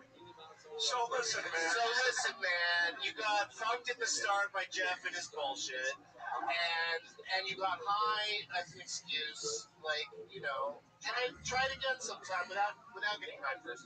I did it for a long time without getting high, but I was able to, work my way into it. Here's another piece of advice: even if you would have killed your entire 60 seconds, I wouldn't even have noticed it because I was so mesmerized at how unbathed you look. No, to me it looks completely Are bad. you talking about the You color that's on his shirt? Wait, you showered today. You remember? No. Clean. He looks clean to me. I took a really quick shower and then ran down. So you're wet. That's what's going on. Did your hair get wet in the shower? Come on, tell the truth here. He doesn't smell. Tell the truth. You're trying to He answer. doesn't smell bad. No, here's. How do you know? Can we just? That's not close enough. That's I like can smell Ryan's breath from here. Can we cut to the core? Can I just get to the core with him? Yeah. What's your name again, Brian? Anthony. I'm sorry. You said Brian. That's Brian right there. Yeah. So Anthony, what are your dreams? What do you want out of life?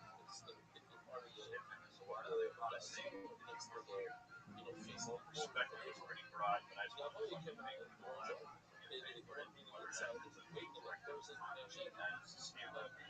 or like improv, like sketch writing. Okay, I was gonna say, it sounded like you were gonna have a fallback. Like, you shouldn't have a fallback. You should just dive in. It's all. Yeah. Can I be honest with you? You got kind of a funny persona. Yeah, I don't know. There are people who like say that shit. Who I just in my head I go, oh dear God. I'm not saying oh dear God. I'm saying no maybe. I don't know. Where are you from, Anthony? Most recently. Hold on a second. Wow, yeah. Where are you from most recent? Where you're from changes? Well, I was born and then raised in Oregon after high school. Were you born in Oregon? Alaska. See, that's the most interesting answer that you could give. I'm from San Diego. No, you were born in fucking Alaska? Go with that one. That's my starter advice. Other than that, That is nothing terrific else. advice. It really is. Because you're already interesting, because who's from Alaska? Right. You know, people that live there. Say I lost my virginity in Juneau. You never hear that thing. Yeah. Juno of 1988. Where did you lose your virginity? Actually, in LA. Not this time.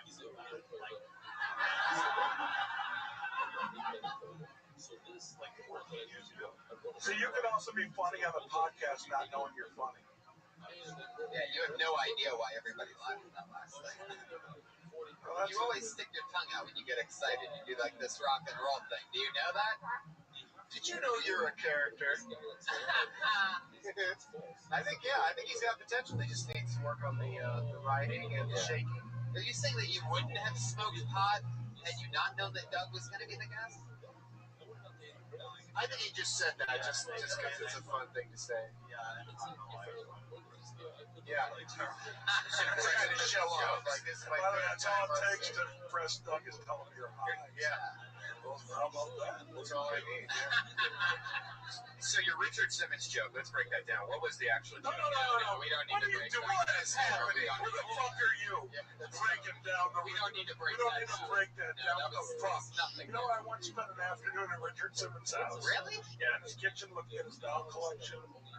I spent a day in his house. It was also a day that Northwestern upset Notre Dame was a big upset, and people told me about they couldn't say, "Oh, I didn't see the game because I was at Richard Simmons' house." But I was. Yeah, there's a thing going. He hasn't been seen in like a year or 2 years recently, and there's like this whole conspiracy about Richard Simmons, like that he might be being changed into a girl, like the last couple of years. You're making that shit up. No, I'm saying there's a No, I don't know conspiracy. you're reading this shit. Showed up here and there. No, by the way, I don't like you. I don't like what you stand for. You're the problem. The music guy was bad enough, but now you, the fuck? What kind of show do you run? All right, but you're good. You go with your dreams. Anthony Calhoun, everybody. One more time for Anthony. Follow your dreams. You can already win second place in a DC Pearson lookalike contest. What? Slide. That was nice. You like that? Yeah, the little girl. Yeah, he's got a thing on his finger. And little black snake bone. I love it. Little man. What's that? I don't know. I can't really make a definitive thing. Yeah. He's just prejudging. Yeah, but a little slide always makes everybody happy. Remember that, Brian? Yeah. Need a little slide. Put a little slide on that bear noise. I'm gonna pull another name out of the bucket. I encourage you to start quickly after you hit the stage.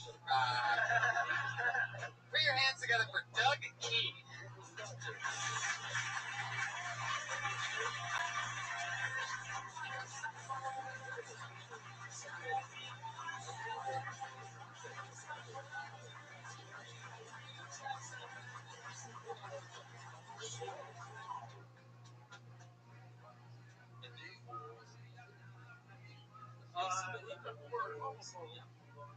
And it says the person is afraid of homosexuality. Actually, there's two persons. You got a person afraid of homosexuality and a person afraid of being homosexual. You know these guys are talking about they're trying to turn me gay. They want to turn me gay. They can't do that.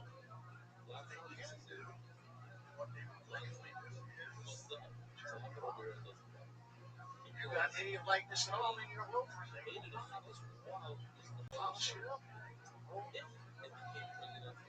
everybody's a little bit gay because everybody masturbates. Masturbation is just being gay, but just some.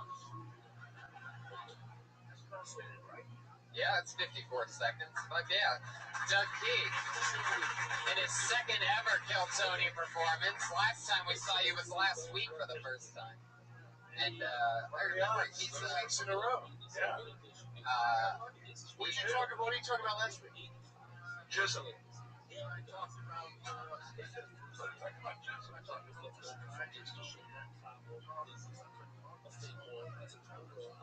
actually, yeah, my mom does not have voice so It's a good joke. So you get in your first 2 minutes on Kill Tony, you're pretty much masturbation all the time. Yeah, pretty much. It's from experience, you know. Yeah, no, yeah, right about what you know, but What you know. Nobody wants to know about what you're doing. I think any masturbation jokes are fine, but that's enough. You got 2 minutes worth. That's funny. You don't really need to talk about it more, but especially the end of your 1 minute tonight, I was dubious, questioning where it was going, and then the final line about it, how you're gay, you're fucking yourself, is for the listener, Jeff just head dug. it was a good, and he calmed me down. I was getting pretty excited. It was a good, we laughed at the end, which in just a 1 minute set, that's pretty good. We found out last week from Doug that he used to. That was on last week, too. This Doug. This gentleman's named Doug as well. We both named Doug, and we both masturbate. But that Doug up there that's standing used to be on tour with Stevie Wonder. He was the stage roadie. Yeah. That's cool. Stevie Wonder. How old are you, Doug? Mind us asking? How old are you? 69 years old. 69 years old? Yes, sir. Wow, you do not look it. And also, I don't want to hear 69 jokes from someone who is 69. Here's what I'm going to tell you. Fucking A, good for you. And just keep going up on stage and don't listen to everybody. Tell roadie stories. Why in your first 2 minutes, why haven't you busted that out? Because he doesn't need to. 2 minutes, man. nothing. What's special about him? Start with that. No, you close with what's special, Doug. Did you ever jerk off in front of Stevie Wonder? Did you knew you could get away with it? See, that's fantastic. Did you like when he asked you to do something you didn't want to do? Did you like flip him off and stuff? Yeah. Like, did you take advantage of his blindness? That's what we wanted to know. No, but did you ever make out with him and tell him you were an ingenue? And he is all like, "That's the best beard I've ever kissed." Do you remember anything? He's not into tall. All right, but let me just say to you, good for you, man. Good for you, you motherfucker. What do you do? I think that's You're funny and Need a your career good. change. No, but you should just go up and tell stories. And Doug's right. Tell everything about your life, man. You've lived a life. Majority of comedians that I see now are really young, and they don't know shit, and they suck, and they think they're smart. And you, my friend, have lived a life, and you have something to say. So go and say it. It's fucking fantastic. Now, mind you, if it's a young audience, they're not going to give a shit because they're douchebags. I think what you're getting from me is that young people can blow me. And the point, because, by the way, let me just go with that for 1 second. When I was... That's right, young people. You can blow him. You are permitted to blow Jeff Garland, young people. ID's ready. By the way, anyone who uses the term young people is just a douchebag. So take it from me, a douchebag. Fantastic. I enjoyed you. Yeah, Doug Key. Okay. I guess Jeff just decides when we're done with people now. You guys just Well, I want to keep the show moving. I'll keep it moving, Jeff. We're in good hands here. Tony, I do trust you. I'm sorry. All right. So stay there until Tony says go. Okay, no, fuck it. I'm done. Doug Key, everybody. There he goes. I like it like this. That's amazing. 69 years old. I can't. No, that's amazing. That's amazing. That's cool. That's so Interesting that he's a cool. liar. And he's got a lot of interesting. You know what he loves, by the way? Pirates of the Caribbean, The Ride. What's that? What was that reference? That was a non sequitur, man. Yeah, there was. Ride with it. Right. He's wearing Ryan Gosling's jacket from Drive. Oh man, another promo for Doug Loves Movies. I do live love movies. podcast. I love them. I also love rides. Put your hands together for your next comedian I just pulled out of the bucket. Grace Lutz.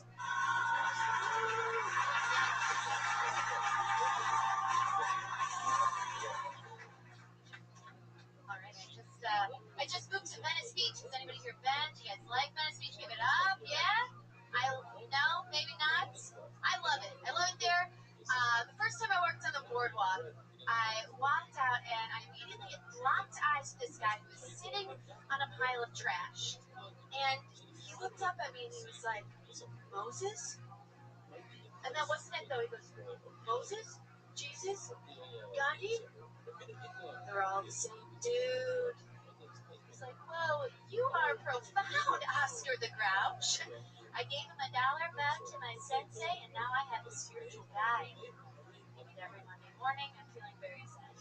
Now, after that first interaction with him, I turn around and I bumped into this lady, and she was wearing a huge backpack. And she just turned to me and she was like, "I got enough toilet paper for everybody." And I was like, "Holy shit, that is so much toilet paper.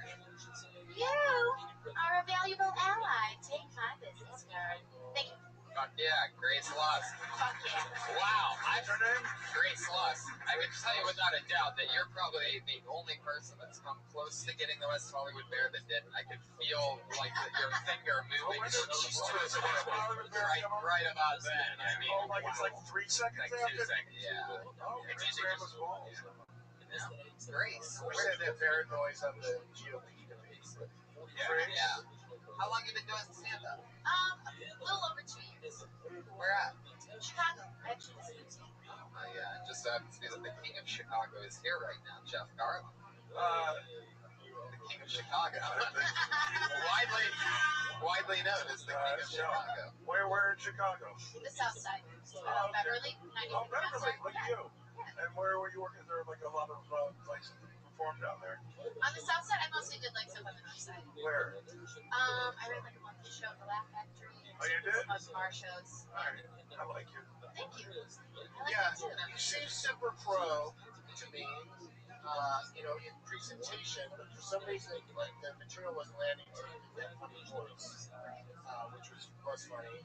And I think that the first part, like, especially when you only have a minute, even when you're just starting your set, asking people like, hey, what do you think of this Venice Beach? What do you know? Have you been there? What do you think of it? You ask like a serious question. Like, what if somebody's like, I think it sucks? Then you're like, well, now you're trying to get into your bit, and you got to deal with that, So it's like, other than that, everything was super pro, and I want to get more. How long have you been in LA? Like 2 months. 2 months, and you got this Venice Beach thing going on. You know everybody goes there first. Yeah, I live there, so. Oh, you live there? Yeah. Not a lot of people start at Venice Beach. Talk about what you know. She lives in Venice Beach. Other dude masturbates. The material wasn't good because you made it up. What really? Oh, really? That was the. No, hold on a second here. No. Stop. Fight. Elaborate. No, stop. Listen. Stop. Okay, let's go over what really happened. Can I do this? Absolutely. Okay, no. Okay. You're on the beach. All right. Man, I'm walking to the boardwalk. You're walking to the boardwalk. And Hold on and describe the man. Okay, so he was a white guy, Yeah. bearded. Yeah. It was like Doug on a bad day.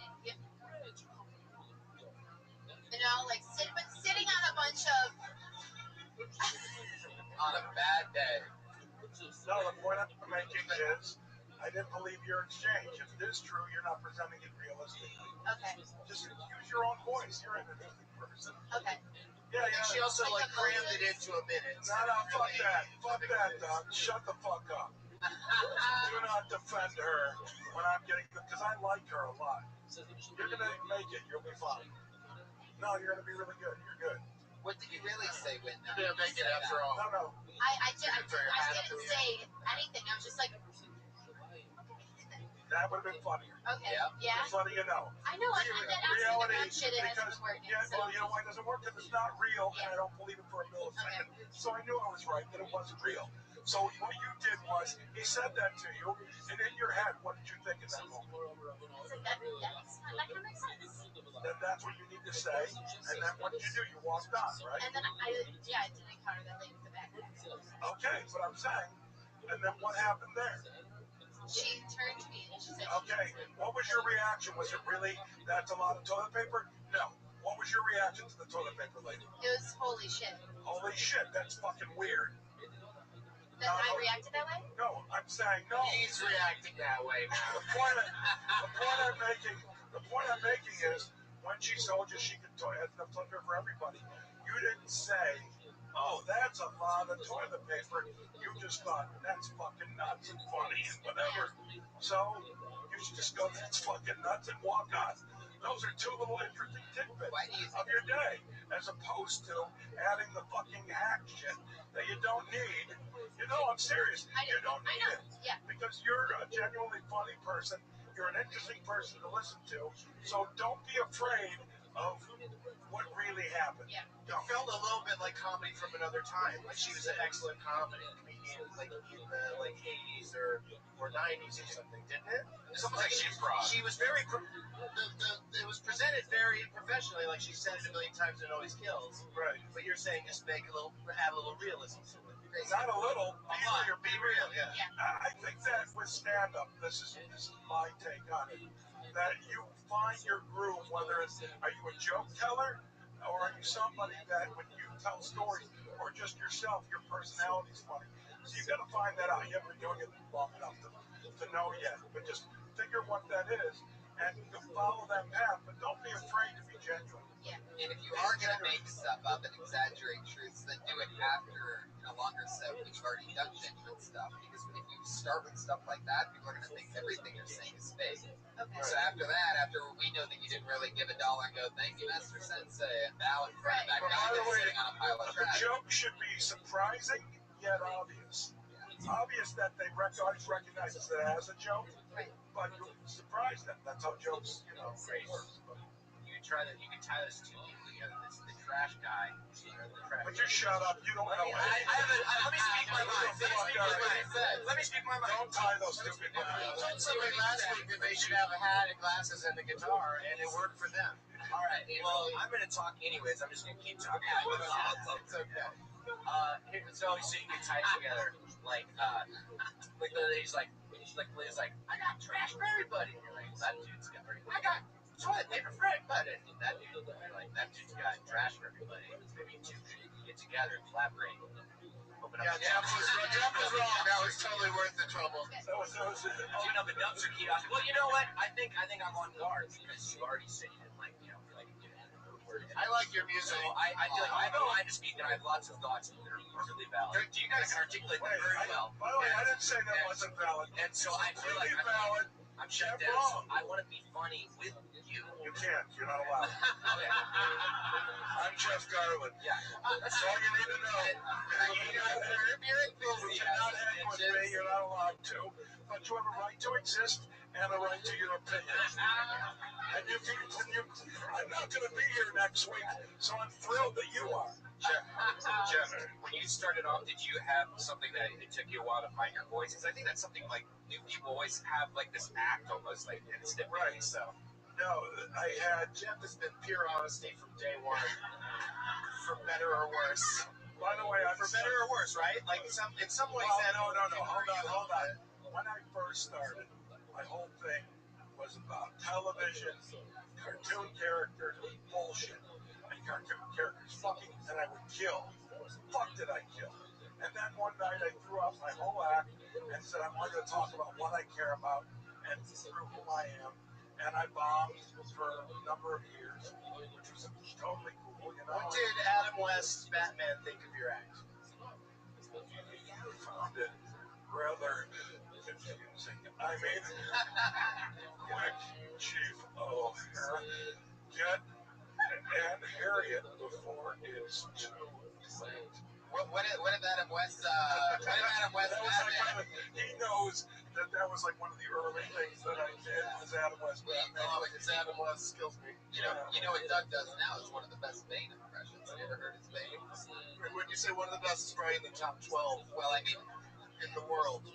that's normally when you would just do the Bane impression, Doug. But What's that music? I like a professional. I just jump in and do it like he did when I told him to do his. yeah.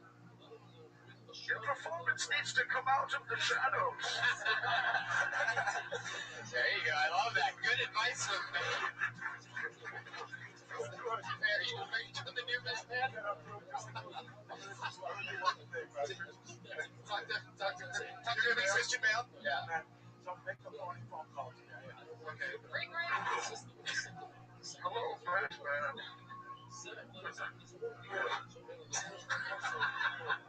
They both have that fucking voice. But listen to me. Here's what Christian Bale's like. Who is this? I can box this on the phone. That's no matter what role he plays. Well, yeah, he does that a lot. Seriously. You're good. Seriously, And great you're job. born in Chicago. Go Bears, although we sucked this year. But the point being is, Blues Brothers. I like you, and we'll work together someday. Yeah. Promise you And Grace, he's absolutely right. Go more real. Tell the truth so that people don't think you're bullshit. Tell the truth. You have a likable head, and that's gonna work out great for you. I mean, Jeff Garland already wants to work with you. So. No, I think you're totally right. I think I'm jumping to like an act out when I should just be living in the moment. Yes. And also There's a just quality about you. and while doing act outs or not, just talking about real, honest, more honest shit. I bet you're a good actress, too. Yeah, I'm just guessing. No, I'm just guessing, but I that's my guess. But yeah, you're good for you. There she goes, everybody. Yeah. Grace Lux. Go get it. Grace Lux. She's on Twitter at Grace Lux. L-U-S-K. And see, the slide. Can I just tell you something? No fucking around. That is the most beautiful thing to hear in between performers. A little slide guitar, and you do a nice job with it. So I'm positive too. But she didn't really need that combo, the two characters. What was that? Do what you know. Slide.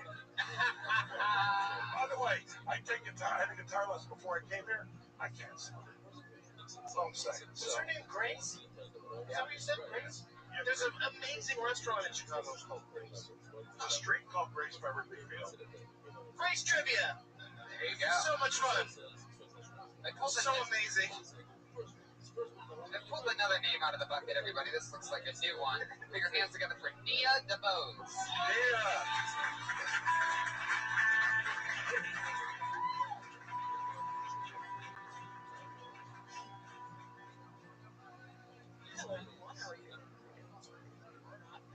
I don't believe in bikini waxing. I don't think you should have to wax your pussy, folks. I don't. To me, that seems like something I would pay to have done to an enemy. You understand what I'm saying? It's like I meet with a guy in like the back alley. I'm like, hey, listen, you see that fish? What you get that fish? Put some hot wax on her pussy. Snatch the fucking hair out. Like that's. Don't believe it. Just saying, you get a hedge up and a bald fade. Be grateful, carry pussy at you. That's all that. I'm Nia DeBose. That's my time. There you go. Yeah. All right. So was that Buddy Holly for like a second? Yeah. Peggy Sue for a second? Hey, seriously. Okay, that was really funny. So here's what I recommend, just based on that, and you can use it towards anything else you want. Don't come out and go right into the pussy references. But the idea, no. That's not what I'm saying. It was really funny when you told the person to go pour hot wax on her pussy in that moment. But prior to that, that's the surprise aspect of saying that. But if you already say pussy up front, hot wax on the pussy, it takes away from that. You know what I mean? So use it when you have to. Don't overdo the pussy is all I'm saying. Right. You can say, I enjoyed all the pussy. Right. I thought it was continuously funny that she kept saying pussy. Because you're high. yeah. Now, it's true. The waxing is all that she needs to say. Save the pussy. Save the pussy. So it's like, I'm not anti-pussy saying that shit, but when you say stuff too much, especially early on, the minute you hit the stage, it sort of numbs you, the audience. Much like a pussy. No, that would make, I think, more than That makes you quite alert. Yeah, quite alert. Have you had your sleep through a pussy waxing? Doug, you had your pussy waxed before? No, but I see it all the time depicted in comedy programs. Do you know that my stage name should be happening in was dramas. Pussy Wax Richards? Really? You were pussy waxed? Pussy Wax Richards. Troy. Yeah. So, what do you do down there? I just lock it. So I've got. Holy shit. All of the Stevie Wonder. That's By the way, no fucking around though. You made me laugh hard. That was really hard. I've never heard that before. It's a good premise. That's funny. Yeah, fuck, man. The girl I liked before you, I didn't laugh hard. Thought she was great. She's gonna do great things. I think you could too. Yeah. Why is everybody so upset about waterboarding when pussy waxing's happening? There you go. There you go. You're I'll welcome. take whatever you want to know. I wonder though if like pussy waxing brings you nightmares. And like PTSD stands for Pussy trauma. Yeah, how are you from LA? No, I'm from Houston. Actually, I just saw you at whatever festival. Oh, nice. Yeah. Houston comedy crowd's great. I have a great time. You live here or you just visit? How long do you live here? Since July. Oh, wow. What part of the town? What's your social? 1, 2, 3. Is this your first dealing with our comedians? No, I've actually never really been here. So, how's that culture shock for you? It's really nice. It's by the Scientology. They don't. That's way more shocking. if you go in, Yeah, I won't. then it's not that shocking. It's just a building with a word sign. No, they walk them through the neighborhood. And then they take you to a room to try to wax. Did you know going clear is just another expression for pussy waxing? That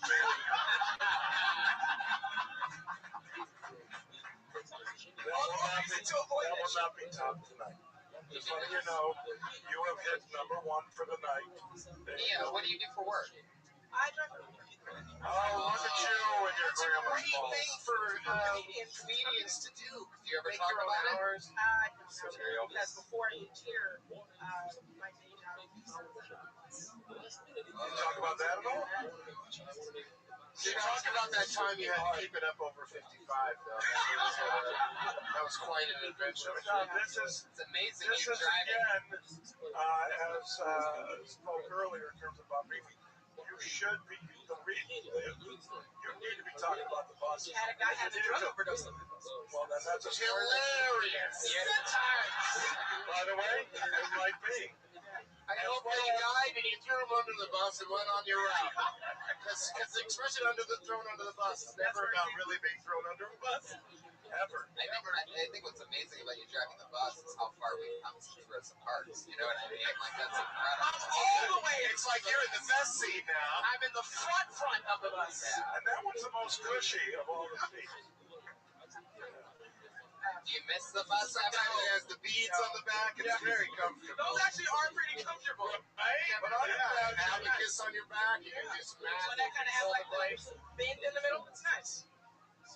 I don't miss it though. I would never go back. No. Was it a, go ahead, Jeff. No, I just imagine there were people that rode your bus regulars. You could talk about it. There were. What the fuck are you doing? Because I got other shit to fucking talk about. Well, then you're good. Yeah, you loved the minute that she did. I did have And now last she's got another minute and some I more got about 45 bus and minutes. But she's not doing the bus. She can't. The bus is too big a story to do in a minute. No, but she does. Pussy waxing. Bam! Say it 3 times. Meow, you're done. The point is, why Either she Well, it's from my pussy, that's for sure.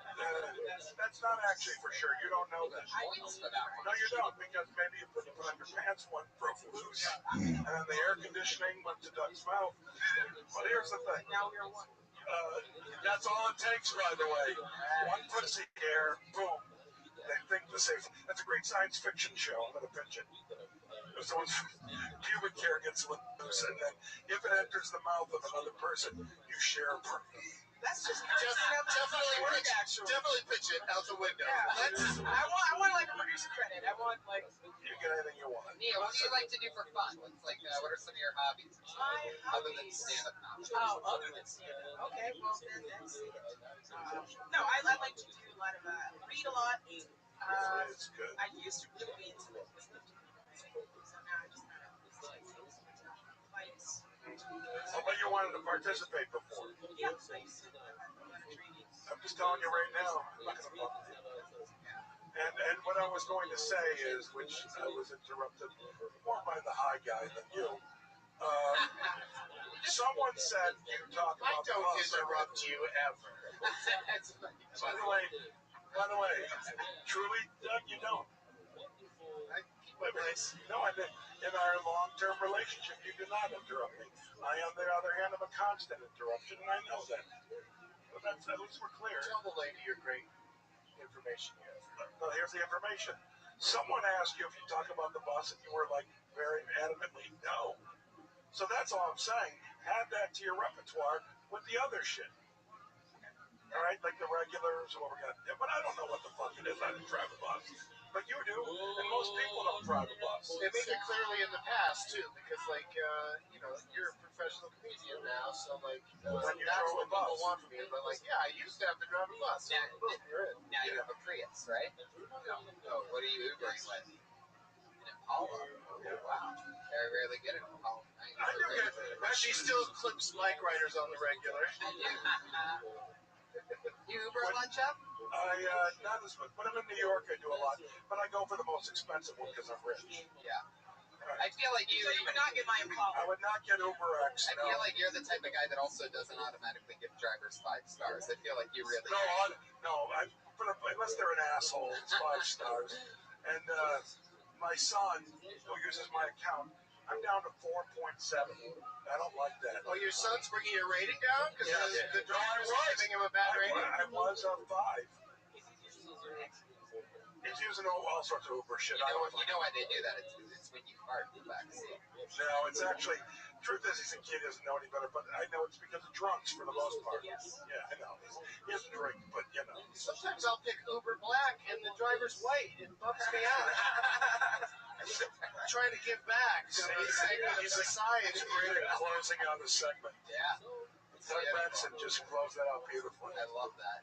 Nia, craziest thing you've ever seen in your Uber? Nothing. No. Yeah. You go late nights ever? No. You do the day. Now the bus. That's The bus you did late nights. That was a city bus in Houston. Late shift and then doing prostitutes. So all I'm saying is, what the fuck are you not talking about that for? By the way, have you ever seen or heard of Richard Pryor? No. Is he there? No. Richard.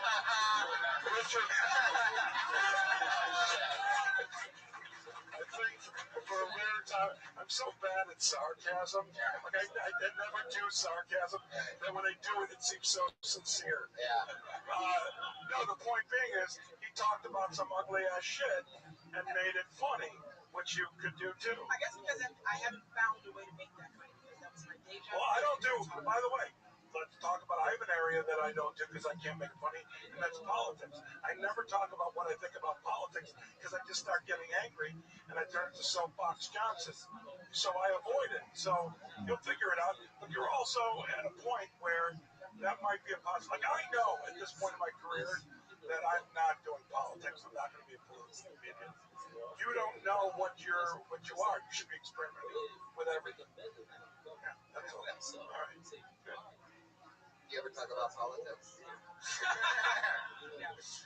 Why you Trump needs his pussy waxed real bad. Let's go on top of his fucking head. She has the pussy on his head. Donald Trump. Oh shit. Shot. No, okay. Nia DeBose, so nice to meet you. There you go. She's on Twitter at LOL Nia DeBose, NIADDBOSE. By the way, can I get another drink real quick? Yeah, what kind of drink do you want? I don't care. I just want it real quick. Well, you just have to say it. No, Did you want us to bring you one of everything? Or yeah, just bring say me one of each. Say it into the He knows what I want. Okay, there you go. I'll take one too, Josh. By the One way, of mine. can I also say that I'm actually I'm off all social media except for Instagram. Oh, okay. Jeff's off social media, you guys. Alert the regular media. This is one of the people that has gotten pulled out of the bucket quite a few times. He literally. Say my thing. Yeah, go ahead, Jeff. Jeff Garland. Instagram. That's it, just Jeff Garland. Jeff Garland on Instagram? But I'm verified. Oh, okay. Keep going. He's legit on Instagram, you guys. And you take great pictures. I am a photographer. That's yes. right. That's what I do in my spare time. You know who else takes That and I pictures? run a lotion shop. And I've also heard that you were maybe getting into the chocolate business. Is this right? Oh, it's chocolatier. Yes. It's a funny name. Every time I hear the word chocolatier, I think of you. Why not? This guy has been pulled out of the bucket so many times because Asians are so lucky. And every single time it seems like he kills. He has a very funny style. We're always happy to pull him out of the bucket. Put your hands together for the one and only Tam Fam, everybody.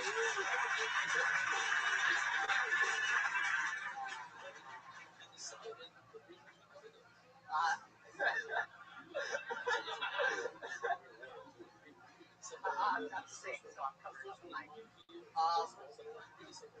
used to being the weird guy. I grew up in Mexico. I was in Surf Valley.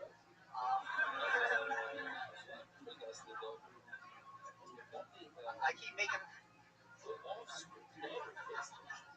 that mistake because I have eyes. It was hard. I never fit in, especially like when I was 9, because that was the year where my mom thought it was a good idea to give me a perm. Now, if you think that my school full of Latino was making fun of me a lot for being Asian with big ears, imagine being Asian with a Jew fro. They called me the Diary of Japan Frank. Exactly a minute. Tam Fam. His own personal story, but with solid jokes, Jeff. What could you possibly critique about that? Tam Fam, how much do you hate black people that you would put the paper towel on? That's what I was thinking. He said, and even if he was lying, he was very eloquent, that he was sick, and that's why he was doing Well, it. first of all, can That I seemed just say, thoughtful, well, even if he's full of shit. It was thoughtful. yeah, well, you know, it'd be more thoughtful is if you're really sick, stick to your culture and wear one of those weird surgical masks that your grandparents wear every flight that I'm on around this country. I'm always next to some Asian in a surgical mask. And by the looks of your ears, the thing would never come off. So it would probably stay on permanently for life. You know what's really cool is, first off, Is that why they're all wearing those to keep us from getting sick? That's so sweet. Yeah. is that true? That's what he's saying, yeah. No, Mostly. They're mostly because it doesn't work the other way around, supposedly. So I always laugh at them, like, what are you doing? But they're trying to keep me from getting sick. That's so sweet. I'm going to run over and pull that mask off and kiss them on the mouth.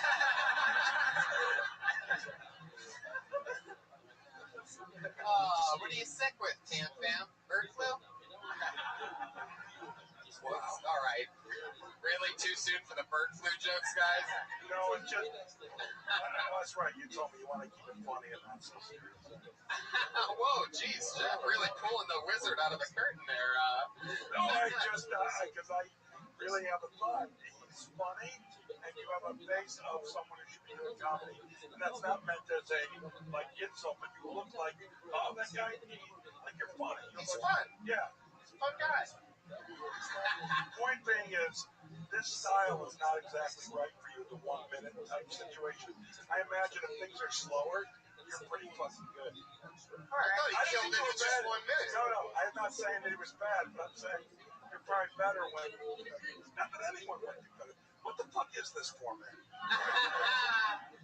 Well, they have to save time for what you just did, so that's why the comedians don't get to talk for very long. But, yeah, you already said that he's a favorite around here. This is my first time seeing you, right? I've never been to see you before when you're on, and I thought that was, you're a professional comic in my mind. Yeah, it's fun. You're obviously working hard. You're going out when you're sick. You're spreading your disease everywhere you go. How long have you been stand up for, Tam Fam? Year and a half. Year and a half. Doing very good. Yeah, you're doing Yeah, great. really good. That's the thing I'm about, jealous of how good you're doing. A year and a half is pretty fast to be this good. Yeah. You've been getting up a lot? Jeff's thinking about it. no, I was much better. But, me, like a weekend, I passed on. That was fucking great. But I'm You an already had actual, the Adam West closer about a year and a half ago. by the way, I had Adam West the first time I went on stage. But, it's like, everyone's like, what? You're paid then. No, hey, seriously, it's like, it just takes so much time, and you just gotta keep going up on stage and doing it. And it's like, some nights you'll come off and you feel like, I know nothing, and you don't. And sometimes you come off and you go, I'm great, and you're not. It's like it's just a constant process, but you're really good. Tam Fam, tell us something else about you other than that you do stand up. Like, what do you like to do for fun? You ever drive a bus or anything like that? Ever get your pussy waxed?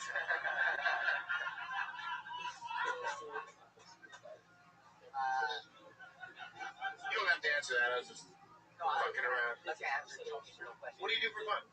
I tend to only do things once. Like I went to gun range once. I went skydiving once. Hey, you get out of all those alive that one time. Why bother to take any chances? What was skydiving? But those are all probably comedic stories that you're working on, right? What do you do more than once? Just this? Skydiving So I is take it you're not a virgin, but one time. all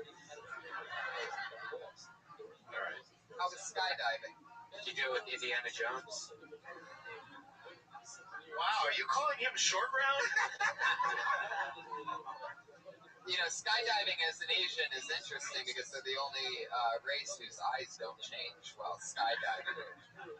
To picture that one, guys, it's more of a picture it joke than anything else. And if I can give advice to young comics, do as many picture it jokes as you can. Because audiences grab hold, they don't let go. It's a podcast. It's a podcast. That's true. So do you carry that same paper towel around with you everywhere? No, I just put it from that. You got it fresh just for us. But you get it from the bathroom? Yeah. You know, it's covered with more disease probably than you have. I really thought he was going to do like the old joke of like wiping off the mic and then saying something about I don't know where the other comics have been or whatever. But he's really just trying to keep people from getting sick. I like him because he's very thoughtful and he's funny. He's a good man. Most people are dicks, and look at you. What do you do for work? You're not remotely a dick. No, seriously, you're not remotely a dick. I can tell. You're a good man. You're what we Jews call a mensch. You're clearly a mensch, and the world's your oyster, and just keep going. What do Asians call him? Yeah. Most of my interactions like that. Most of my interactions with anyone of another culture, they call me by my name. There's nothing, there's no unusual pronunciation. It's just my name. And Some of them say hey, hey. Some of them. Hefe. Actually, the only person whoever said Hefe that I heard was a white woman. I thought it was interesting to call me Hefe. Was it Fran Drescher? No, it was the driver of my TV shows. All right. See, sometimes truth isn't funny. By the way, that's totally true. Tam Fam, what do you do for work? I work as an extra. In motion pictures and television? Oh yeah? That's how I got my start in the biz. Or you ever? Oh, you used to tell stories about being an extra. Oh, the stories I would tell. I do How we'd remember. line up for lunch. Which one's your closer? You work on anything cool? Like you ever like Dr. Ken stand-in or anything like that? Did you ever see the old Iron Patriot, comic Patriot, his name is Crabtree? I don't know what he looks like outside of his mind. Oh, yeah, that's true. See him outside the costume. He does extra work too. Well, what's like a movie or TV show we know that you were an extra? Scared. Isn't being an extra in a TV show like that so much fun that you just sit around for hours? Did you find it scandalous? No. Like I said, sometimes the truth is funny. Was it getting pussy? Yeah. You were about to say literally you're getting pussy being an extra on Scandal. Yeah. No one gets more pussy than the young people. Did you impregnate Kerry Washington?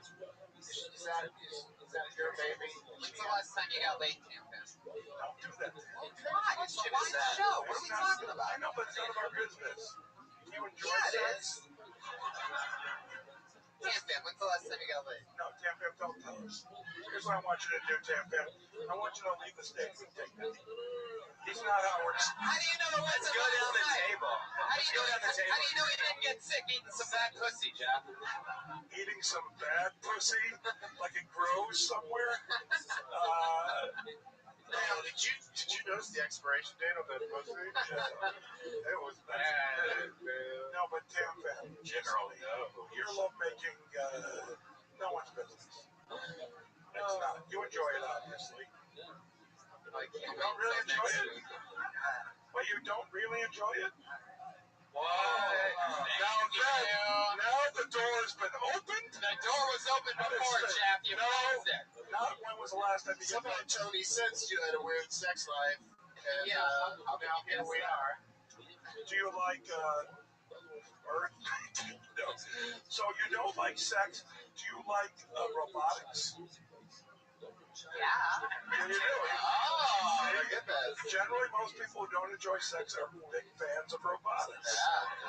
That's what I find. Do you collect pottery from around the world? No. No, that You might will. be fun. You will. Yeah, no doubt about it. Tony's seen it happen before. Tam Fam, another great set. Good to see you again. Go get healthy. Good job. There you Tam. go.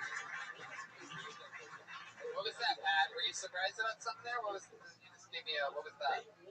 That look there at the end. Nothing. Oh, that was why. Why does he not like sex? That's why I want to know why he doesn't like the boobs. But guess what?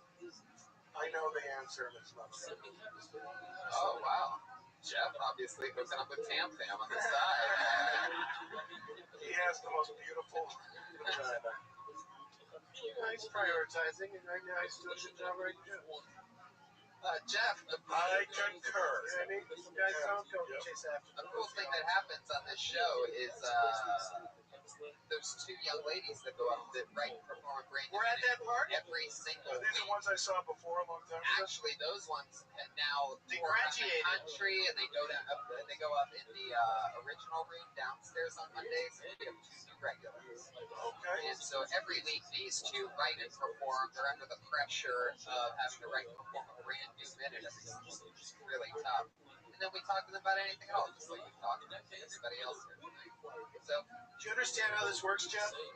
no, yeah, he does. Just explained it. He sure did. And, Okay. So I'm going to bring up your first regular. She's been on the show for a few months now. She started brand new with us, known for her extreme nervousness and knack for apologizing on stage. Here she is tonight with a new minute. Put your hands together for Melissa Esslinger.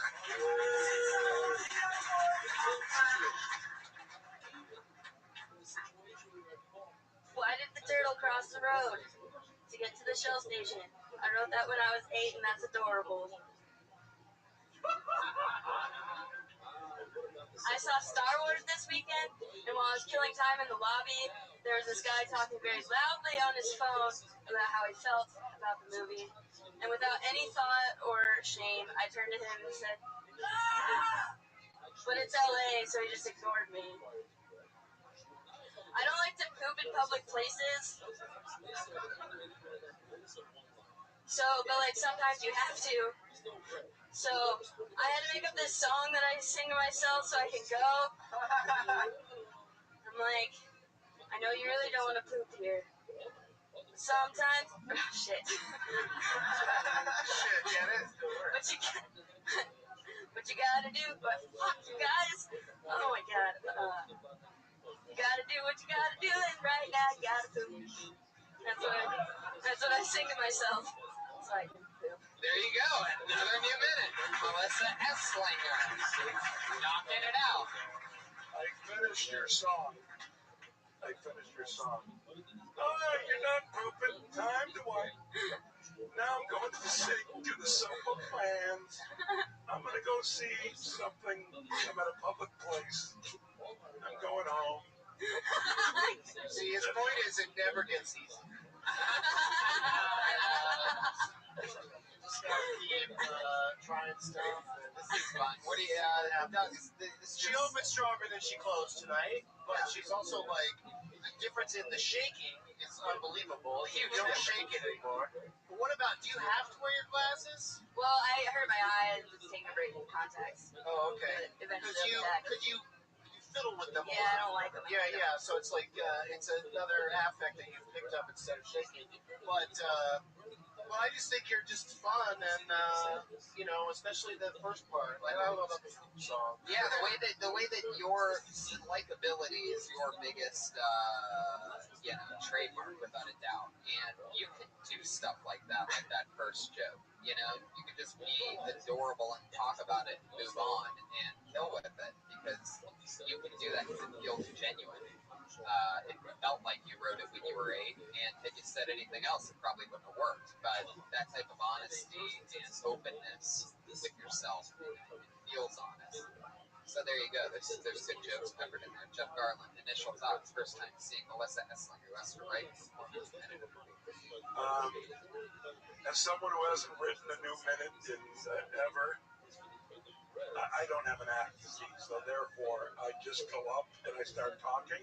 So every time I actually go on stage, it's a new minute, unless you're working with me on something, So I think you're a big bowl of adorable, and you seem funny, and you seem super intelligent, and I can tell you're a good writer, and I like everything about you.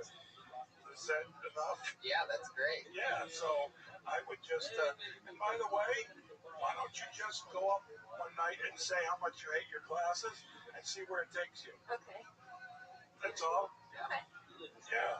Yeah. You might shake a little more because you don't know where you're going. Yeah. But you might come up with something Yeah. that make you go, fuck, I gotta always wear my glasses. And yeah, the glasses, I don't know you without glasses. And you're fine with glasses. Yeah, I like her a lot. Yeah, go. What do you think of the new Star Wars movie? You're excited about it. It's really I don't want to good. ruin anything I'm for just a little anybody. confused. Was the guy like getting spoilers out when he was talking, or just Who was giving spoilers? He wasn't giving spoilers, although some kids I was sitting next to before that were, but I tuned it out quick enough. But the guy in the lobby, he was just like giving his opinion, and I thought he was being a dick already, so I was like... So you really did that, Dan? No, well, I didn't... Not that loud. I wasn't that loud, So but I did kind of... And I I don't thought think you he were saw gonna, me. when you said the thing about when somebody's talking about Star Wars, and then you immediately went in and have me go to the bathroom, I thought that the punchline was gonna be if I go to the bathroom, the only way I can do it is if I go, you do the same thing again. Well, Like, that is you don't want to hear your own shit that you're taking. Well, I didn't really do it. That is fun. Like, no spoilers on my bowel movement, please. Well, and actually, I did it more for myself. Like, I literally didn't want to hear what he was saying, so I was like, Yeah. You know what I would have done in that situation? I would have. Well, if I was with you and we're going to see Star Wars and we saw him to make you laugh, I would have gone over, put my hands in my ears, yelled and danced at the same time. And he would have had to have noticed me. when you say pooping in public places, what kind of places are we talking about? you're out and about and you gotta go. Like in a restroom? Yes. By the way, I know a lot of... Hold on, Sarah. I know a lot Like going in restrooms? Two things I can do is poop pretty much anywhere and take a nap almost anywhere. I know that about myself, but I know a That's lot because you of have narcolepsy. Well, dog, I told you don't make fun of it. But the point is... Don't make fun of my narcolepsy. I can shit or sleep anywhere. It's a problem. Hold on. That's my stage name. Please don't narcolepsy. No, a lot of people have that problem. I know a lot of people. You know, you guys are just not sensitive enough to people. That last guy, That's the problem. that's the problem. Yeah, it's a very negative program we do here. Yeah, you're just being a little too. When I'm on, right, Brian? Brian's not even saying anything because Jeff was so mean to him earlier. But he did deserve it. What the fuck was he talking about? What the fuck does this guy talk about? Except it's like you're lovely. Thank you. All right, continue that. Melissa Esslinger, everybody, with another hardest jobs in showbiz. By the way, Tony, Yeah, I'm never doing this show again. I bet. I don't want to do it. Are you quitting the show right now? No, I'll finish it out, but I'm not coming back. We're almost there, Jeff. I've had it with this shit. Why don't you like it? What's the Because I problem? never wanted to be a judge on a It's fucking not a judge. last douchebag Help standing. him out a It's not little bit. douchebag standing. I don't like this. I don't Nobody like wins, criticism. nobody loses. See, It's just advice. When I said keep it light, don't be too serious. It's because it's not last comic standing. But I take it. Here's the thing. I don't take myself seriously, but I take what I do seriously. And this shit's what I do, so I take it very serious when talking to them. And I want to be encouraging the people, you know, when they need, because these people are all really, I'm actually impressed. Because I really love stopping people who suck. And no, they just get in the way of everyone. They get in the way of your enjoyment. They don't get in the way of my stage time. I go when I want. But the point being is that, you know, all right, who's next? Let's do it. Our final regular. This is her second week. Second week as a regular. Her first and only time ever up in front of Jeff Garland. Because you just retired from the show after this. It's definitely It's your last time together, so enjoy it. By the way, unless I take a personal interest in her career, or the girl from Chicago, like your regular, I'm not coming back. Okay. All right, I'll come back for the Chicago girl. She was the regular. I think you might like this other regular who we have. This is her second week ever being a regular on the show. Her third time ever on the show. Put your hands together for it's the stylings of Vanessa Johnston, everybody. I feel like that's a lot of pressure. Jeff, hi. Hi, Hello. I'm kind of sick of people seeing racial stereotypes instead of individual people. Like, some of the best dancers in the world are white. Some of the best mathematicians in the world are black. Unfortunately, for Asians, there are no Asian NASCAR drivers. So that one might be true. There's been like one guy, his name's Hideo Fukuyama. His best race, he placed 33rd. But that was only because there was an accident on the track which tied up all the white, black, and Hispanic drivers so that he was able to move up from 66. And Hideo was the cause of that accident. So, you guys don't think like Tokyo Drift was invented on purpose? No. Okay. Exactly a minute. Vanessa Johnston. Asian NASCAR driving. I love a Tokyo Drift reference. You loved it, right? Love it. It depends. Like that room, like there's people that are car people and they get it, and the people like sometimes people are not car people. Nobody gets it. Right. Sometimes there's Asians in the audience, like And they love it. Asians love it. Do you think that she could like somehow shorten the math part of that joke where she's like, 33 and then 66? It could be something like quicker. More punchy. Yeah. I didn't hear a word you said. Like that, Jeff. What happened? I don't know anything about race car driving, and she's pretty. Yeah. Like I just looked at her and wow, she's really pretty, and I don't care about race car driving. That was my inner monologue. Oh, look at her. I mean, I was gonna talk about going down on girls, but I figured that wasn't your like Steve. Start up a new minute. And here we go. It's Vanessa Johnson, everybody, with another brand new minute. Taking next week off and doing this minute right now. I was Can you do a minute on that right now? No, that's what I was gonna do originally. Do it! Do it. Really? Okay. Vanessa Johnston! So I date women and men, unfortunately, and I just started going down on girls, and it's not going as well as I expected. Like, here's the thing: I'm a girl, she's a girl. Like, you should know how to do yourself. And everyone thinks this. Like, every guy in this room, even if they're not gay, they're like, but if I was gay, I would suck the meanest dick. Hands down. And it's so cliche, but the clit is hard to find. And the girls, like, we think it's easy. And that's because we have, like, huge vibrators, like the size of Jupiter, and then it just vibrates our entire lower body. You can't fuck it up, is my point. And the worst part is, like, even if you do find it, you don't know if you're doing it right because girls are liars. They've come. 57 seconds. Double kill Vanessa Johnson. Jeff Garland, what'd you think about that one? I heard everything you said. And I thought it was good. You were talking about what you gave a shit about at the moment. And it was a lot more interesting than the race car stuff. I mean, look, it's not titillating to me. You know what I mean? By the way, it's titillating, but it's not titillating. I'm not, but the point being is, what was interesting was that you were really passionate talking about it, and it was interesting. And there you go. So when I go down with a Japanese woman, I call it the Tokyo Drift. Well, yeah, that was fun, but I thought both minutes had good parts. But you're, by the way, even if, let's just also talk about that. Even if you're a gay man or whatever, someone talking about their sexuality in terms of going down on someone, if they make it remotely interesting, it's very, very interesting. Oh, yeah. It's a good topic. Yeah. It's a really good topic. Yeah. Yeah. More than like, racist shit. And just with anything. I'm just saying, it's like, Going down on somebody is so much better than racist shit. it is. I really agree. That's a basic lesson in stand-up comedy. If you, I don't find anything about, for the most part, it all bores me. The thing about different types of people and this and that. Right. That just, to me, that it's been done so much over the years that it's just like, it's a big bowl of who gives a shit. People will always. You're dating women and men.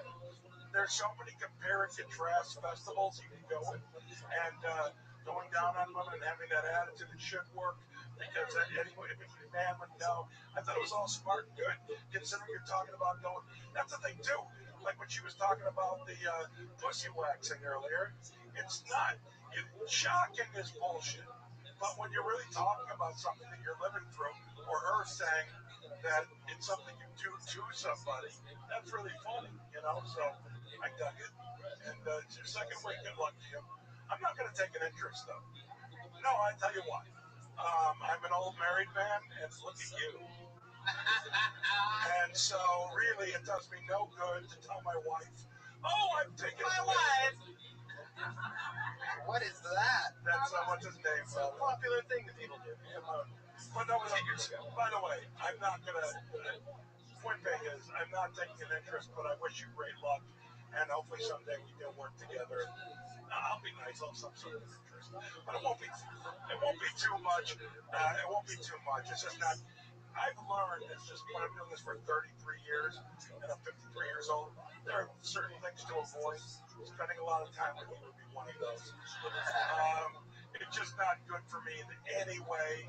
I'm sure you're a lovely. Now that you asked me, Have you heard this one? Honesty is cruelty. Just shut up already.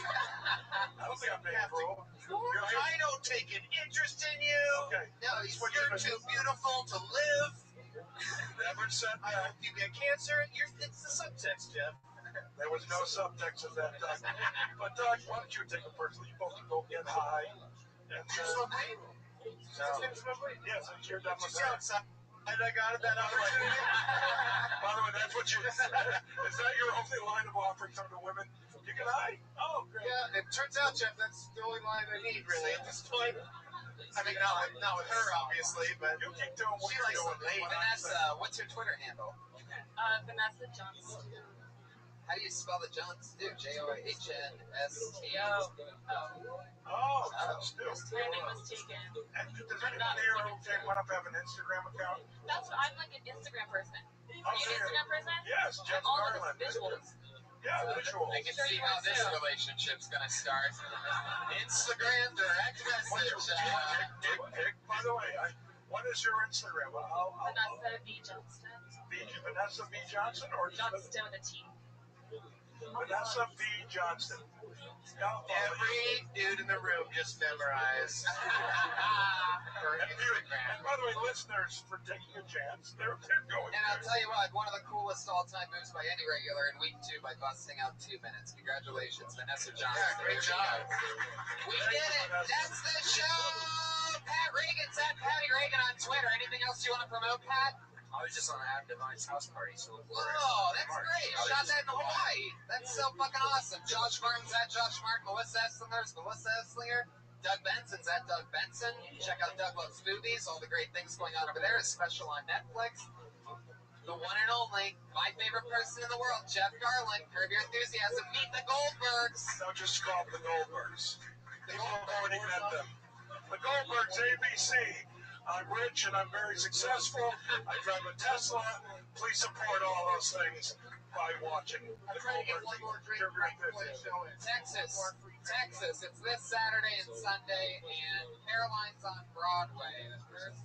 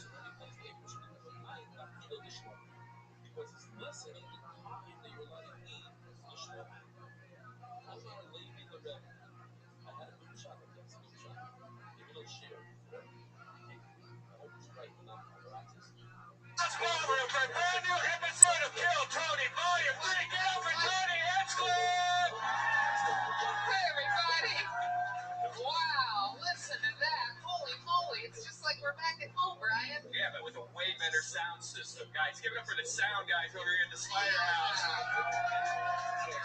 He pretty much made it so perfect that I think if my first special is going to be filmed here. There you go. It is perfect sound. Perfect sound for an hour of poop jokes. Yeah. What the fuck is up, Austin, Texas? Here we are live on what has been called lately the #1 live podcast in the world, everybody. That's right. We officially passed up Doug Loves Movies a few weeks ago as what is considered the #1 live podcast in the world. And now we're live here in Austin, Texas. I have a beer pitcher filled with names of comedians. Well, maybe not filled with names. Maybe it's 1/8 filled with names of people that have signed up for the chance to do 60 seconds in front of this live Austin audience. What's fun about doing these on the road is we don't always get to, meet the type of diabolical characters that you end up meeting on the road. In LA, you get so many people that are there to do stand-up comedy, and they push everything out of their lives to do it. And on the road, you get to meet some crazy fuckers. Are you guys excited about that or what? It's gonna be fun. One of the things that I'm most excited about tonight is a little taste of our home show. Every single week, we have an artist that draws an episode of Kill Tony from scratch on a piece of paper. It just so happens that artist is from your state of Texas, and he's sitting here. It's Ryan J. Ebel, everybody. The only other member of the Kill Tony cast that was in the budget to bring here. Because we didn't have to pay shit. Exactly, because he lives a half an hour up the road. In the budget, that's what we call that. And I'm so excited to be here. It's really Austin, Texas. There's a real strange, warm humidity, it's like some type of piss warm mist that's in the air. It's like walking through just evaporated piss. So it's got that good Texas weather, It's that Guadalupe. For those of you that, just need that heat, that wet heat around you, For those of you that just want to go back into your mother's womb, that's your weather here in Texas. I love it. I was expecting it to be a little bit cooler than this. Oh, no. I got off the plane. I took the red eye. I got here at 4 in the morning. It was 75 degrees outside. Wow. It actually got hotter at night, they said on the news. By the way, I guess there was a tornado in Dallas, Texas about an hour ago because they realized that we're there tomorrow night live in Dallas, Texas. Yeah. Holy shit, for the thousands on Ustream that might be in Dallas, surprise.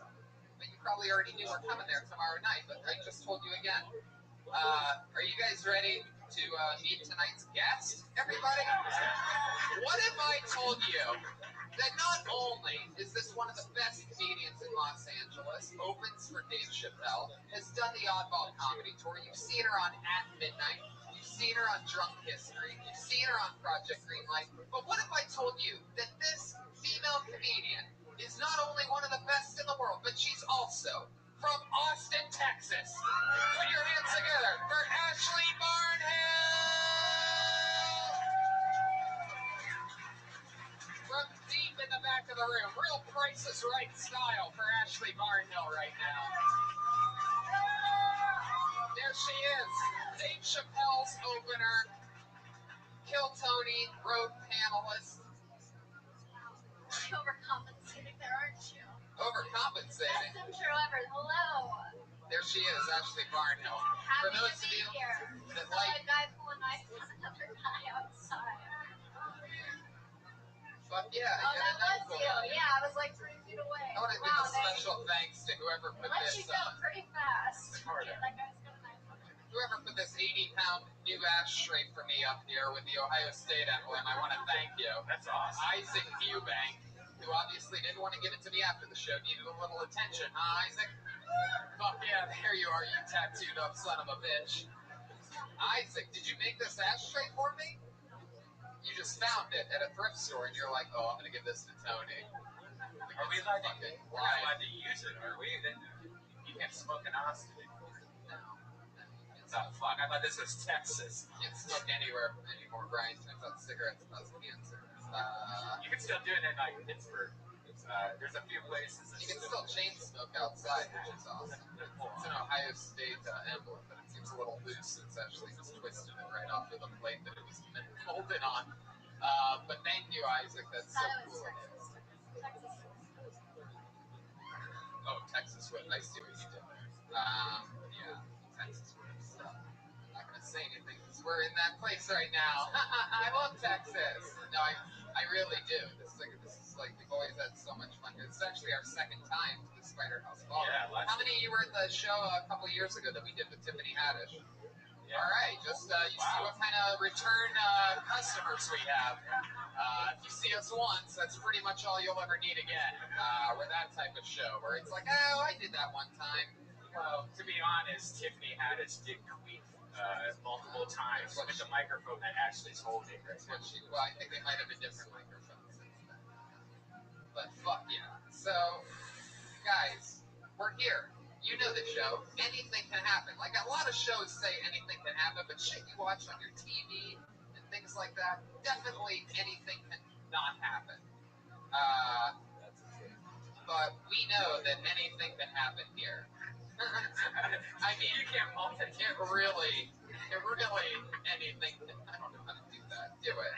Normally we use Brian's phone for the timer, but he's using this. I'm using my T-Mobile hotspot to broadcast HD quality video to the internet because the Spider House has internet from 1992. That's right. But and ashtrays from 1991. Yeah. So, but we're gonna have fun. And for those of you that don't know the show, comedians sign up for the chance to do 60 seconds. Or really not even comedians. It could be anybody. Shit. One of you could have signed up. Dan the sound guy could have signed up if he wanted to. Witness Dreams here for 60 seconds. And then we talk to them about anything in the world. Maybe we talk about their lives or their material or anything that could possibly happen. Or the guy that's too drunk is going to inevitably throw up in the front row because I can tell because I do this so often that I know the people that are going to get out of line immediately before I even explain the rules of the show. Anyway, comedians, you get 60 seconds. You know your time is up when you hear the sound of a kitty. No, it's not too loud, Brian. Don't adjust the volume on it. Wrap it up then, people. Don't go too far over your time, or else you're going to bring out the angry West Hollywood bear.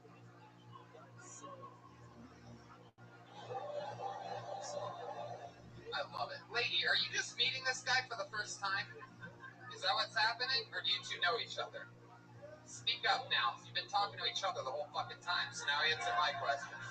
Do you guys, is this a first date? Do you know this guy? I just met today. Okay, well, now is not the time to catch up on everything, all right? You guys are sitting in the front row of a fucking show, and you're pasty, white, and shiny, and I see you just yapping, trying to win over this girl that you just met, and it's so sad and desperate, so just stop. I'm not going to deal with it for the next hour and a half. I love how, like, that shit gets applause breaks, like me having a meltdown. People are like, yes, do more of that! Wait, you totally went over the Yeah, I'm not gonna really get into that. I'm from Youngstown, Ohio, where that's like a normal thing. Not that impressed by your almost pulling a knife on somebody. Austin, Texas, wow. I mean, especially this guy. Like, why would you pull a knife on the fucking Schmeagol from Lord of the Rings? You know what I mean? Okay, whatever, dude. So let's get this thing started. I have almost a picture filled with names, and then we're going to talk to them. You guys ready to get this started? It's Kill Tony, Austin, Texas. All right. Performing first with an uninterrupted 60 seconds. It could be anybody. Maybe your friend signed you up and you don't even know it. Put your hands together for Kyle Long. Are you fucking serious? That's not Kyle Long. Wow. Is that you, Kyle? Oh my God. Yes, he has a guitar. Kyle Long! Kyle Long! God, this is already the greatest thing ever. All right, we get it. The cap because it's taking him so long to get to the stage. Kyle, are you aware that you have to walk to the stage in order for this to work? Are you playing your own intro music? Oh, this is immediately a train wreck. You guys wonder why I say anything can happen 11 times at the beginning of the show. It's because anything can happen.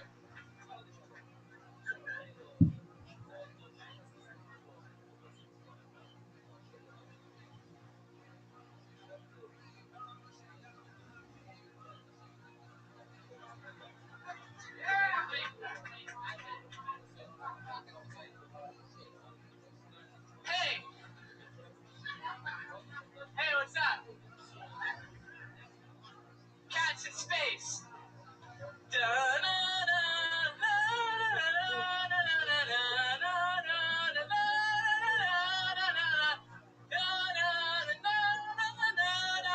Cats in space! Yo! I was walking down the street and I saw some titties. Then I said, hey! Cats in space! Cats!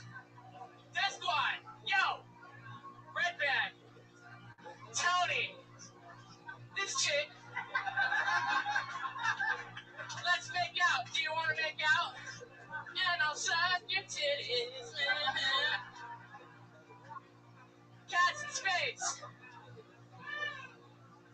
Cats in space! Universe! Get high! Okay, sorry, I'm done. There you go. Yeah, I'm done. Kyle Long! Holy shit!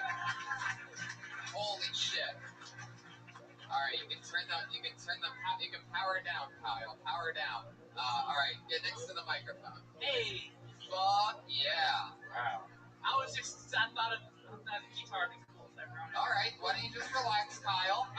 Maybe your mustache fall off. We know that I'm a police officer, this is real! Alright, Kyle, like settle down. Kyle, settle down. Settle down. Take a note from the drunk slob in the front. Just tone it down a little bit, Kyle. Sorry. I love it. Fuck yeah. I love that the corpse of Philip Seymour Hoffman came out tonight.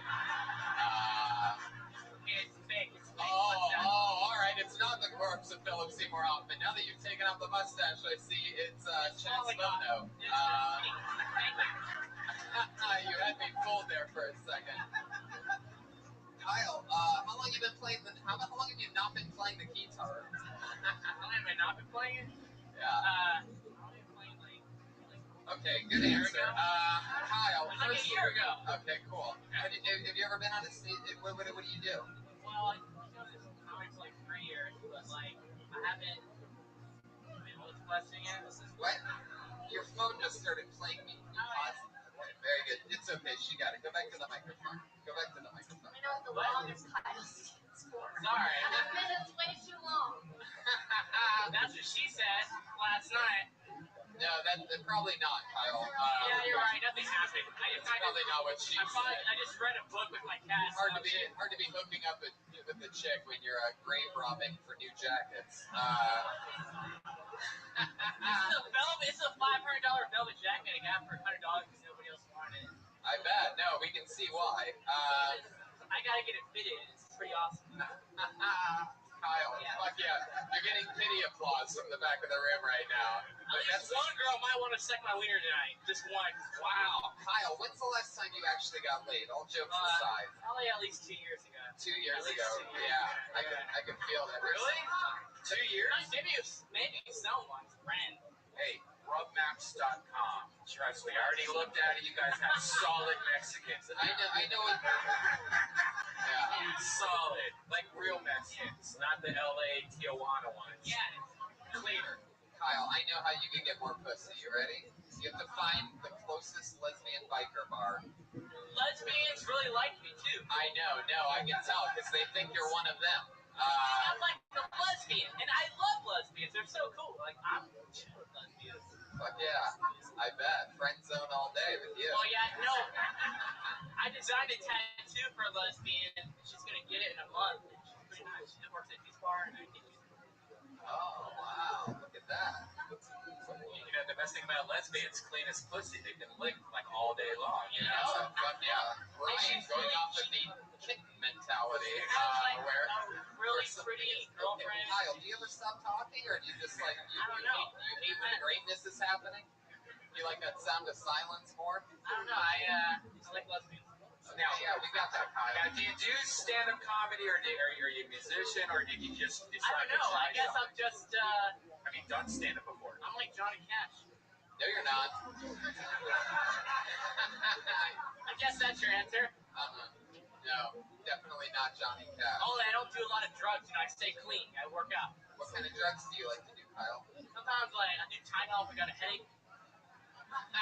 There you go. And I'll smoke a little bit of weed and I'll meditate. Maybe I'll read a book about stuff that's really What kind of books have you been reading? Are they cookbooks? I read a book about I don't cook. What do I don't cook stuff. Right. No, you don't eat out either. I do. Is that Wait, pussy, everybody. This side of the room didn't get that one. I guess so. Anyway, Kyle, what do you do for work? Like out of the mic stand, make yourself comfortable. Yeah. I guess I just eat a lot of pussy. Oh, Kyle, I think you got confused. You're just repeating back things that I've said that you don't do. Yeah. You're short-circuiting, Kyle. That's okay, guys. I think the guitar is getting to your head or something. I turned it.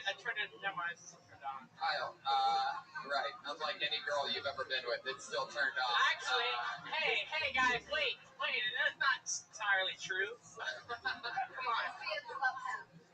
Lesbians love me because they feel like, hey, he has long hair. He's cool. Yeah, that's why. Actually, it's because they like dildoing each other with your guitar. But Kyle, what do you do It for might work? think kind of. Well, it's like kind of like. Sure, you have a great job because you are avoiding the dog shit out of It's this like question. business. It's like business self, but I kind of suck at The it. old avoidance old car horn. It's just When somebody avoids a question, you're gonna hear that. yeah. No, it's just Kyle, it's just self. It's just basic Kyle, self. what do you do for work? It's just business selves in Austin and San Antonio. Printing machines. Business sales. Yeah. So it's like Austin. It's like businesses in Austin, San Antonio. Basically, just printing machines, like commercial printing. It's not exciting to talk about. Oh, who gives a fuck? You know? Right. It's better to talk about lesbians. That's funny. Well, kind of, not really. Kyle, I'll decide what's funny, okay? Just Okay. stick it up here. Yeah. So What is funny? What is a funny thing? No, Kyle, settle down. All right. I'll ask the questions, Okay. Kyle. Okay. Jeez, I've never seen a fat cokehead before. This is incredible. I don't do This guy's got a coke. lot of questions. I'm not that fat. You're just really skinny. I know. How skinny are you? You're like a fucking skeleton, dude. It's What true. is this? I get in there. What is this? All I'm right. sorry, I have less than 10% body fat, but in Texas we're not like LA skinny where we all like fucking.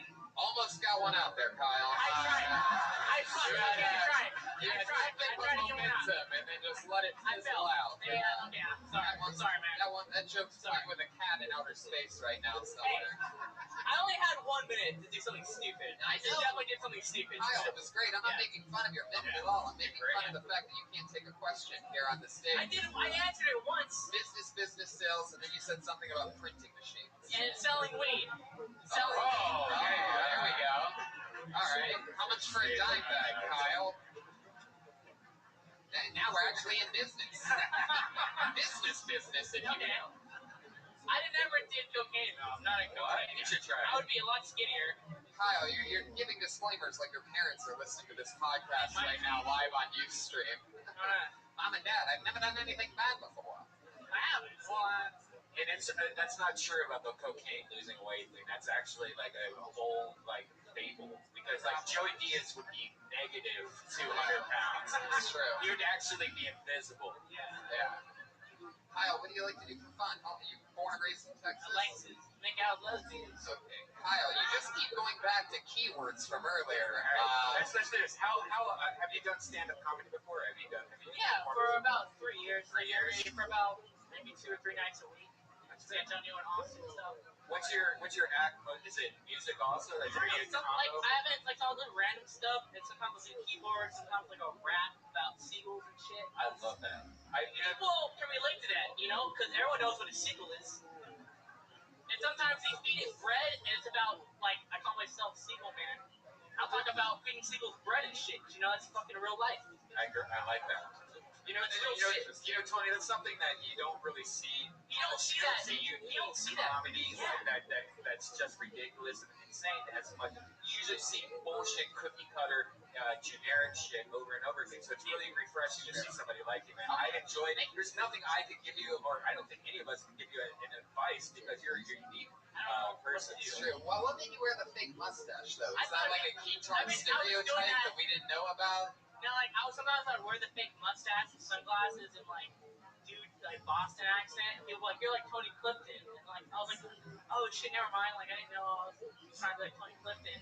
And then, I would do random stuff. I don't know, just, like, try out At different least you're not like Bill Hicks, you know? Like, everyone's trying to be like Bill Hicks or certain people. I like how he, like, was about truth, and, like, that's what comedy is. It's like, people, like, promote truth to reality.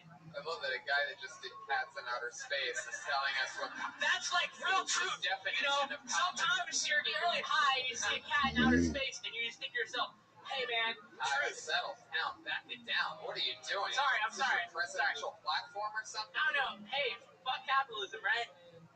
Just kidding. I'm just kidding. That's cool. Oh, wow. No, I'm like joking. I'm joking. Do you leave a lot of comments on people's YouTube videos? No, I don't. Just I feel like you don't. Jeff Bush and like some politicians. I'll try to make myself known by saying, "Hey, Jeff Bush, I don't like you." Okie dokie. And then he'll probably feel sad about that. Yeah. You happen to sell cocaine. No, I don't sell cocaine. Really adamant about this cocaine thing. No, I don't sell cocaine. Kyle, what do you really like to do for fun other than lesbians and cats and other things that we fun. talked about? Like, in real life, if you answer the question honestly, we'll get to know more about you. Alright. Jog my dog. Really? Job with your dog? That's not fun. It's something to do. You know, you just go to the park, go to the dog park. You go to the dog park? Yeah, you talk to chicks with other dogs, and you're like, hey, what's up? You got a dog? Yeah, I got like a pit lab mix. It's like a lab pit mix. Oh yeah, we got that. Yeah, it's the pit lab. It's pretty neat. Fuck yeah. Yeah, it's a cool dog. How long have you that's not like that fun, but Kyle, focus, buddy. How long have you had your dog for? 3 years. What's your dog's name? Spartan. That way, like, people are like, what's your dog name? This is Spartan. And I kick their dog over a cliff. There you go. See that? This is Spartan. And I kick their fucking Chihuahua lab mix or whatever the fuck it is. Fuck yeah, Kyle Long. You're not on Twitter, huh? You put your email I am on address. Twitter. No, that's my Twitter address. DiamondCarol@yahoo.com. Or that's my Twitter. That's your actual Twitter handle? Diamond Carol, but Diamond was when I was a network marketing company. But it's not so much that part that confuses me. It's the @yahoo.com part. Well, I thought that was like, just looks like is that how it works? Holy shit. That's not how it works. You can follow me on Instagram. That's what I like to do. It's pretty cool. From the Fox Horse. Follow me. Know the secrets of the universe. Kyle, you are an impressive guy. I know, because I got a velvet jacket on. It's kind of what happens if you don't treat the yeast infection. This is what happens. Yeah. I feel like some things still a little bit off. Like we busted him on the fake mustache, but I think the whole thing might be a disguise. You know what I mean? And the mustache just fell off first. I feel like it's this is about to fall off. All right. Kyle, it was nice meeting you. Good job. Right. First one of the night. Tough position. Kyle Long, everybody. Come on. Yeah. Follow him on Twitter at DiamondDickReal@yahoo.com. Diamond and KRL. And I think that's how it works, right? DiamondKRL@yahoo.com. Yahoo.com, which is Diamond KRL. We got you. All right. DiamondKRL@yahoo.com. There he goes. Kyle Long. You know, Tony, we forgot to mention, we're going to pick one person from Kill Tony tonight to open up for us. That's right. That's 10 o'clock. Starting now. We're going to be looking for somebody to perform on the second show. They're going to open it up, do a few minutes. Josh Martin just wrote us from Los Angeles. He's like, what is that guy with the guitar? Oh my god, he did say that. What the fuck from that guy with the key So he spells out his he types like he talks. Yeah. Special shout out to Josh Martin who couldn't make it here. He's almost in the budget, guys. We're almost. Next time. Once we make enough money, we're taking all these people. Hell yeah. I pulled another name out of the bucket. As you can tell, anything can happen. Put your hands together for Justin Spector, everybody.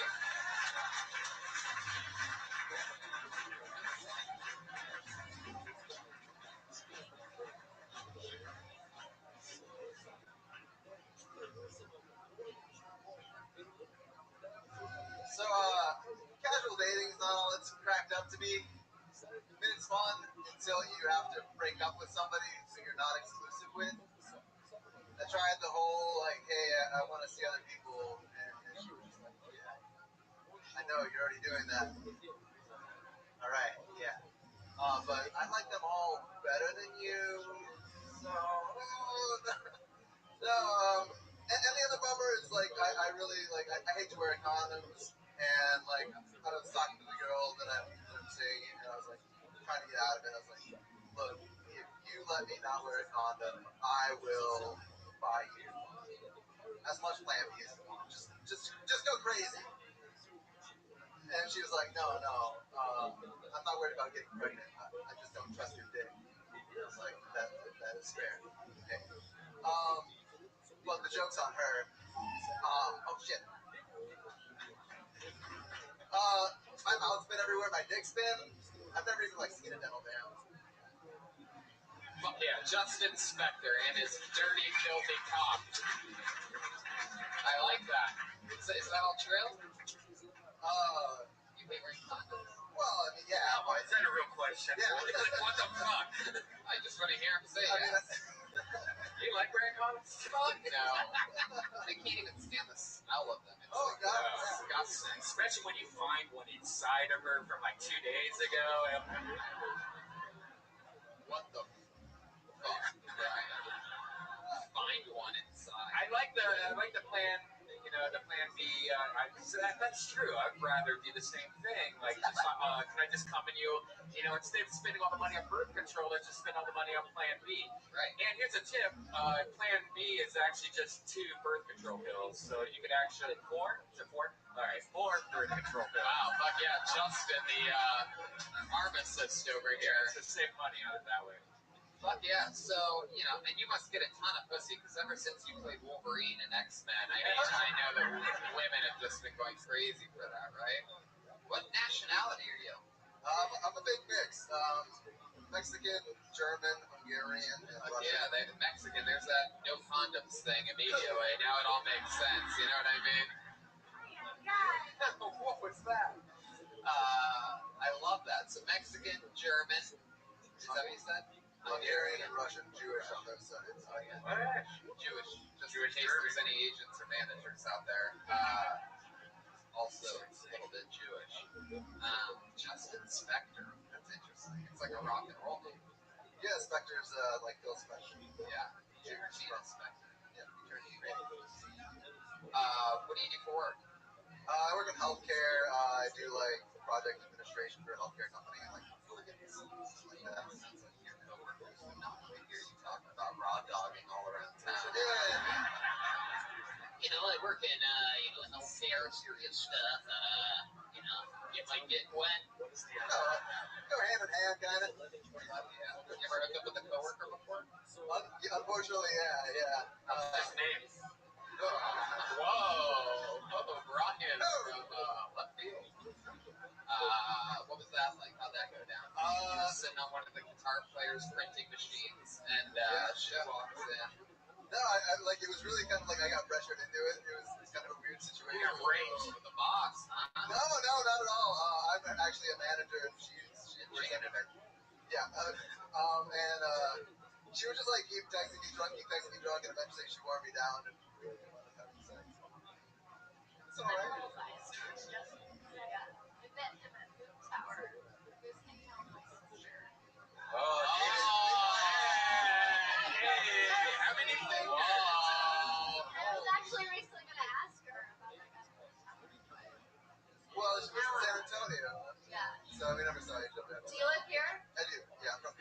you fuck her sister? I did. No, we kissed and it was very nice.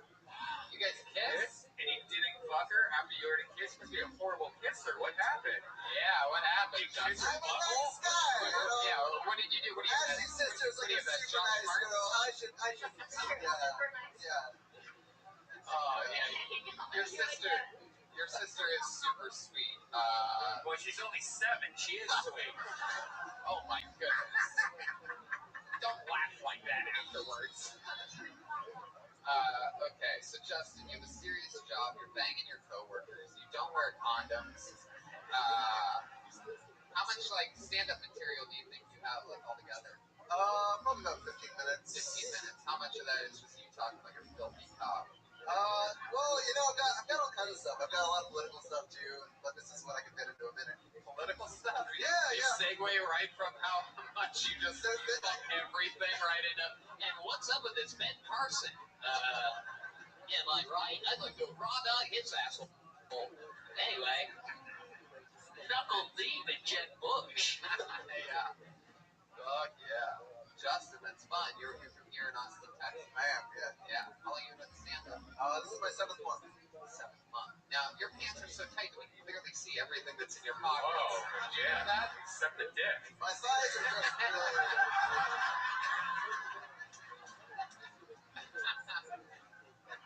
Is that the new iPhone, or is that like a Wi-Fi router or something? Samsung. Oh, I see. Fuck yeah. How about that one? Those are keys over there, right? Those are keys. Those are your keys in the right pocket. I like that. You keep it so that everybody can see, just in case they were looking for a condom in that pocket. No way is there a condom in that pocket. What this guy talks about is the truth. When's the last time you wore a condom? How special does a girl have to be to get the condom? Well, no, because I have been casually dating, like, I do wear a condom doing that. Although I just recently started dating someone semi-seriously, so we are sometimes not using